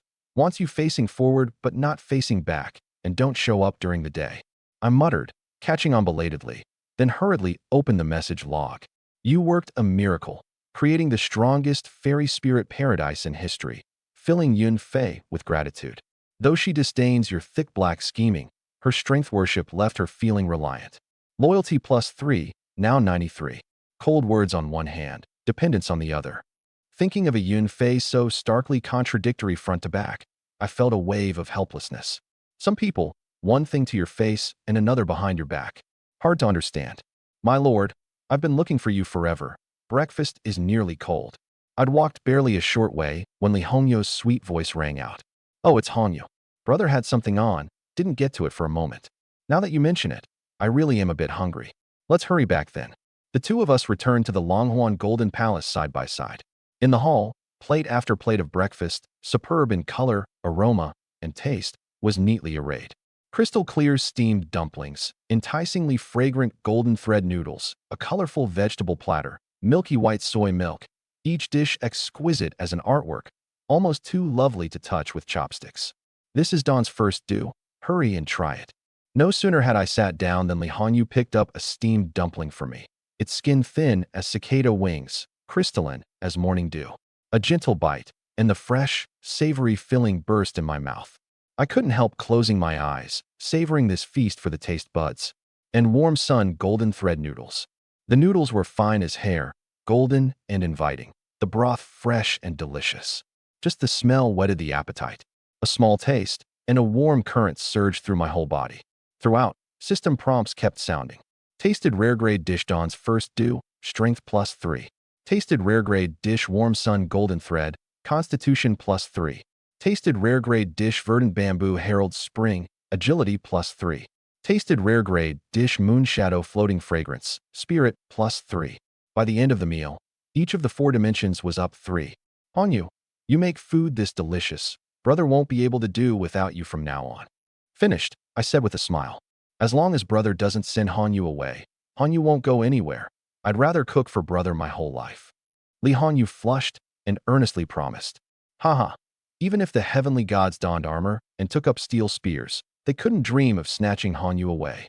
Genuine appreciation filled Li Hanyu with delight. Loyalty +3, now 92. Brothers just talking nonsense. She smiled, pressing her lips together. Li Hanyu carried the tray and trotted back to the kitchen, leaving me chuckling to myself. This girl was too easy to please. Just a few teasing lines and her loyalty climbed and climbed.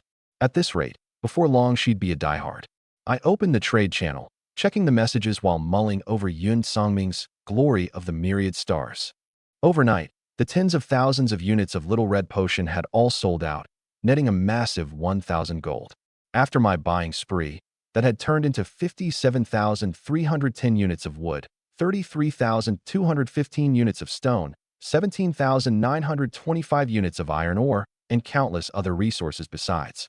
Pity that miscellany like ordinary diaries, of which I sold dozens, never triggered heroic spirit return again. Perhaps the illusion spirit, which was just a fluke. As for Yun Songming's talent, Glory of the Myriad Stars, it can draw down starlight to add an exclusive effect to a building, and the exclusive effect can in turn trigger my supreme creation, making the building dual gold with outstanding effects, like yesterday's Star God Mansion. Its only limit was 1 use per day, so I had to calculate carefully which building today's exclusive effect should go to. School? Training ground? Trade market. The school passed on skills and helped subjects change profession. The training ground trained professional soldiers. The trade market connected to the outside and exchanged resources. All needed building as soon as possible. Mid-thought, a prompt cut in. A private chat request. The other party has presented a high-quality item. Connect? Ever since the first day boss kill, plenty of lords had wanted to reach out privately, and after the Little Red Potion went up, countless more. So I'd set a threshold, like, present a high-quality item, meaning the other party had trade value. Ning Gaosheng? The one Su Wanqing mentioned, with a legendary grade talent and a rare grade nest? An epic grade building blueprint, 2 rare grade recruitment cards, quite a grand gesture. My eyes flickered. I agreed to connect, wanting to feel out this strong championship contender. Brother Luoyang, that Little Red Potion of yours is downright miraculous. Heals, cures poison, dispels abnormalities. My rare grade alchemy lab's about to go under from the hit. My apologies. It concerns the domain's future. Forgive me for not being able to yield. My face turned cold. Wanting to talk me out of the Little Red Potion market with a few words was wishful thinking. What's there to apologize for? It's business. Whoever's got the skill eats the meat. What I mean is, the Little Red Potion's worth is enormous, selling it cheap at 10 silver a bottle. Why not team up? You supply the potion, I bring the connections and market. We profit as much as we can. How about it? If you agree, that Griffin statue blueprint and the 2 rare grade recruitment cards count as this elder brother's meeting gift. Wanting to use my resources to make money for yourself? Dream on. I glanced at the blueprint and recruitment cards he'd displayed and sneered. Who did he take me for? My buildings floored at legendary grade. I had rare grade subjects by the pile. Epic, legendary, mythic, all of them. Would I fancy your paltry trinkets? With that strength, and he still wanted to contend for the championship? Not much. I tossed off a careless reply, closed the chat box, and blocked the prompts. The Little Red Potion market's saturated. Good as the effect is, demand is limited. Time to open a new revenue stream. Looking at the freshly restocked Little Red Potion, its count as high as 100,000 bottles, and the trade speed of 2 or 3 a second, I felt a bit anxious. Might as well sell some high-quality equipment and kick off an arms race.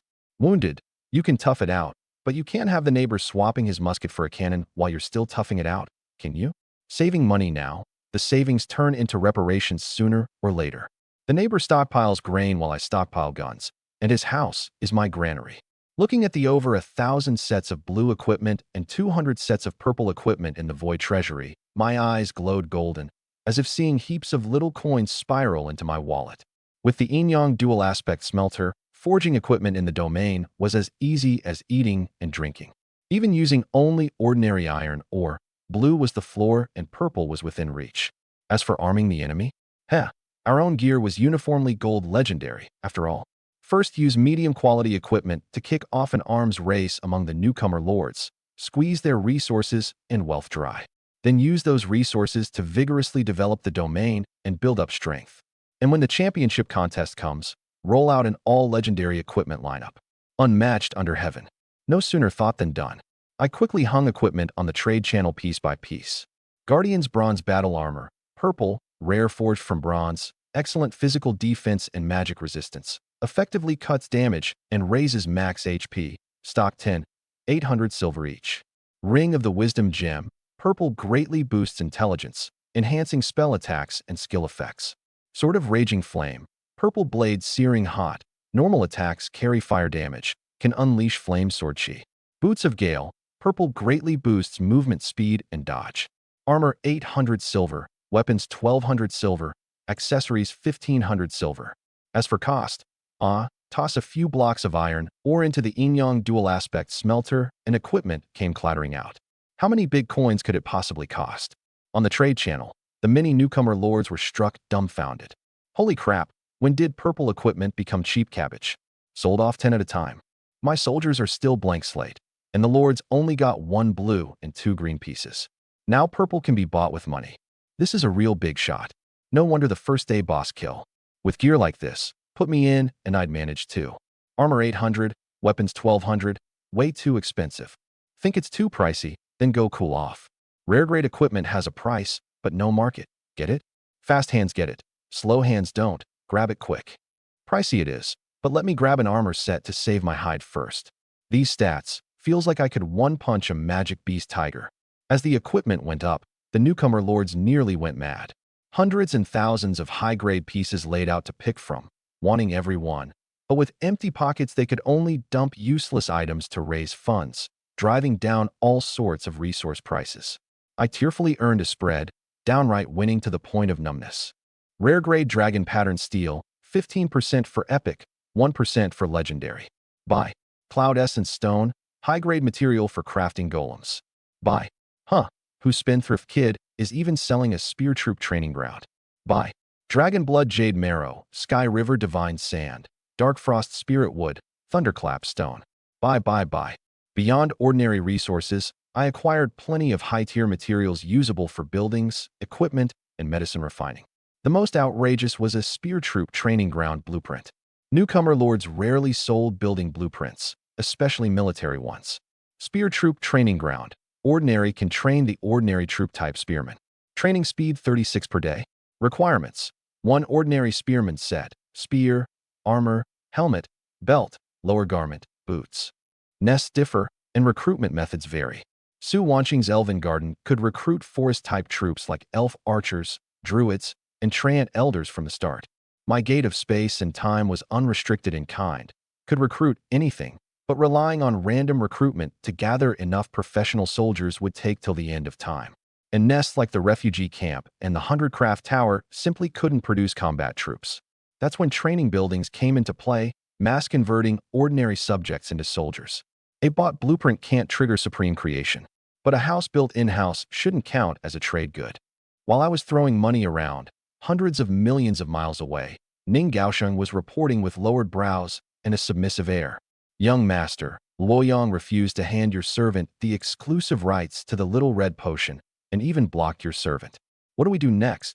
Hard to imagine that a legendary talent holder, a newcomer lord regarded by all as a strong championship contender, would be so servile toward another. Idiot. Can't even handle a trifle like this. What use are you? A sinister face appeared on the interface, only 18 or 19 in age. Yes, the young master's rebuke is right. Your servant knows his error. Ning Gaosheng hastily admitted fault, not daring to argue back. A dignified legendary talent holder, one of the top favorites for the championship, yet at this moment fawning and obsequious. Unbelievable.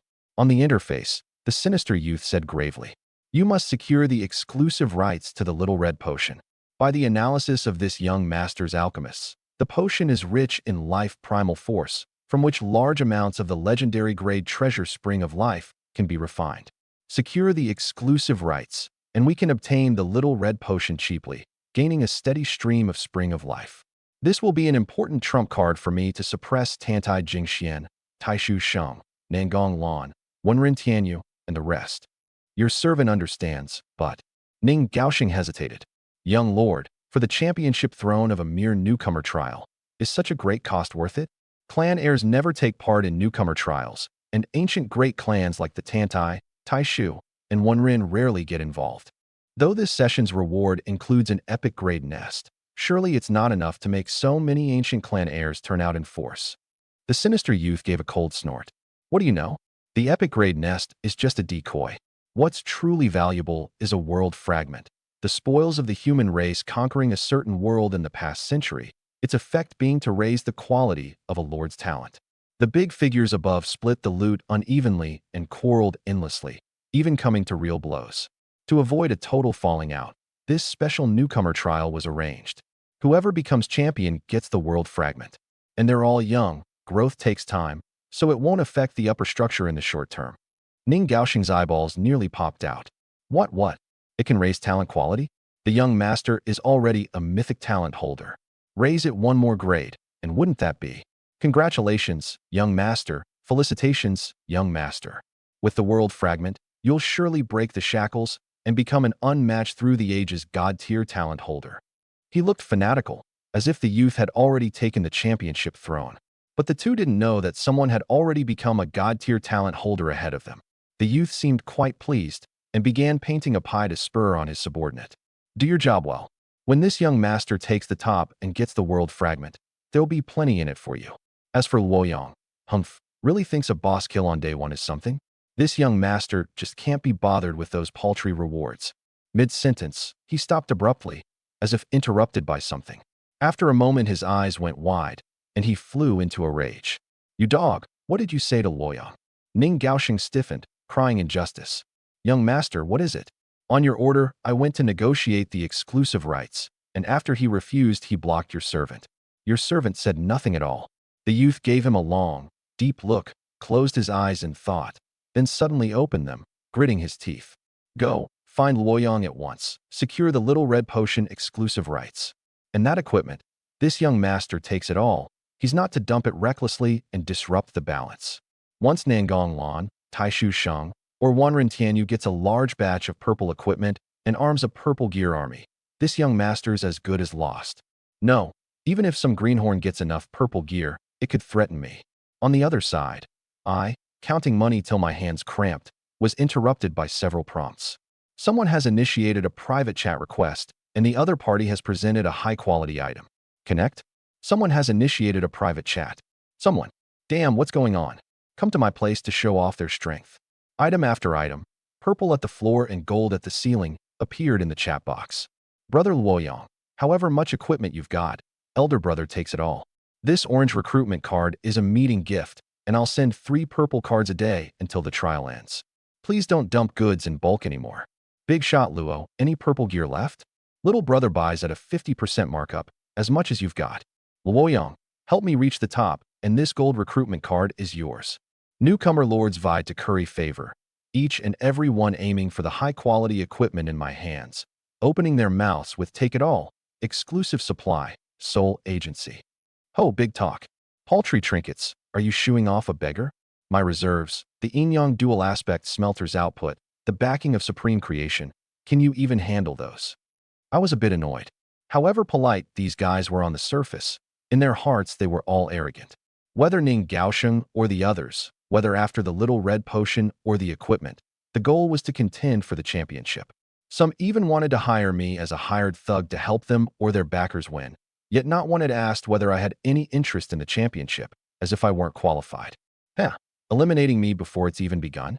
But who the hell do you think you are? I decisively refused those rude demands, then checked the Void Treasury's reserves and the Yin-Yang dual aspect smelter's output. By now over half the equipment had sold. Blue had 300 left, purple was entirely sold out. The Yin-Yang dual aspect smelter produced 1,000 blue, 200 purple, and 10 to 15 orange a day, with all orange kept and not sold externally. But I wasn't satisfied with this output. Per Chen Taixing, 2 factors limited output. 1. A lack of medium-quality minerals. 2. His profession level was too low. On the metaller front, I was helpless too. Supreme Creation could raise ordinary or to legendary grade, like Dragon Blood Purple Gold, which forged purple gear 100%, orange 50%, gold 10%, and after being boosted 100-fold by the Yin-Yang Dual Aspect Smelter, nearly every piece came out gold legendary. Such equipment I'd never sell externally, or I really would be arming the enemy. But ordinary, or even with the smelter's aid, could only floor at blue. Purple had a very low success rate, and orange came off only occasionally. To solve this, I could only rely on the Nyo brothers. I'd earlier sent the 5 brothers out with Shi Taishan to find suitable low to medium quality minerals, but there was no word yet. As for high-tier blacksmiths, Sai, 2 recruitments, and only Chun Taixing, a blue elite grade. If only I had a gold legendary blacksmith. At least give me an orange epic one. Mid-Sai, a prompt sounded. Your friend Su Wanqing has initiated a private chat request. Connect? Su Wanqing, what's this woman here for? After connecting, a gorgeous, pretty face appeared on the interface, but knowing her well, I soon sensed something off. Su Wanqing was aloof and proud by nature, like a white swan, always looking down on the world. Yet now her head hung low, dark circles under her eyes, hair tips disheveled, listless and low in spirits. Oh, milady, seeing you this haggard, could it be some pretty boy swindled you of money and body and then heartlessly dumped you? I knew her nature well. One line could break her guard and also pull her out of her funk. Pa, even if there were a pretty boy, he'd have to be you this. Seeming to realize she'd misspoken, Su Wanqing turned her face slightly aside, cheeks faintly red. Luoyang, maybe we won't get to meet on the final stage. I was taken aback. That the ever-unyielding Su Wanqing would say such a thing, combined with that lingering dejection, showed she'd been hit hard. Oh, surrendering already? That's rare. Don't tell me the family arranged some golden match for you, and milady's got her heart set on meeting her future husband. No mood left to fight? I kept needling. You don't know anything. Just talking cold cynicism. She glared at me bitterly. How would I know if you don't say? I'm not the tapeworm in your belly. I grew more curious. That the ever-aloof one would show such a maiden's demeanor showed how great the pressure was. You few. Enraged to the point of wanting to curse, she quickly reined in her expression, drew a deep breath, and said gravely, I've run into someone, don't interrupt. This isn't an ordinary trial lord. The other party comes from one of the ancient great clans, the Tantai family, whose heirs down the generations are all mythic talent holders. Didn't expect it, did you? The textbooks say gold legendary is the highest quality, but in secret, mythic grade exists too. The one I ran into this time, Tantai Jingxian, is a mythic talent holder. Her nest, the Elven Sacred Tree, ranks 7th among legendary grade nests and can recruit rare and epic troops like sword dancers, elf rangers, and forest druids, and even a small number of legendary grade heroes. By your knowledge, you should get it. Her troops not only crush mine in quality, they also suppress me at the bloodline level. This morning, she lured away 3 elf archers and a druid from my domain. My guess is, her not attacking me means she wants to keep siphoning population from me endlessly to grow herself. Truly a vicious scheme. I listened quietly, then asked curiously, Ancient great clans, how have I never heard of them? And her domain, how could it be so close to yours? Since crossing over, I'd asked around plenty about this world's secrets, and had gone through the library's collection more than once, yet had never heard of ancient great clans. Even if information were artificially erased, it wouldn't be buried this deep. At least I'd observed the past several newcomer trials, and no ancient clan heir had ever appeared. Su Wanqing shook her head with a bitter smile. Ancient great clans are very mysterious. Little information leaks out, so it's normal you don't know. As I understand it, in ancient times a group of people opened the path of universal lordship, favored by the heavenly Tao, so their descendants down the generations each produce a mythic talent heir, and without needing to join a newcomer trial, they can directly open a domain and grow. This unprecedented participation is reportedly for the epic grade nest in the championship reward. At that, she paused, gave a sneering laugh, and gritted out. But I don't believe it. A mere epic grade nest isn't worth those people turning out in person. This must be a smokescreen. The championship reward surely holds something of greater value. For it, they'd throw out an epic nest as cover. For it, Tantai Jingxian spent an enormous cost to connect her domain to mine, wanting to borrow a hen to lay. Pa, Tantai Jingshuan's the hen. I listened in silence, recalling Ning Gaoxing earlier, and those few who'd begged for equipment exclusive rights. Looks like the people behind them are also ancient clan heirs. Otherwise, they couldn't produce so many good things, nor would their tone be so big, not taking me as a competitor at all. An epic grade nest, and that more valuable mysterious reward. Though I wasn't interested, I didn't want you lot getting your hands on it either. Glancing at the somewhat guard-broken Su Wanqing, I couldn't help laughing. Anyone treated as a power bank would break plenty of guard. Feel out those people first. At the thought, my eyes flickered. If you had my support, are you confident of beating Tantai Jingxian? Su Wanqing blanked, a trace of emotion surfacing on her face, then shook her head. I know your little red potion and high-grade equipment sell well, but those aren't enough to change my situation. Elf troops mostly have healing skills, and besides the elf archers, druids, treant elders, and moonlight deer don't rely much on equipment. I pasted a screenshot into the chat box. What about this? Su Wanqing, moved in secret, also had to laugh. What could help her beat that mythic talent, legendary nest-owning wench? Did you think you were holding a divine artifact? But one glance, and her whole person instantly petrified. SP, Spring of Life? I took out a water skin and shook it. 1 bag a day? Can you beat Tantai Jingxian or not? This? How do you have Spring of Life and so much? Su Wanqing trembled, feeling her whole body go tingly, as if electrified into a daze. Never mind that. Just tell me, can you win? I looked at her with burning eyes. If she had no confidence, I'd never waste resources on her, even if the resource was just spring water endlessly bottled from a pool. I can. As long as I get a jug of Spring of Life a day, I can definitely beat that wench. Su Wanqing said with iron certainty. 10 drops of Spring of Life can max out an elf soldier's loyalty directly, no worry of defection. 100 drops can raise a rare grade elf to epic grade. 1,000 drops can raise epic to legendary. And pets, I can evolve a pet once a day, up to epic grade at most. With Spring of Life, I can break the shackles and break through to legendary grade, equivalent to stacking a legendary talent with a legendary nest. Even if it's less than her mythic talent plus legendary nest, your auntie is absolutely confident I can uproot that wench's elven sacred tree entirely. I was secretly alarmed. I knew Spring of Life was of great use to elves, but never expected it to be this terrifying. The two combined were practically a divine artifact for mass-producing high-tier troops. No good.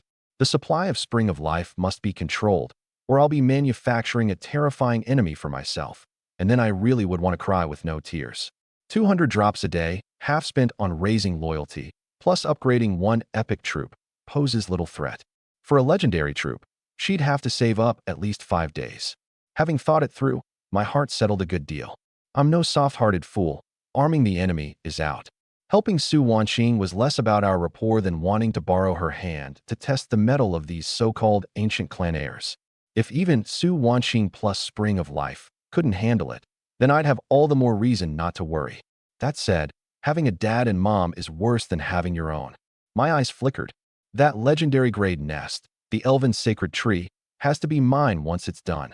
Keep the people and the domain, pour tea and serve water, grow and develop, whatever. Agree, and we'll sign a contract. After signing the contract, Su Wanqing's pretty face flushed red. She shot me a watery-eyed glare, then ended the chat. No telling whether she was thrilled about the Spring of Life or worked up by my seizing your nest joke. With her ability plus my support, beating Tantai Jingxian shouldn't be a problem. Once I get the elven sacred tree, elf troops plus Spring of Life, strength takes off. Spring of Life was, to me, essentially an unlimited supply of tap water. Using this bit of cost to create a legendary grade troop was a huge bargain, especially under the premise that supreme creation can't act directly on living beings. This combo was all the more important. Add the championship reward, an epic nest, and a mysterious item of even greater value, and it was worth looking forward to. Just then, the mermaid Serena, lodging in the Longhuan Golden Palace, entered the dining hall and said softly, "My lord, Liu Yang is back, waiting outside for an audience." Liu Yang? Oh, that Star Ranger, back so soon. I recalled he'd only gotten his inheritance last night, requested leave in the early morning, and here he was running back after just one morning. Either he'd hit trouble or found a major opportunity, and either way was worth seeing. Moments later, I met the returned Lu Yong in the reception hall. Your servant greets the Lord. Rise, no need for formality. Back so soon. Did you run into trouble? Yes, your servant ran into a bit of trouble. Luckily, I met Lady Hilda, and with her help got through the difficulties smoothly, with a small gain besides. Please inspect it, my lord. Hilda was that epic-grade hunter, likewise ordered out to patrol. Lu Yong waved a hand, and a wooden treasure chest and a chunk of verdigris tinged or landed on the floor. Your servant found a fine-grade copper mine, with a pack of gnolls stationed inside. I'd meant to return for reinforcements when I happened upon Lady Hilda patrolling the area, and with her help cleared the gnolls and found this chest. Say what you will, this kid's luck was really something. First finding or the domain sorely needed, then running into Hilda in danger, and after the crisis picking up a treasure chest too. Twists and turns, danger without harm. Truly worthy of being the first subject to gain a star inheritance. Well done. Go to the Inyang dual aspect smelter and find Chun Taixing. Pick an epic grade piece of equipment as reward. Lu Yang's loyalty was long maxed, so nothing would shift no matter what I did, but merit deserved reward. That was my way of doing things. Thank you, my lord. Lu Yang bowed and withdrew, striding off in high spirits straight for the Inyang dual aspect smelter. Wooden treasure chest, ordinary opening yields a white item 100%, green 15%, blue 2%. Single use. Looking at the stats, I felt only delight, no distaste. So what if it's ordinary grade? Under Supreme Creation, it turns gold legendary in a blink. Open the chest first, then upgrade. Or upgrade first, then open? The two choices barely differed. Either way, I won. But thinking it over, if I upgraded the chest first, and then opened a few gold building blueprints, that'd be a real riot. The resource cost, construction period, and manpower needs of legendary grade buildings were simply beyond what I could manage now. At the thought, I hesitated no more and opened the chest directly. System prompts sounded one after another. Obtained ordinary grade item, subject recruitment, card times 2. Obtained fine grade item, refiner profession change scroll. Obtained ordinary grade item, arrow tower construction blueprint. Obtained ordinary grade item, pasture construction blueprint. Obtained superior grade item, Magic Academy construction blueprint. 1 blue, 1 green, 3 white. 6 items in all appeared before me. Huh, refiner, a forging type profession? I scanned it and delightedly discovered there was actually a refiner profession change scroll. The refiner belonged to the forging category, commonly known as a blacksmith. Haha, truly getting exactly what I need. I opened the refiner profession change scrolls panel and studied it carefully. Refiner, green, fine grade. Ability 1, or refinement, double success rate after refining. Ability 2, equipment enchantment, gain extra stats after enchanting. Ability 3, flame mastery, minus 30% failure rate when forging. All I can say is, as expected of a green profession, the stats were truly garbage. I shook my head, and the talent activated, a beam of golden light pouring into the sheepskin scroll. The cracked, worn sheepskin gradually transformed under the golden light's embrace, cracks mending, renewed with fresh life, becoming a volume with pages of golden silk and a cover of jade tablet. Its surface set with 3 colored gems, runes engraved at the corners, its clasp like 2 intertwined golden dragons, giving off an air of mystery, power, and wisdom. Congratulations, the refiner profession change scroll has been promoted to gold legendary grade, the Book of Heaven Fire Inheritance. Looking at the gold jade book in hand, both startled and delighted, I hurriedly said, "Go call Chun Taixing over." Chun Taixing was the domain's only blacksmith, in charge of the Inyang dual aspect smelter, devoted and diligent. This Book of Heaven Fire Inheritance naturally fell to him. Moments later, Chun Taixing strode in and bowed respectfully. I skipped the pleasantries, clapped my hands, and the jade volume turned to flowing light, sinking into his brow amid his astonished expression. In an instant, Chun Taixing seemed petrified, eyes shut tight, cheeks flushed, sweat beading, his expression by turns pained and elated, like a Sichuan opera face-changing act. Congratulations, your subject Chun Taixing has successfully changed to the legendary grade profession, Heaven Fire Divine Smith. Chun Taixing obtained profession equipment, Heart of Blazing Flame, Soul Forging Gloves, Spirit Rune Robe, Heaven Fire Divine Smith Chun Taixing, Gold, Legendary Grade. Level 1. Loyalty 97. HP 4500. MP 3000. Strength 50. Constitution 50. Agility 35. Spirit 40. Talent 1. Heart of the Divine Smith. Binds the mind, forging fire and metal materials closely together, greatly boosting success rate. Talent 2. Heaven Fire Casting. Wields heaven fire to smelt metal and shape it in the void, achieving rapid large-scale forging. Talent 3. Great Tao Inscription. Engraves equipment with Great Tao inscriptions holding the ultimate truths of heaven and earth, bringing extra special effects. Skills: Blazing Furnace LV10, Spirit Rune Weaving LV10, Finecraft Carving LV8, Element Fusion LV7, Equipment Appraisal LV5, Material Conversion LV5, Forging Acceleration LV3, Element Harmony LV4, Resource Recycling LV3, Divine Soul Forging LV1, Time Rewind LV1. Equipment: Heart of Blazing Flame, Soul Forging Gloves, Spirit Rune Robe. 3 great talents: boost success rate, raise efficiency, add effects. Everyone hit exactly where I wanted. At this point, Chun Taisheng woke, and toppling like a collapsing gold mountain and falling jade pillar, dropped straight to his knees. Your servant Chun Taisheng kowtows in gratitude for the Lord's great kindness. This kindness heavy as a mountain, deep as the sea, my body ground to dust could not repay it. My bones crushed could not discharge it. I wish only to follow you forever, life after life, not flinching from blade or spear, not retreating from water or fire, till the sky falls, till the earth caves, my heart will not change. It was your gift that let Chun Taisheng achieve his transformation. He swears to serve forever. Though the sky fall and the earth cave, his loyalty will never change. Congratulations, subject. Chun Taisheng's loyalty is maxed. From now on, he will never betray. Haha, rise, Taisheng. You've run the yin-yang dual aspect smelter conscientiously, so granting you the inheritance book is what your effort earned. From now on, do your work well and contribute more to the domain, and that's the greatest repayment to me. I stepped forward and helped him up. Maxed loyalty meant the meat stays rotting in the pot. Worth it. Yes, your servant will surely work even harder. Chun Taisheng mulled a moment, then added, My lord, the inheritance I gained, paired with the yin-yang dual aspect smelter, may have a marvelous effect. Please step over for a look. At Chun Taisheng's suggestion, I left the Longhuan Golden Palace and headed to the yin-yang dual aspect smelter. Soon, a red and blue spherical furnace appeared before me. My lord, this way.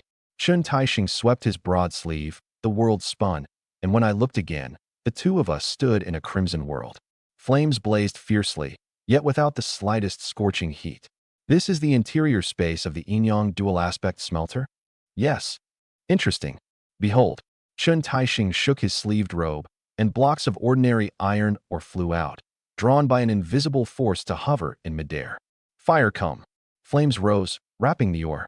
Over 100 blocks visibly went from hard to soft, from solid to liquid, finally purged of impurities, leaving only pure metal solution. Shape. The metal solution squirmed, twisted, drew into threads, interwove, becoming sabers, spears, swords, halberds, axes, battle axes, hooks, forks, solidifying into form, over 100 in number. Brand. Silver-white runes flew out like living things, precisely branding each piece of equipment. When the last rune dissipated, over 100 pieces of radiant equipment hung in the air, like drifting bottles floating on water, bobbing up and down. Please inspect, my lord. Gale Twin Blades, purple, rare. Level 5. Attack plus 35. Crit plus 25%. Hit plus 15%. Skill 1, Wind Blade Ambush. Release a wind blade to strike a target within 30 meters, with a chance to add bleed for 15 seconds. Skill 2, Gale Swift Step. Plus 50% movement speed. Next attack guaranteed crit. Cooldown 5 minutes. Skill 3, Blade Storm. Plus 100% movement speed. 6 rapid strikes per second. Chance to disarm and knock back. Cooldown 45 minutes. Note: after engraving Heaven Tao inscriptions, stats will surpass equipment of the same quality. This equipment? Looking at the panel, I was inwardly a bit shocked. Not much worse than epic grade, and forging over 100 at once. Output outstanding. After changing to Heavenfire Divine Smith, your servant drives the yin-yang dual aspect smelter with far greater ease. Forging rare grade, 300 per batch, taking 10 minutes. Forging epic grade, 25 per batch, taking half an hour. As for legendary grade, the difficulty climbs sharply, one at a time, taking 2 hours. I did a quiet calculation. 310 minutes, 1800 an hour, 43,200 a day. This is going to make a fortune. Beside me, the corner of Chun Tieshing's mouth twitched, and he wryly laughed to himself. The Lord's really working me like an ox. Then he shook his head, thinking inwardly. Chen Taishing, all you have was granted by the Lord. A mere labor of the flesh. How dare you feel resentment? The Lord's kindness is higher than a mountain, deeper than the sea. Even toiling as an ox and horse life after life would be only proper. Not knowing his rich inner monologue, I mulled a moment and instructed. From now on, focus on rare quality, forge a small amount of epic, and we'll see about legendary if there's need. Of course, balance work and rest too. Don't be like the Nyo brothers and really work yourself like an ox. Chen Taishing was both moved and amused. The Nyo brothers meant Li Dainyu and his 5 siblings. Yesterday they were mining at the southeastern quarry and even lit torches to battle on through the night after dark. When someone was sent to call them back, the brothers hollered. The Lord's life-saving kindness, 10,000 deaths could not repay. We'll toil day and night, fight to the death, and refuse to come back no matter what. No one dared disturb the Lord's rest, and at a loss for what to do. In the end, old Yun called on Shi Taishan, who forcibly hauled them back and tossed them into the Star God mansion before it was done. In the morning, old Yun told it as a joke, and hearing it out, I was so exasperated I cried. A pack of stupid oxen, stupid enough to drop dead. And so the 5 Li brothers were formally renamed the Nyo brothers. All right, I'm at ease leaving the Inyang dual aspect smelter to you. Handle things as you see fit. Having arranged it, I left the furnace and walked toward the gate of space and time. Now, with one hand holding assembly line produced rare equipment and the other holding an unlimited supply of little red potion, I could be called raking in a mountain of gold daily, with broad streams of wealth. Most important, under a massive supply of rare equipment, even an ordinary newcomer player could pose a threat to those clan heirs. Wanting to lean on a mythic talent to easily eliminate the grassroots and cruise straight into the finals bracket, dream on. Go honestly gnaw hard bones one by one. As for whether the equipment would fall into ancient clan heirs' hands and bring me trouble, I wasn't worried. Mere rare equipment was nothing under the crush of a full set of legendary gear. And my cost was extremely low. The more they bought, the more I earned, and the wider the gap in strength between us grew. Spend others' money, raise your own troops. That's called win-win. Walking to the gate of space and time plaza, I pulled out 2 cards. Subject recruitment card, ordinary place in a nest-type building to recruit 1 ordinary grade subject. Gender random, with a chance to obtain a professional. Single use. Supreme creation, open. A beam of golden light descended. Talent triggered successfully. Subject recruitment card promoted to gold legendary grade.